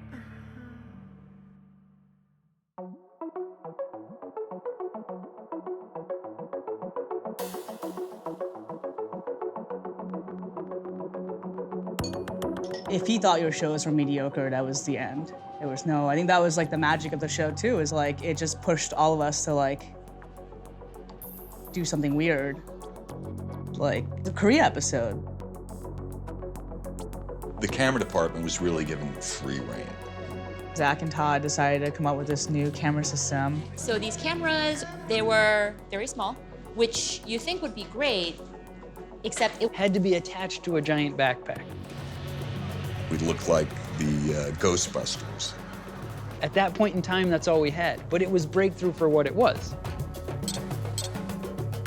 Yeah, Tony found them innovative. He was excited about how it was different, but like, he made some crude jokes about it. Well, those cameras are too fucking tiny. These cameras do not get a lot of respect, I gotta tell you right now. You really need the glove for that? No, you know what? It adds no authority to this process.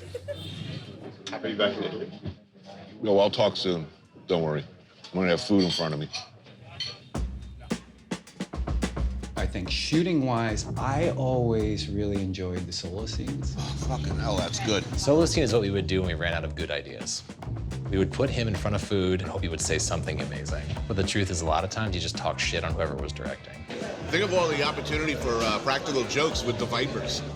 Note to self, buy rubber snake for Jeff. Solo scenes with Tony, they worked. It was a fantastic opportunity for Tony to just unload. I'm not suggesting there are anal glands in a chicken nugget, but... I mean, here was a guy in Tony Bourdain, the master of the monologue. Man, that guy could talk.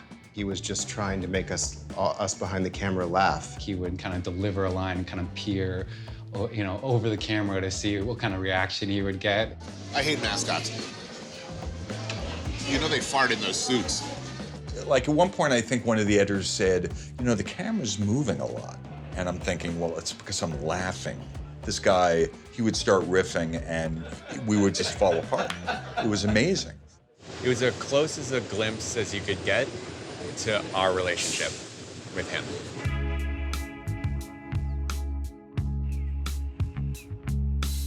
One of the great things about going to Japan is Lawson's. We had, the greatest intention to go to Lawson's and eat an egg sandwich, a little solo meal, Tony on the street, eating his beloved egg sandwich. We don't talk about the Lawson's incident because it's an ongoing investigation.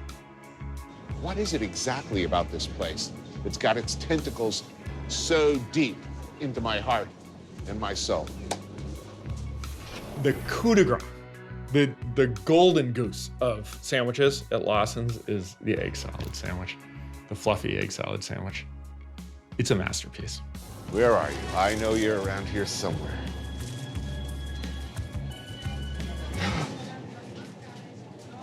Wait a minute. I see potato and egg. Where's the 100% egg? Where's the egg salad? No, really. Where is the egg salad? There were no egg salads of Tony's preference. 5 minutes before, there were like 6 egg sandwiches. To be fair, that was my responsibility. And things deteriorated quickly. Where are the egg salad sandwiches? They were in there. No, there are potato and egg salad sandwiches in there. Potato, ham, and egg. You couldn't possibly have bungled that. Could you? What can you say? Sometimes we fuck up. It became frantic. I was effusively going on and on and on about how I can live without prostitutes and heroin, but that the egg salad sandwiches at Lawson, this is the one thing I can't. What would you call it? The raison d'etre of this scene seems to have either evaporated or possibly never existed. Josh. I understand. I mean, when you want an egg sandwich and you expect an egg sandwich should be there. So I get it, but I don't ask a lot, but really, there's one thing I do need, Josh. One thing I need desperately, and that is uncut, 100% pure, fluffy pillows of love. The egg salad from Lawson. That's why we're here. That's why we're here. Well, luckily in Okinawa, there's a Lawson's on every other block. So we have a crew member. An island-wide dragnet needs to be established right away. What is he good at? Is he to score egg salad on the street? Prior preparation prevents piss poor performance. We're doing an egg salad scene. Is there egg salad? Look at this. Highly trained professionals fanning out across Naha in search of egg salad sandwiches. And I say good luck with that because they're amazingly popular, and for a reason. There was like a harrowing and frantic run down the street to the next adjacent Lawson's to try to find the correct sandwich. Is this the egg salad? Yes. Go for Josh, go for Josh. This is a crushing disappointment. My heart sank. My heart sank like a stone. We all felt that moment. I got faith in Josh. He's got a lot at stake here. I think that he's going to come through. Yeah, I got a lot of faith in him too. I had a lot of faith in Idi Amin and President Mobutu before they drove whole nations into the ground. Because this is a monstrous abrogation of our relationship and the trust, the bond of friendship and professionalism that we all share. I'm not saying I'm disappointed, more like devastated. So I'm waiting for my man, $26 in my hand. Tony? So they stopped packaging the egg salad sandwiches in whole containers, so it's split with a tuna sandwich as well. But the egg salad is still there. My eggs are commingling with tuna? Yes. You can't actually bring outside food in there and put it on their shelves, and then we'll pretend that I'm actually finding these? Was that your hideous plan? Well, it wasn't a hideous plan. Okay, go do that, and then they'll never know. Fantastic. So we're paying 2 different Lawsons for the same sandwich. Oh, look. How fortunate. I'll take all 3 of you.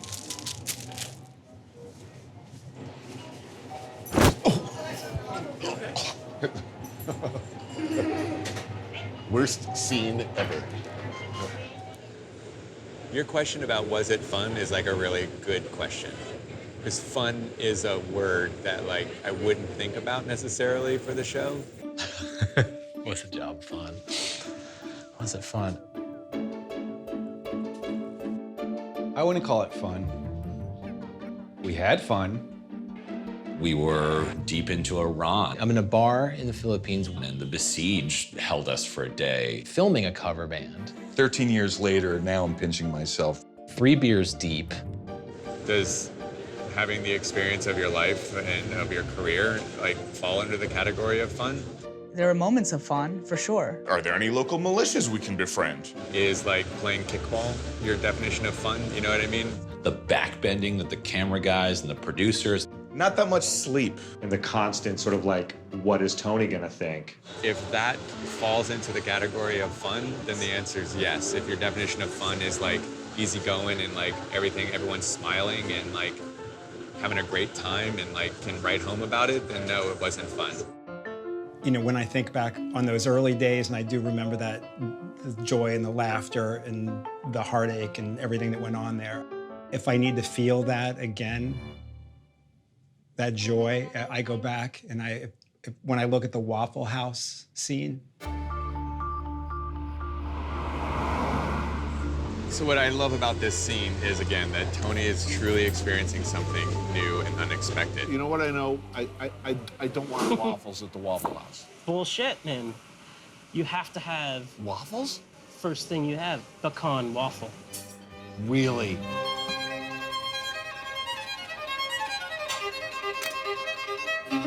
You get it in many episodes, but this one in particular, that was very, very authentic Tony. You know what umami means in Japanese? Actually, literally, it means I will here for a bite of that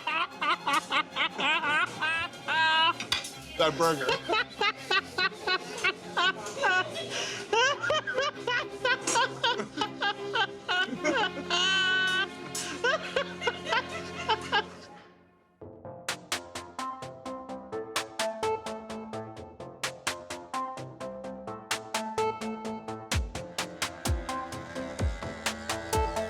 Tony had so many different sides to his personality.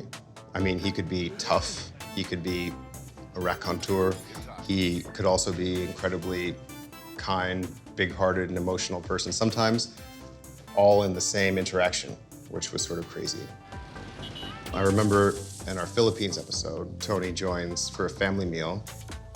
The family scenes were some of the most magical moments that we captured in the show. One of the most incredible ones for me was with my grandmother, a Filipino woman named Aurora Medina, who raised me. And this is, I think, the first Christmas Aurora's been back in the Philippines in 40 years. After the meal, Aurora came over to Tony and started singing Edelweiss. This is the song that she sang to Eric as he was changing his diapers, I believe, you know. Edelweiss, Edelweiss, every morning I greet you. And everyone is pretty emotional. It was one of the few moments that I saw Tony, start to tear up. Edelweiss. You can see, if you look closely, you can see Tony totally tearing up. He's just on the verge of crying, which he doesn't do. Forever.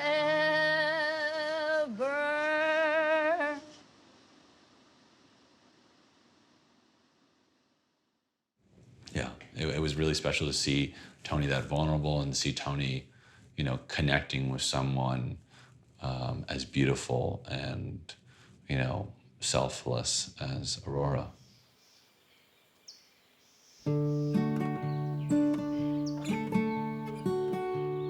The show itself was like a tremendous gift.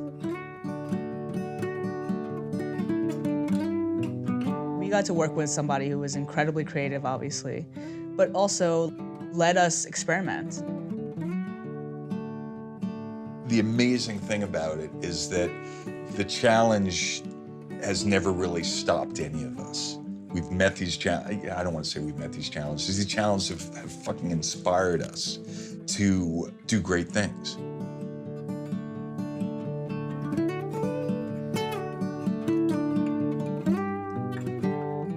He said to Chris and I, this show is my legacy. He said, that's why I'm so hard on you guys. Every show I want it to be better than the next.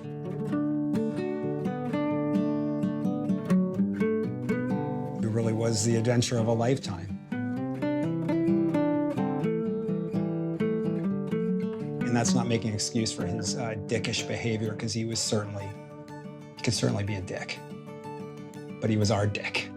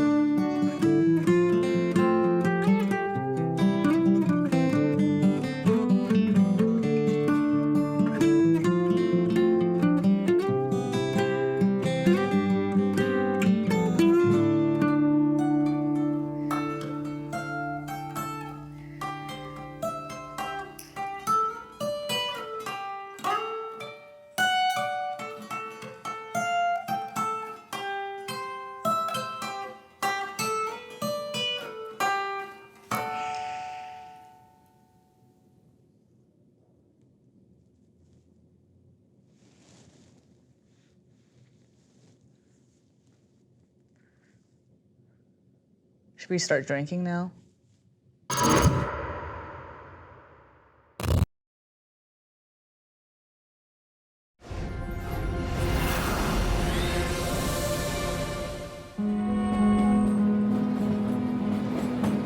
How do we make a show that looks completely different than the show we did last week? It's nice if you really, really liked last week's show, but I'm not going to do that one again. Certainty is my enemy. You know, I'm all about doubt. I started doing this late in life. I can't say that I'm evolving or maturing or doing anything differently. Same dick I was 13 years ago. I took a walk through this beautiful world. Felt the cool rain on my shoulder. Found something good in this beautiful world. I felt the rain getting colder. Sha-la-la-la-la, sha-la-la-la-la-la, sha-la-la-la-la, sha-la-la-la-la.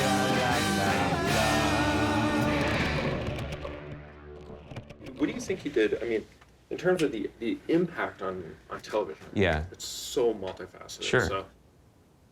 I think that prior to Tony on television, food TV, such as it was, and travel TV, such as it was, were both essentially service-based. It was very top-down. There's an expert showing you what to do when you're in an unfamiliar situation. I don't know how to make this. Here's how you do it. I don't know what to do when I'm there. Here's what you do. Here's what everybody does. What I wished for often was specificity. Take me to a place. Show me that real place. Show me what motivates people.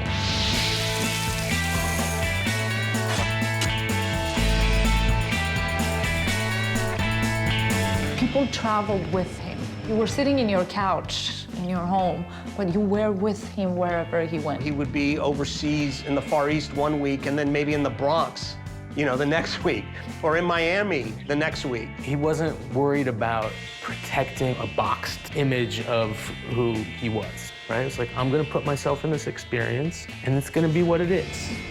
I perceived him a little bit like Indiana Jones. He could be on the road in a t-shirt, having a beer, or in a kitchen talking to the line cooks. And then he could come home and put on a suit and tie and be a man about town, giving a tribute speech to his publisher. You know, he cleaned up good, but he was also really comfortable out in the wild. You see a man step foot into the world, kind of shaky at first, kind of unsure, increasing in confidence in who he is as he's buffeted by a larger world full of doubt, full of ambiguity, full of questions, full of unknowable things, and react accordingly.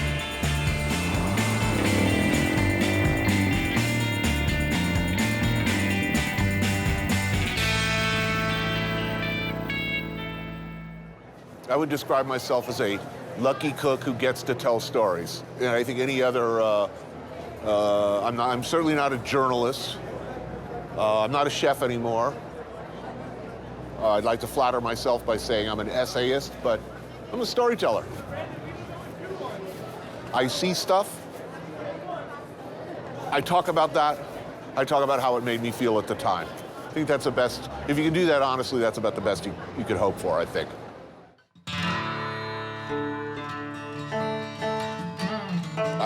I don't feel I'm capable of going back and having an intelligent conversation about my experience. I feel all messed up emotionally. But I think this means that you truly came here, because when you get close to something, you understand that you don't understand what's going on. When you're far from it, it seems kind of solvable and simple. When you go into it, you say, hey, it doesn't make any sense, you know? So it means that you've really been here.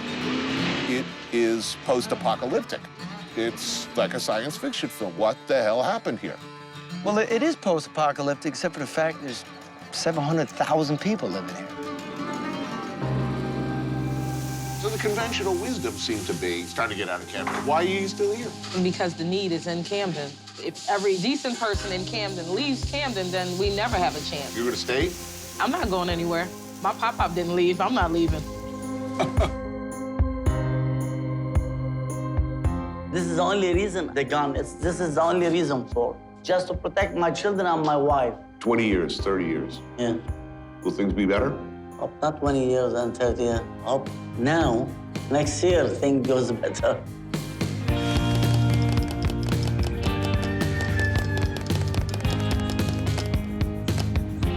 To me, I really feel a strong need to forgive, and then forget, and then move on. You used to be a tour guide. Yes. I know you have to bring people over to the American War Museum. In your lifetime, is there going to be a time when that's not going to have to be a stop? No one will remember, or should people always remember? I think it's good to remember, and I think it's good that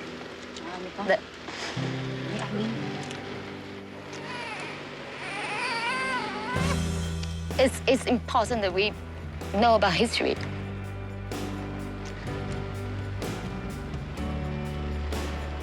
And to make sure it's never happen again.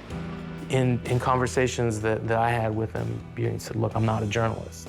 And it's funny because, you know, I am a journalist and I work with and live with another journalist and spend a lot of time with journalists. And going and talking to people, telling stories, hearing people's stories that illuminate a place.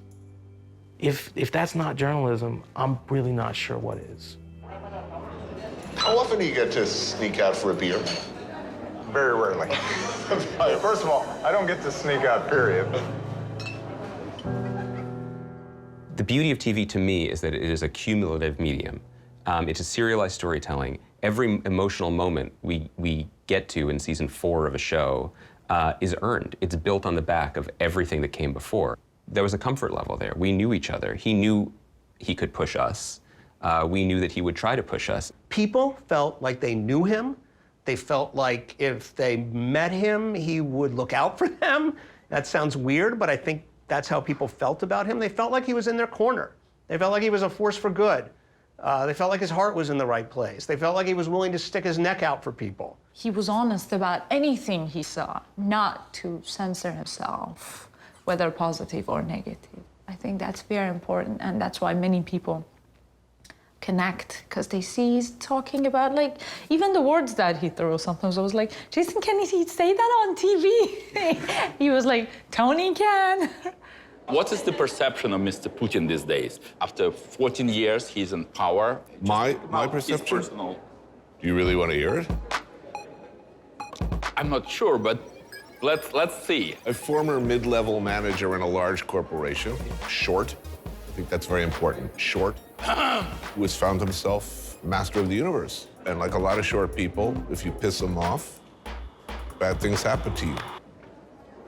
He likes to take his shirt off a lot. Let's be serious. I mean, He strikes me as a businessman. He is. A businessman with an ego. Okay, so he's like Donald Trump, but shorter. Increasingly, the show became about the world around him and the frame outside of where he was standing. And I think he really understood the real power in his position was getting the cameras to the place in the first place so that he could turn them around, so that he could put the people who otherwise would never be on camera. So he could put the cultures and the traditions that have never been seen before on camera. So he could show us something, not just show us him seeing something. You have a very highly educated public here, one of the most literate nations on earth. That's funny. We are highly educated, as you said, but we are behind concerning internet and all that stuff. Most of us have access to only the official media, the official newspaper. If internet comes, and I think the government is trying to delay it, if that comes, many things will change. People will have access to different points of view. And I don't think our government wants that. A lot of things happen in a lot of different parts of the country, sort of simultaneously. Kind of amazing that all of these people came together very fast. How did it happen? Yeah. Easy. Twitter. Twitter. Yeah. It was really like that. Yes. We sent so much information to nature via Twitter.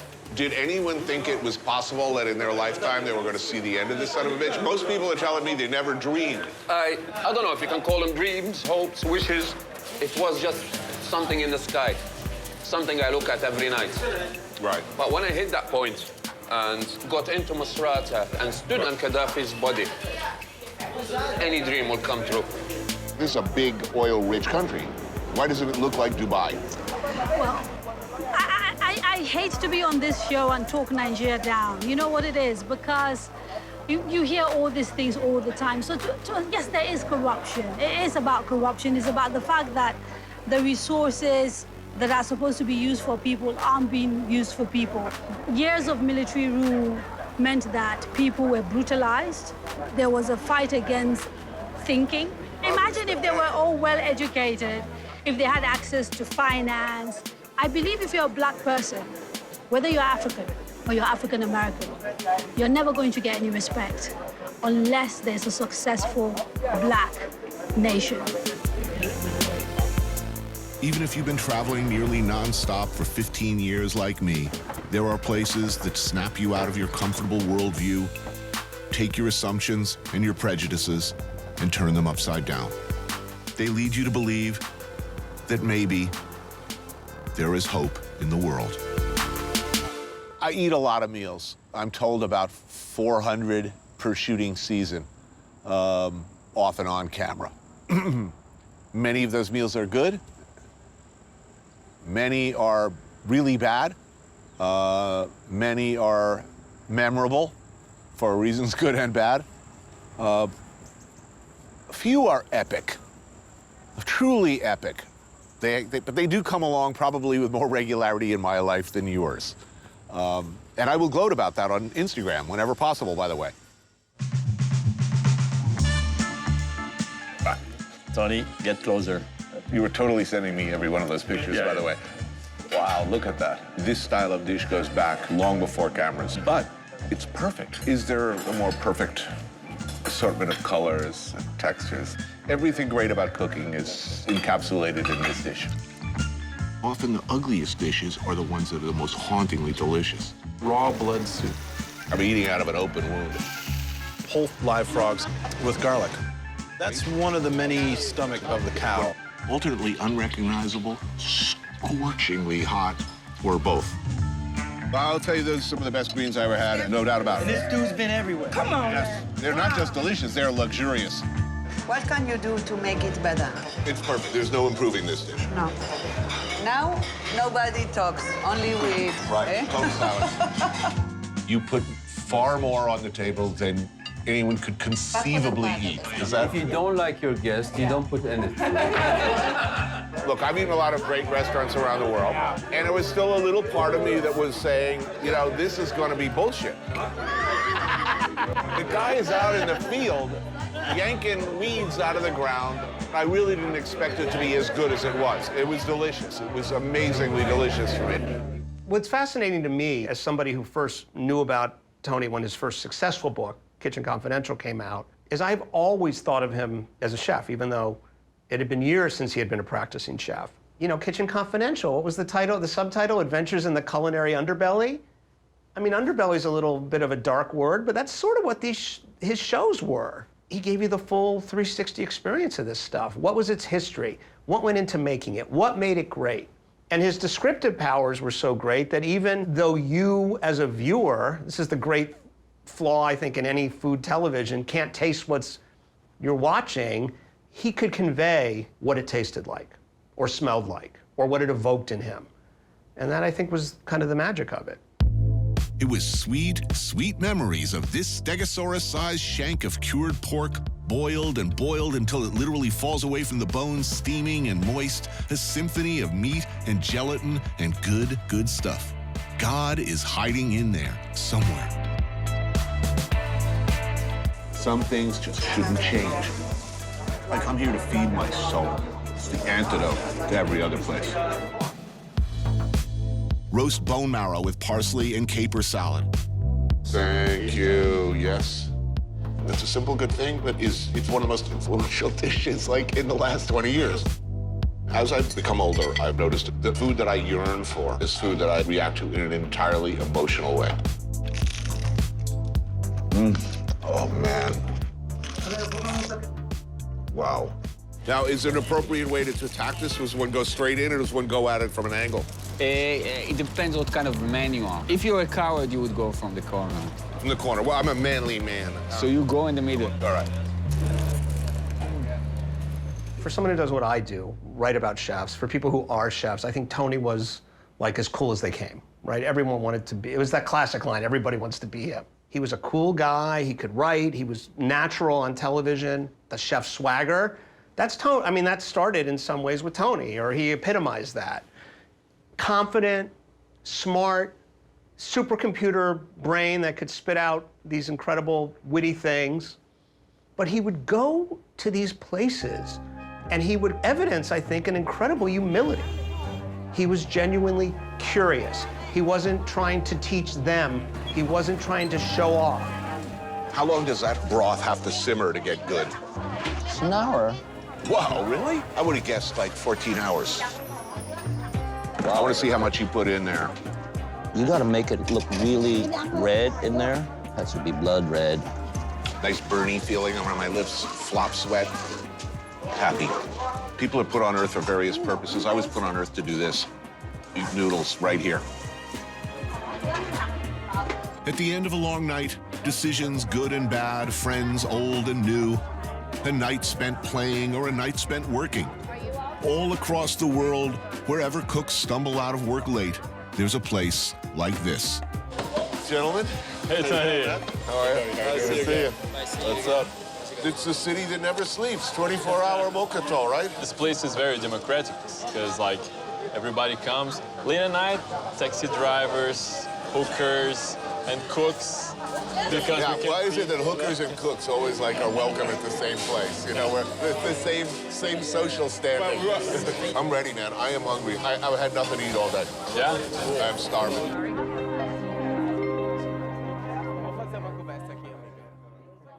I think Tony's appreciation for sort of the rank and file members of a kitchen team was always there. It was something that I think he felt very profoundly. I think what he took from that profession was a real curiosity and a sincere love of food. You know, somebody once said to me, great food is an adventure.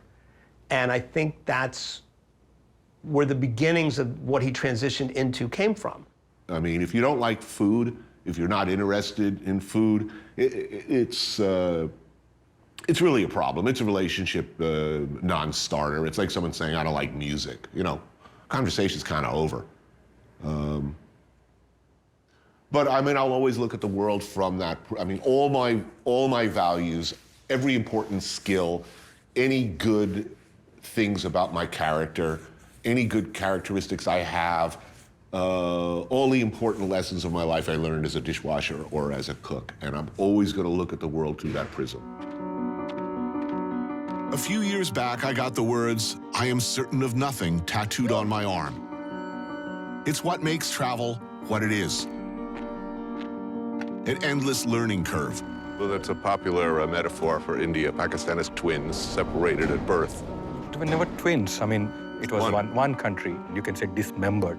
Right. You know, if you cut a body in two, they're not going to become twins. The joy of being wrong, of being confused. Critics of the government, critics of Putin, bad things seem to happen to them. Yes, unfortunately, existing power represent, let I say, Russia of 19th century. You could kill a journalist and get away with it. Why are you still here? It's my choice. My choice is fight. I really believe that good journalists can change the world.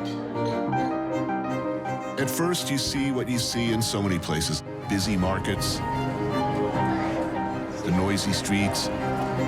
But look just a little bit longer, a little bit deeper, and you'll see it's not so different here. From anywhere, really.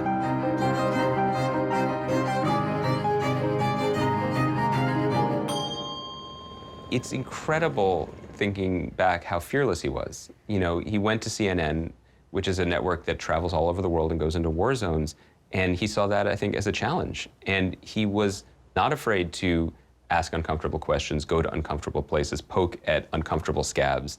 That's kind of amazing, you know, to as you grow more comfortable in station, to become more eager to engage in uncomfortable truths and uncomfortable situations and uncomfortable questions. You would think it would go in the opposite direction, but with Tony, it never did. Iran. Finally, I've been trying to get in this country 5 years now. It's been the big blank spot on my things to do list.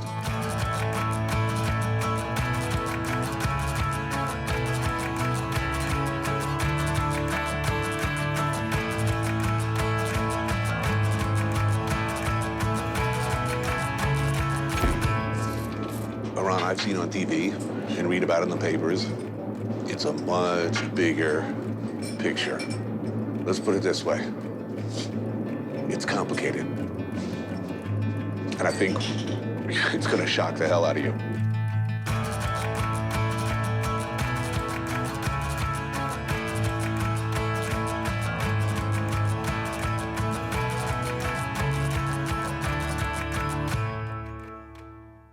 People couldn't believe it. Iranians in Iran and Iranian Americans were genuinely really happy and appreciative that he would come and do this show there. In a place like Iran where visitors from abroad, and especially visitors from America, are few and far between, it matters.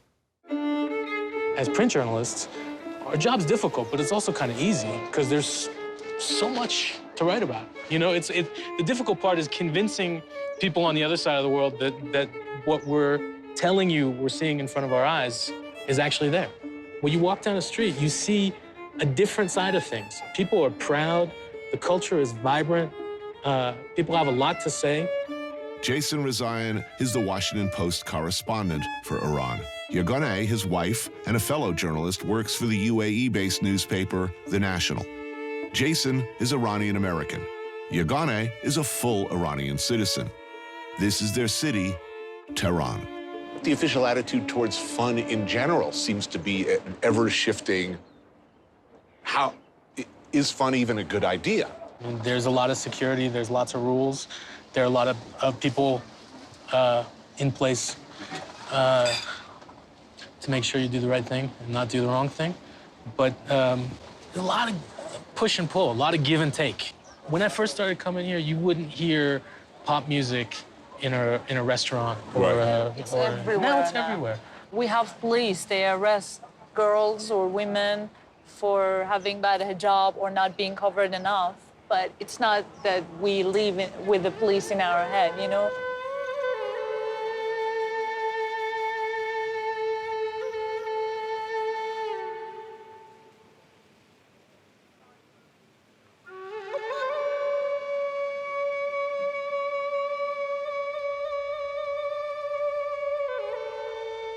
I brought up the experience of being on a show just a few weeks previous to our arrest, and I said, look, you know, this thing is coming. It's not gonna play out well for you. At some point towards the end, my interrogator brought a picture. Who is this guy? Is he your dad or he's dad? I was like, no, you really don't know him? And he was like, no.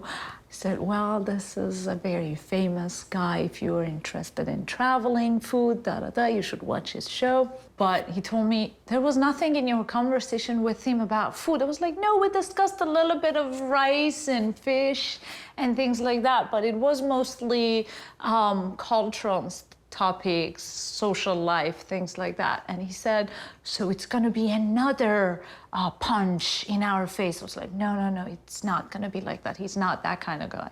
He's gonna tell the truth no matter what it is. And interestingly, I remember I told them about one discussion we had with Tony, because at some point we talked about the situation of women in Iran.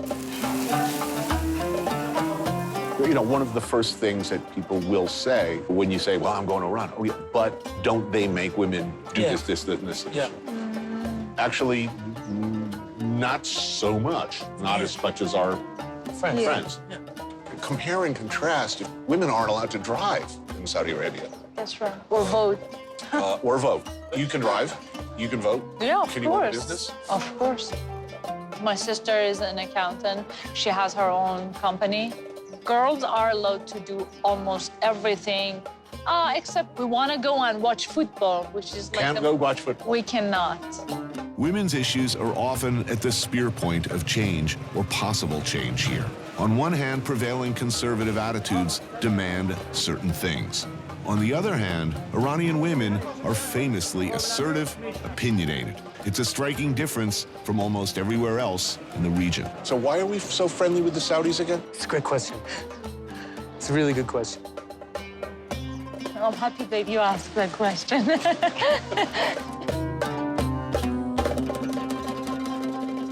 And as soon as I told the story to my interrogator, I was like, okay, sounds like a good conversation. So he likes us. So it's like he likes Iranians, he likes Iran.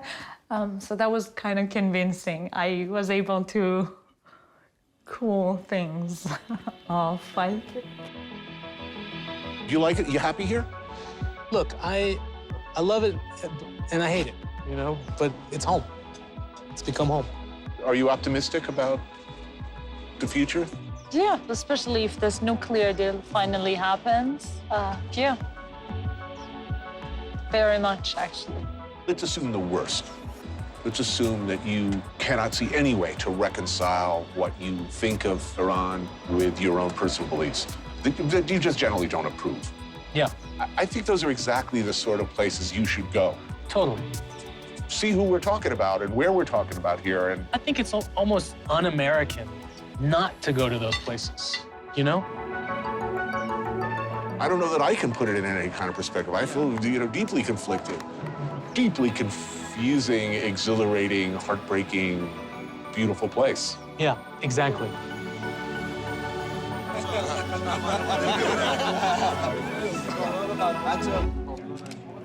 When putting together a list of where we're going on any given year, there's a really unhealthy fascination with my relationship with plumbing, shall we say. So basically, if I'm going without a crapper for extended periods of time on one show, the next show is pretty much going to be someplace with good hot water pressure and you know, a degree of flush toilets that even the most skeptical and cranky person would find curiously pleasing. I never had any dreams of growing up in a socialist wonderland. Like when I was a brief period where I was a hippie, the idea of living in a commune, not attractive to me. I was born in a communal flat with 3 other families, sharing one john, one kitchen. No way. They would feed me when I had no food. No way. I share my toilet with no man.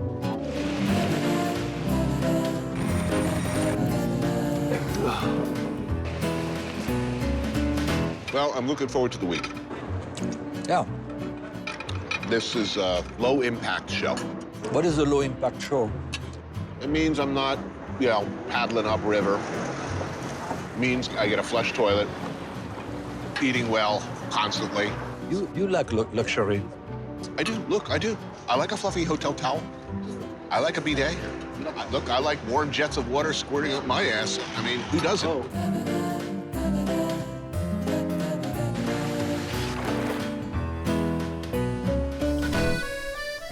I've I'd say I feel cleansed, but that could be the diarrhea.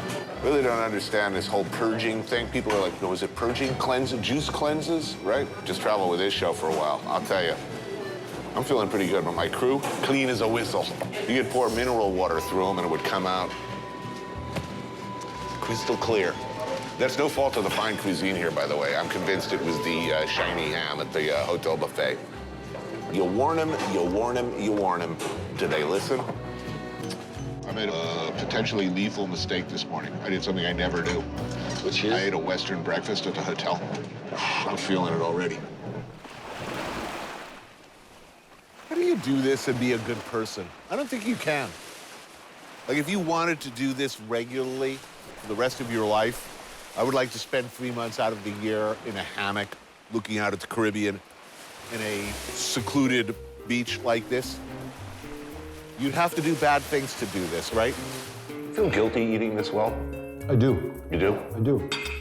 I'm feeling guilty now, but it will pass. This guilt keeps coming back. You keep bringing up the guilt. You're right. I feel guilty. Then don't do these shows. What are you doing here if you feel so guilty about it? I don't. I feel guilty about not feeling guilty. That's more to the point. Now you're Right. starting to be honest with yourself. Right. If you have a film crew and a network willing to send you places, chase the things that interest you. If you're gonna go to Japan for the 19th time on someone else's dime, make it about tentacle porn. That's cool. Teach us something we don't know or haven't seen before. Because why not? Contrary to what some critics may say, it's important to me that we saw him work the system sometimes. You couldn't actually show humans penetrating each other. So I invented tentacles to be evasive about the law. So how big is the sadomasochistic community? How many people are active participants? I would never do that as a responsible journalist, but I'm interested in investigating it. Did you smoke it? Yeah, I can't compare and contrast because I've been trying them all one after the other. I'm trying to be respectful of a 5th-century religious tradition here. I'm not sure about the teeth. This is the necklace ones. Oh, I'm trying to think of a circumstance that you could wear that around your neck. Oh, jeez, it's a cock-a-lanch.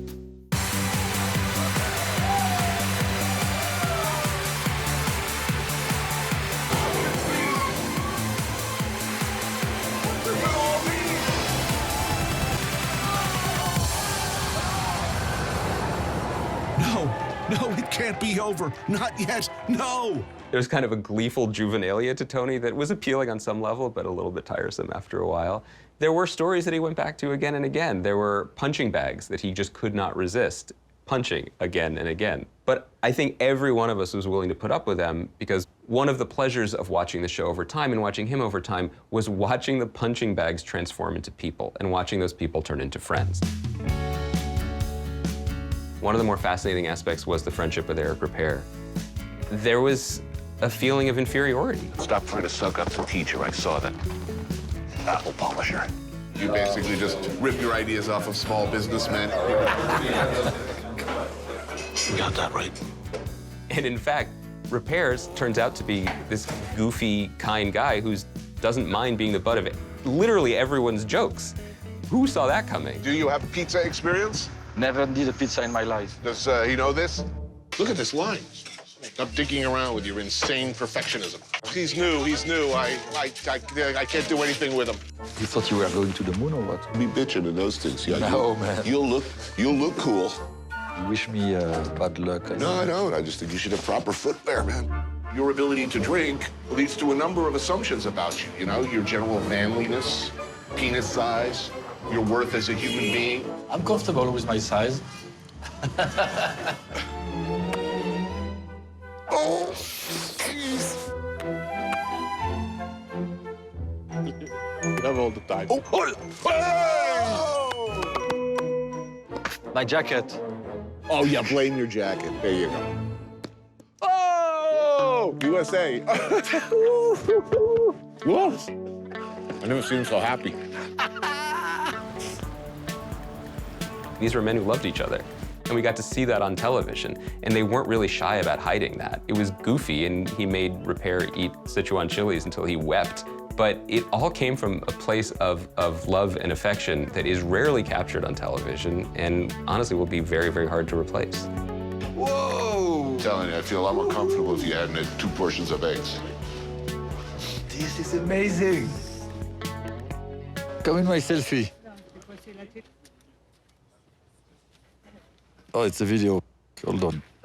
Eric's a Buddhist with really good, solid, values. Like, I've never seen him wish ill on another human being. He really does live up to his Buddhist faith. It's rather incredible that he could be friends with me. I know it's caused him problems at times. Everyone who appears on television should be so lucky as to have an Eric Repair in their life. And thank God he's got a sense of humor, because when he makes television with me, he's always going to need it. I think that Tony never shied away from the fact that he was changing the narrative. He was changing the story. He was bending reality.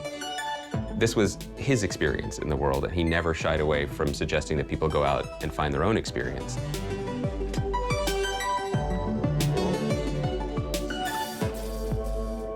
The beauty of making so many episodes and traveling so many times and revisiting so many times is that there's always more to see. There is a large story, and then there's a small story. And if you peek inside that small story, there are 1,000 more stories. And his willingness to let those stories be told and find the right storytellers for each one of those was incredibly impactful.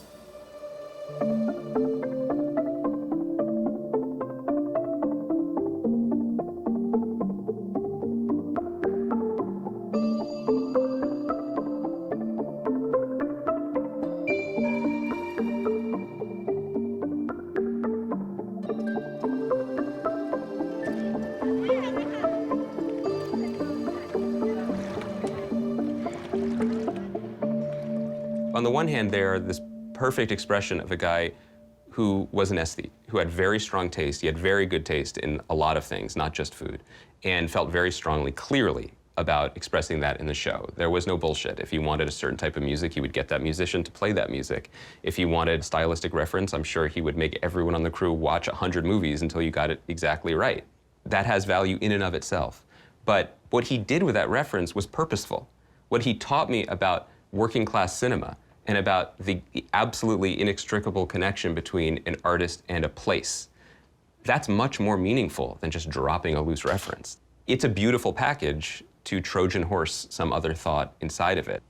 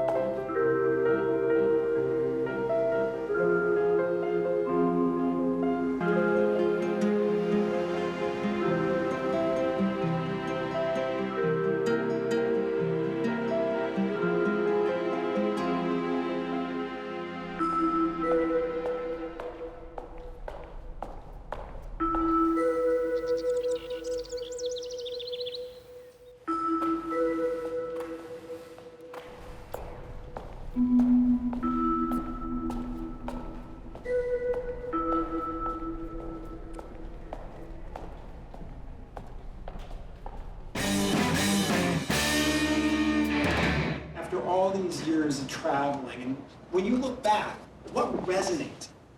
I see a lot of poverty. I see a lot of cruelty. I have reason to feel angry or frustrated or heartbroken frequently. It angers me to see a place like, Detroit, a great American city, that's failed or been allowed to fail. To see New Orleans post-Katrina makes me angry. To see Camden, New Jersey, in my own state that I grew up in, it makes me angry. Yes, there's a lot of scary, ugly stuff in it. But there is much more, I still think, beauty and kindness and humor, and people doing the best they can in often very, very difficult situations. It is a magnificent planet filled with fascinating and, more often than not, beautiful people.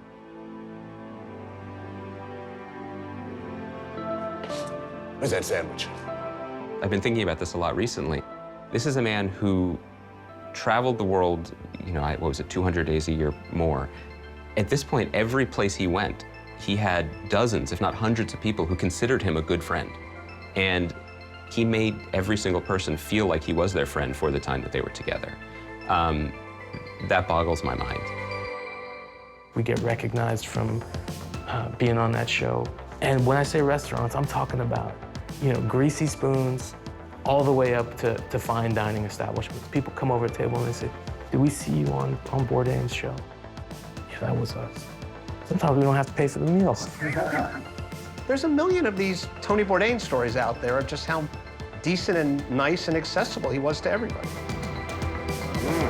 But the idea that he could feel self-conscious, or he could feel humbled, or he could feel unable to form a sentence, again, I think that's how most people felt around him. And I think that, you know, Iranians have that experience of feeling like, hey, this guy saw the value in us. Obviously, people in Africa have that experience.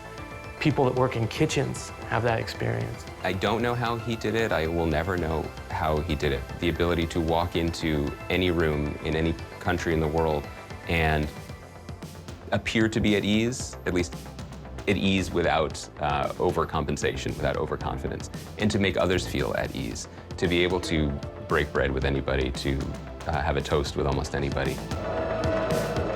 To victory, Roman. Victory in our time. Uh-oh. Don't be afraid. Don't be afraid. My first turbo. Cheers. Oh yeah, just like old times. I think that's probably the best way to understand Tony Bourdain on television, is that he was nominally the host of these shows, but he really was the ultimate guest. Just because I'm a bit of a dick, I have to ask this question. Oh, okay. Well, I hope the food's good at this thing. It's so important to Tony's mission to remember that to eat the food of the world, you don't have to have a lot of frequent flyer miles. You don't have to have a lot of money. Tony's part of history. Everywhere's history, every nation's history. The excess of evil, we're not the excess of evil. No, just normal evil, like everybody else. You're a guy who, at various points in life, has pretty much, one way or the other, been able to have a lot of things that ordinary people would never have. You've had many, many adventures. I know. Given that, what thrills you? The nicest stuff right now is it's just very embarrassing, but it's really embarrassing. Being loved and actually appreciating the people that are giving that to me. And I guess that's what we all want as human beings, isn't it? To be loved, to be cherished. This is Anthony Bourdain, CNN. Good night, and eat more Spam.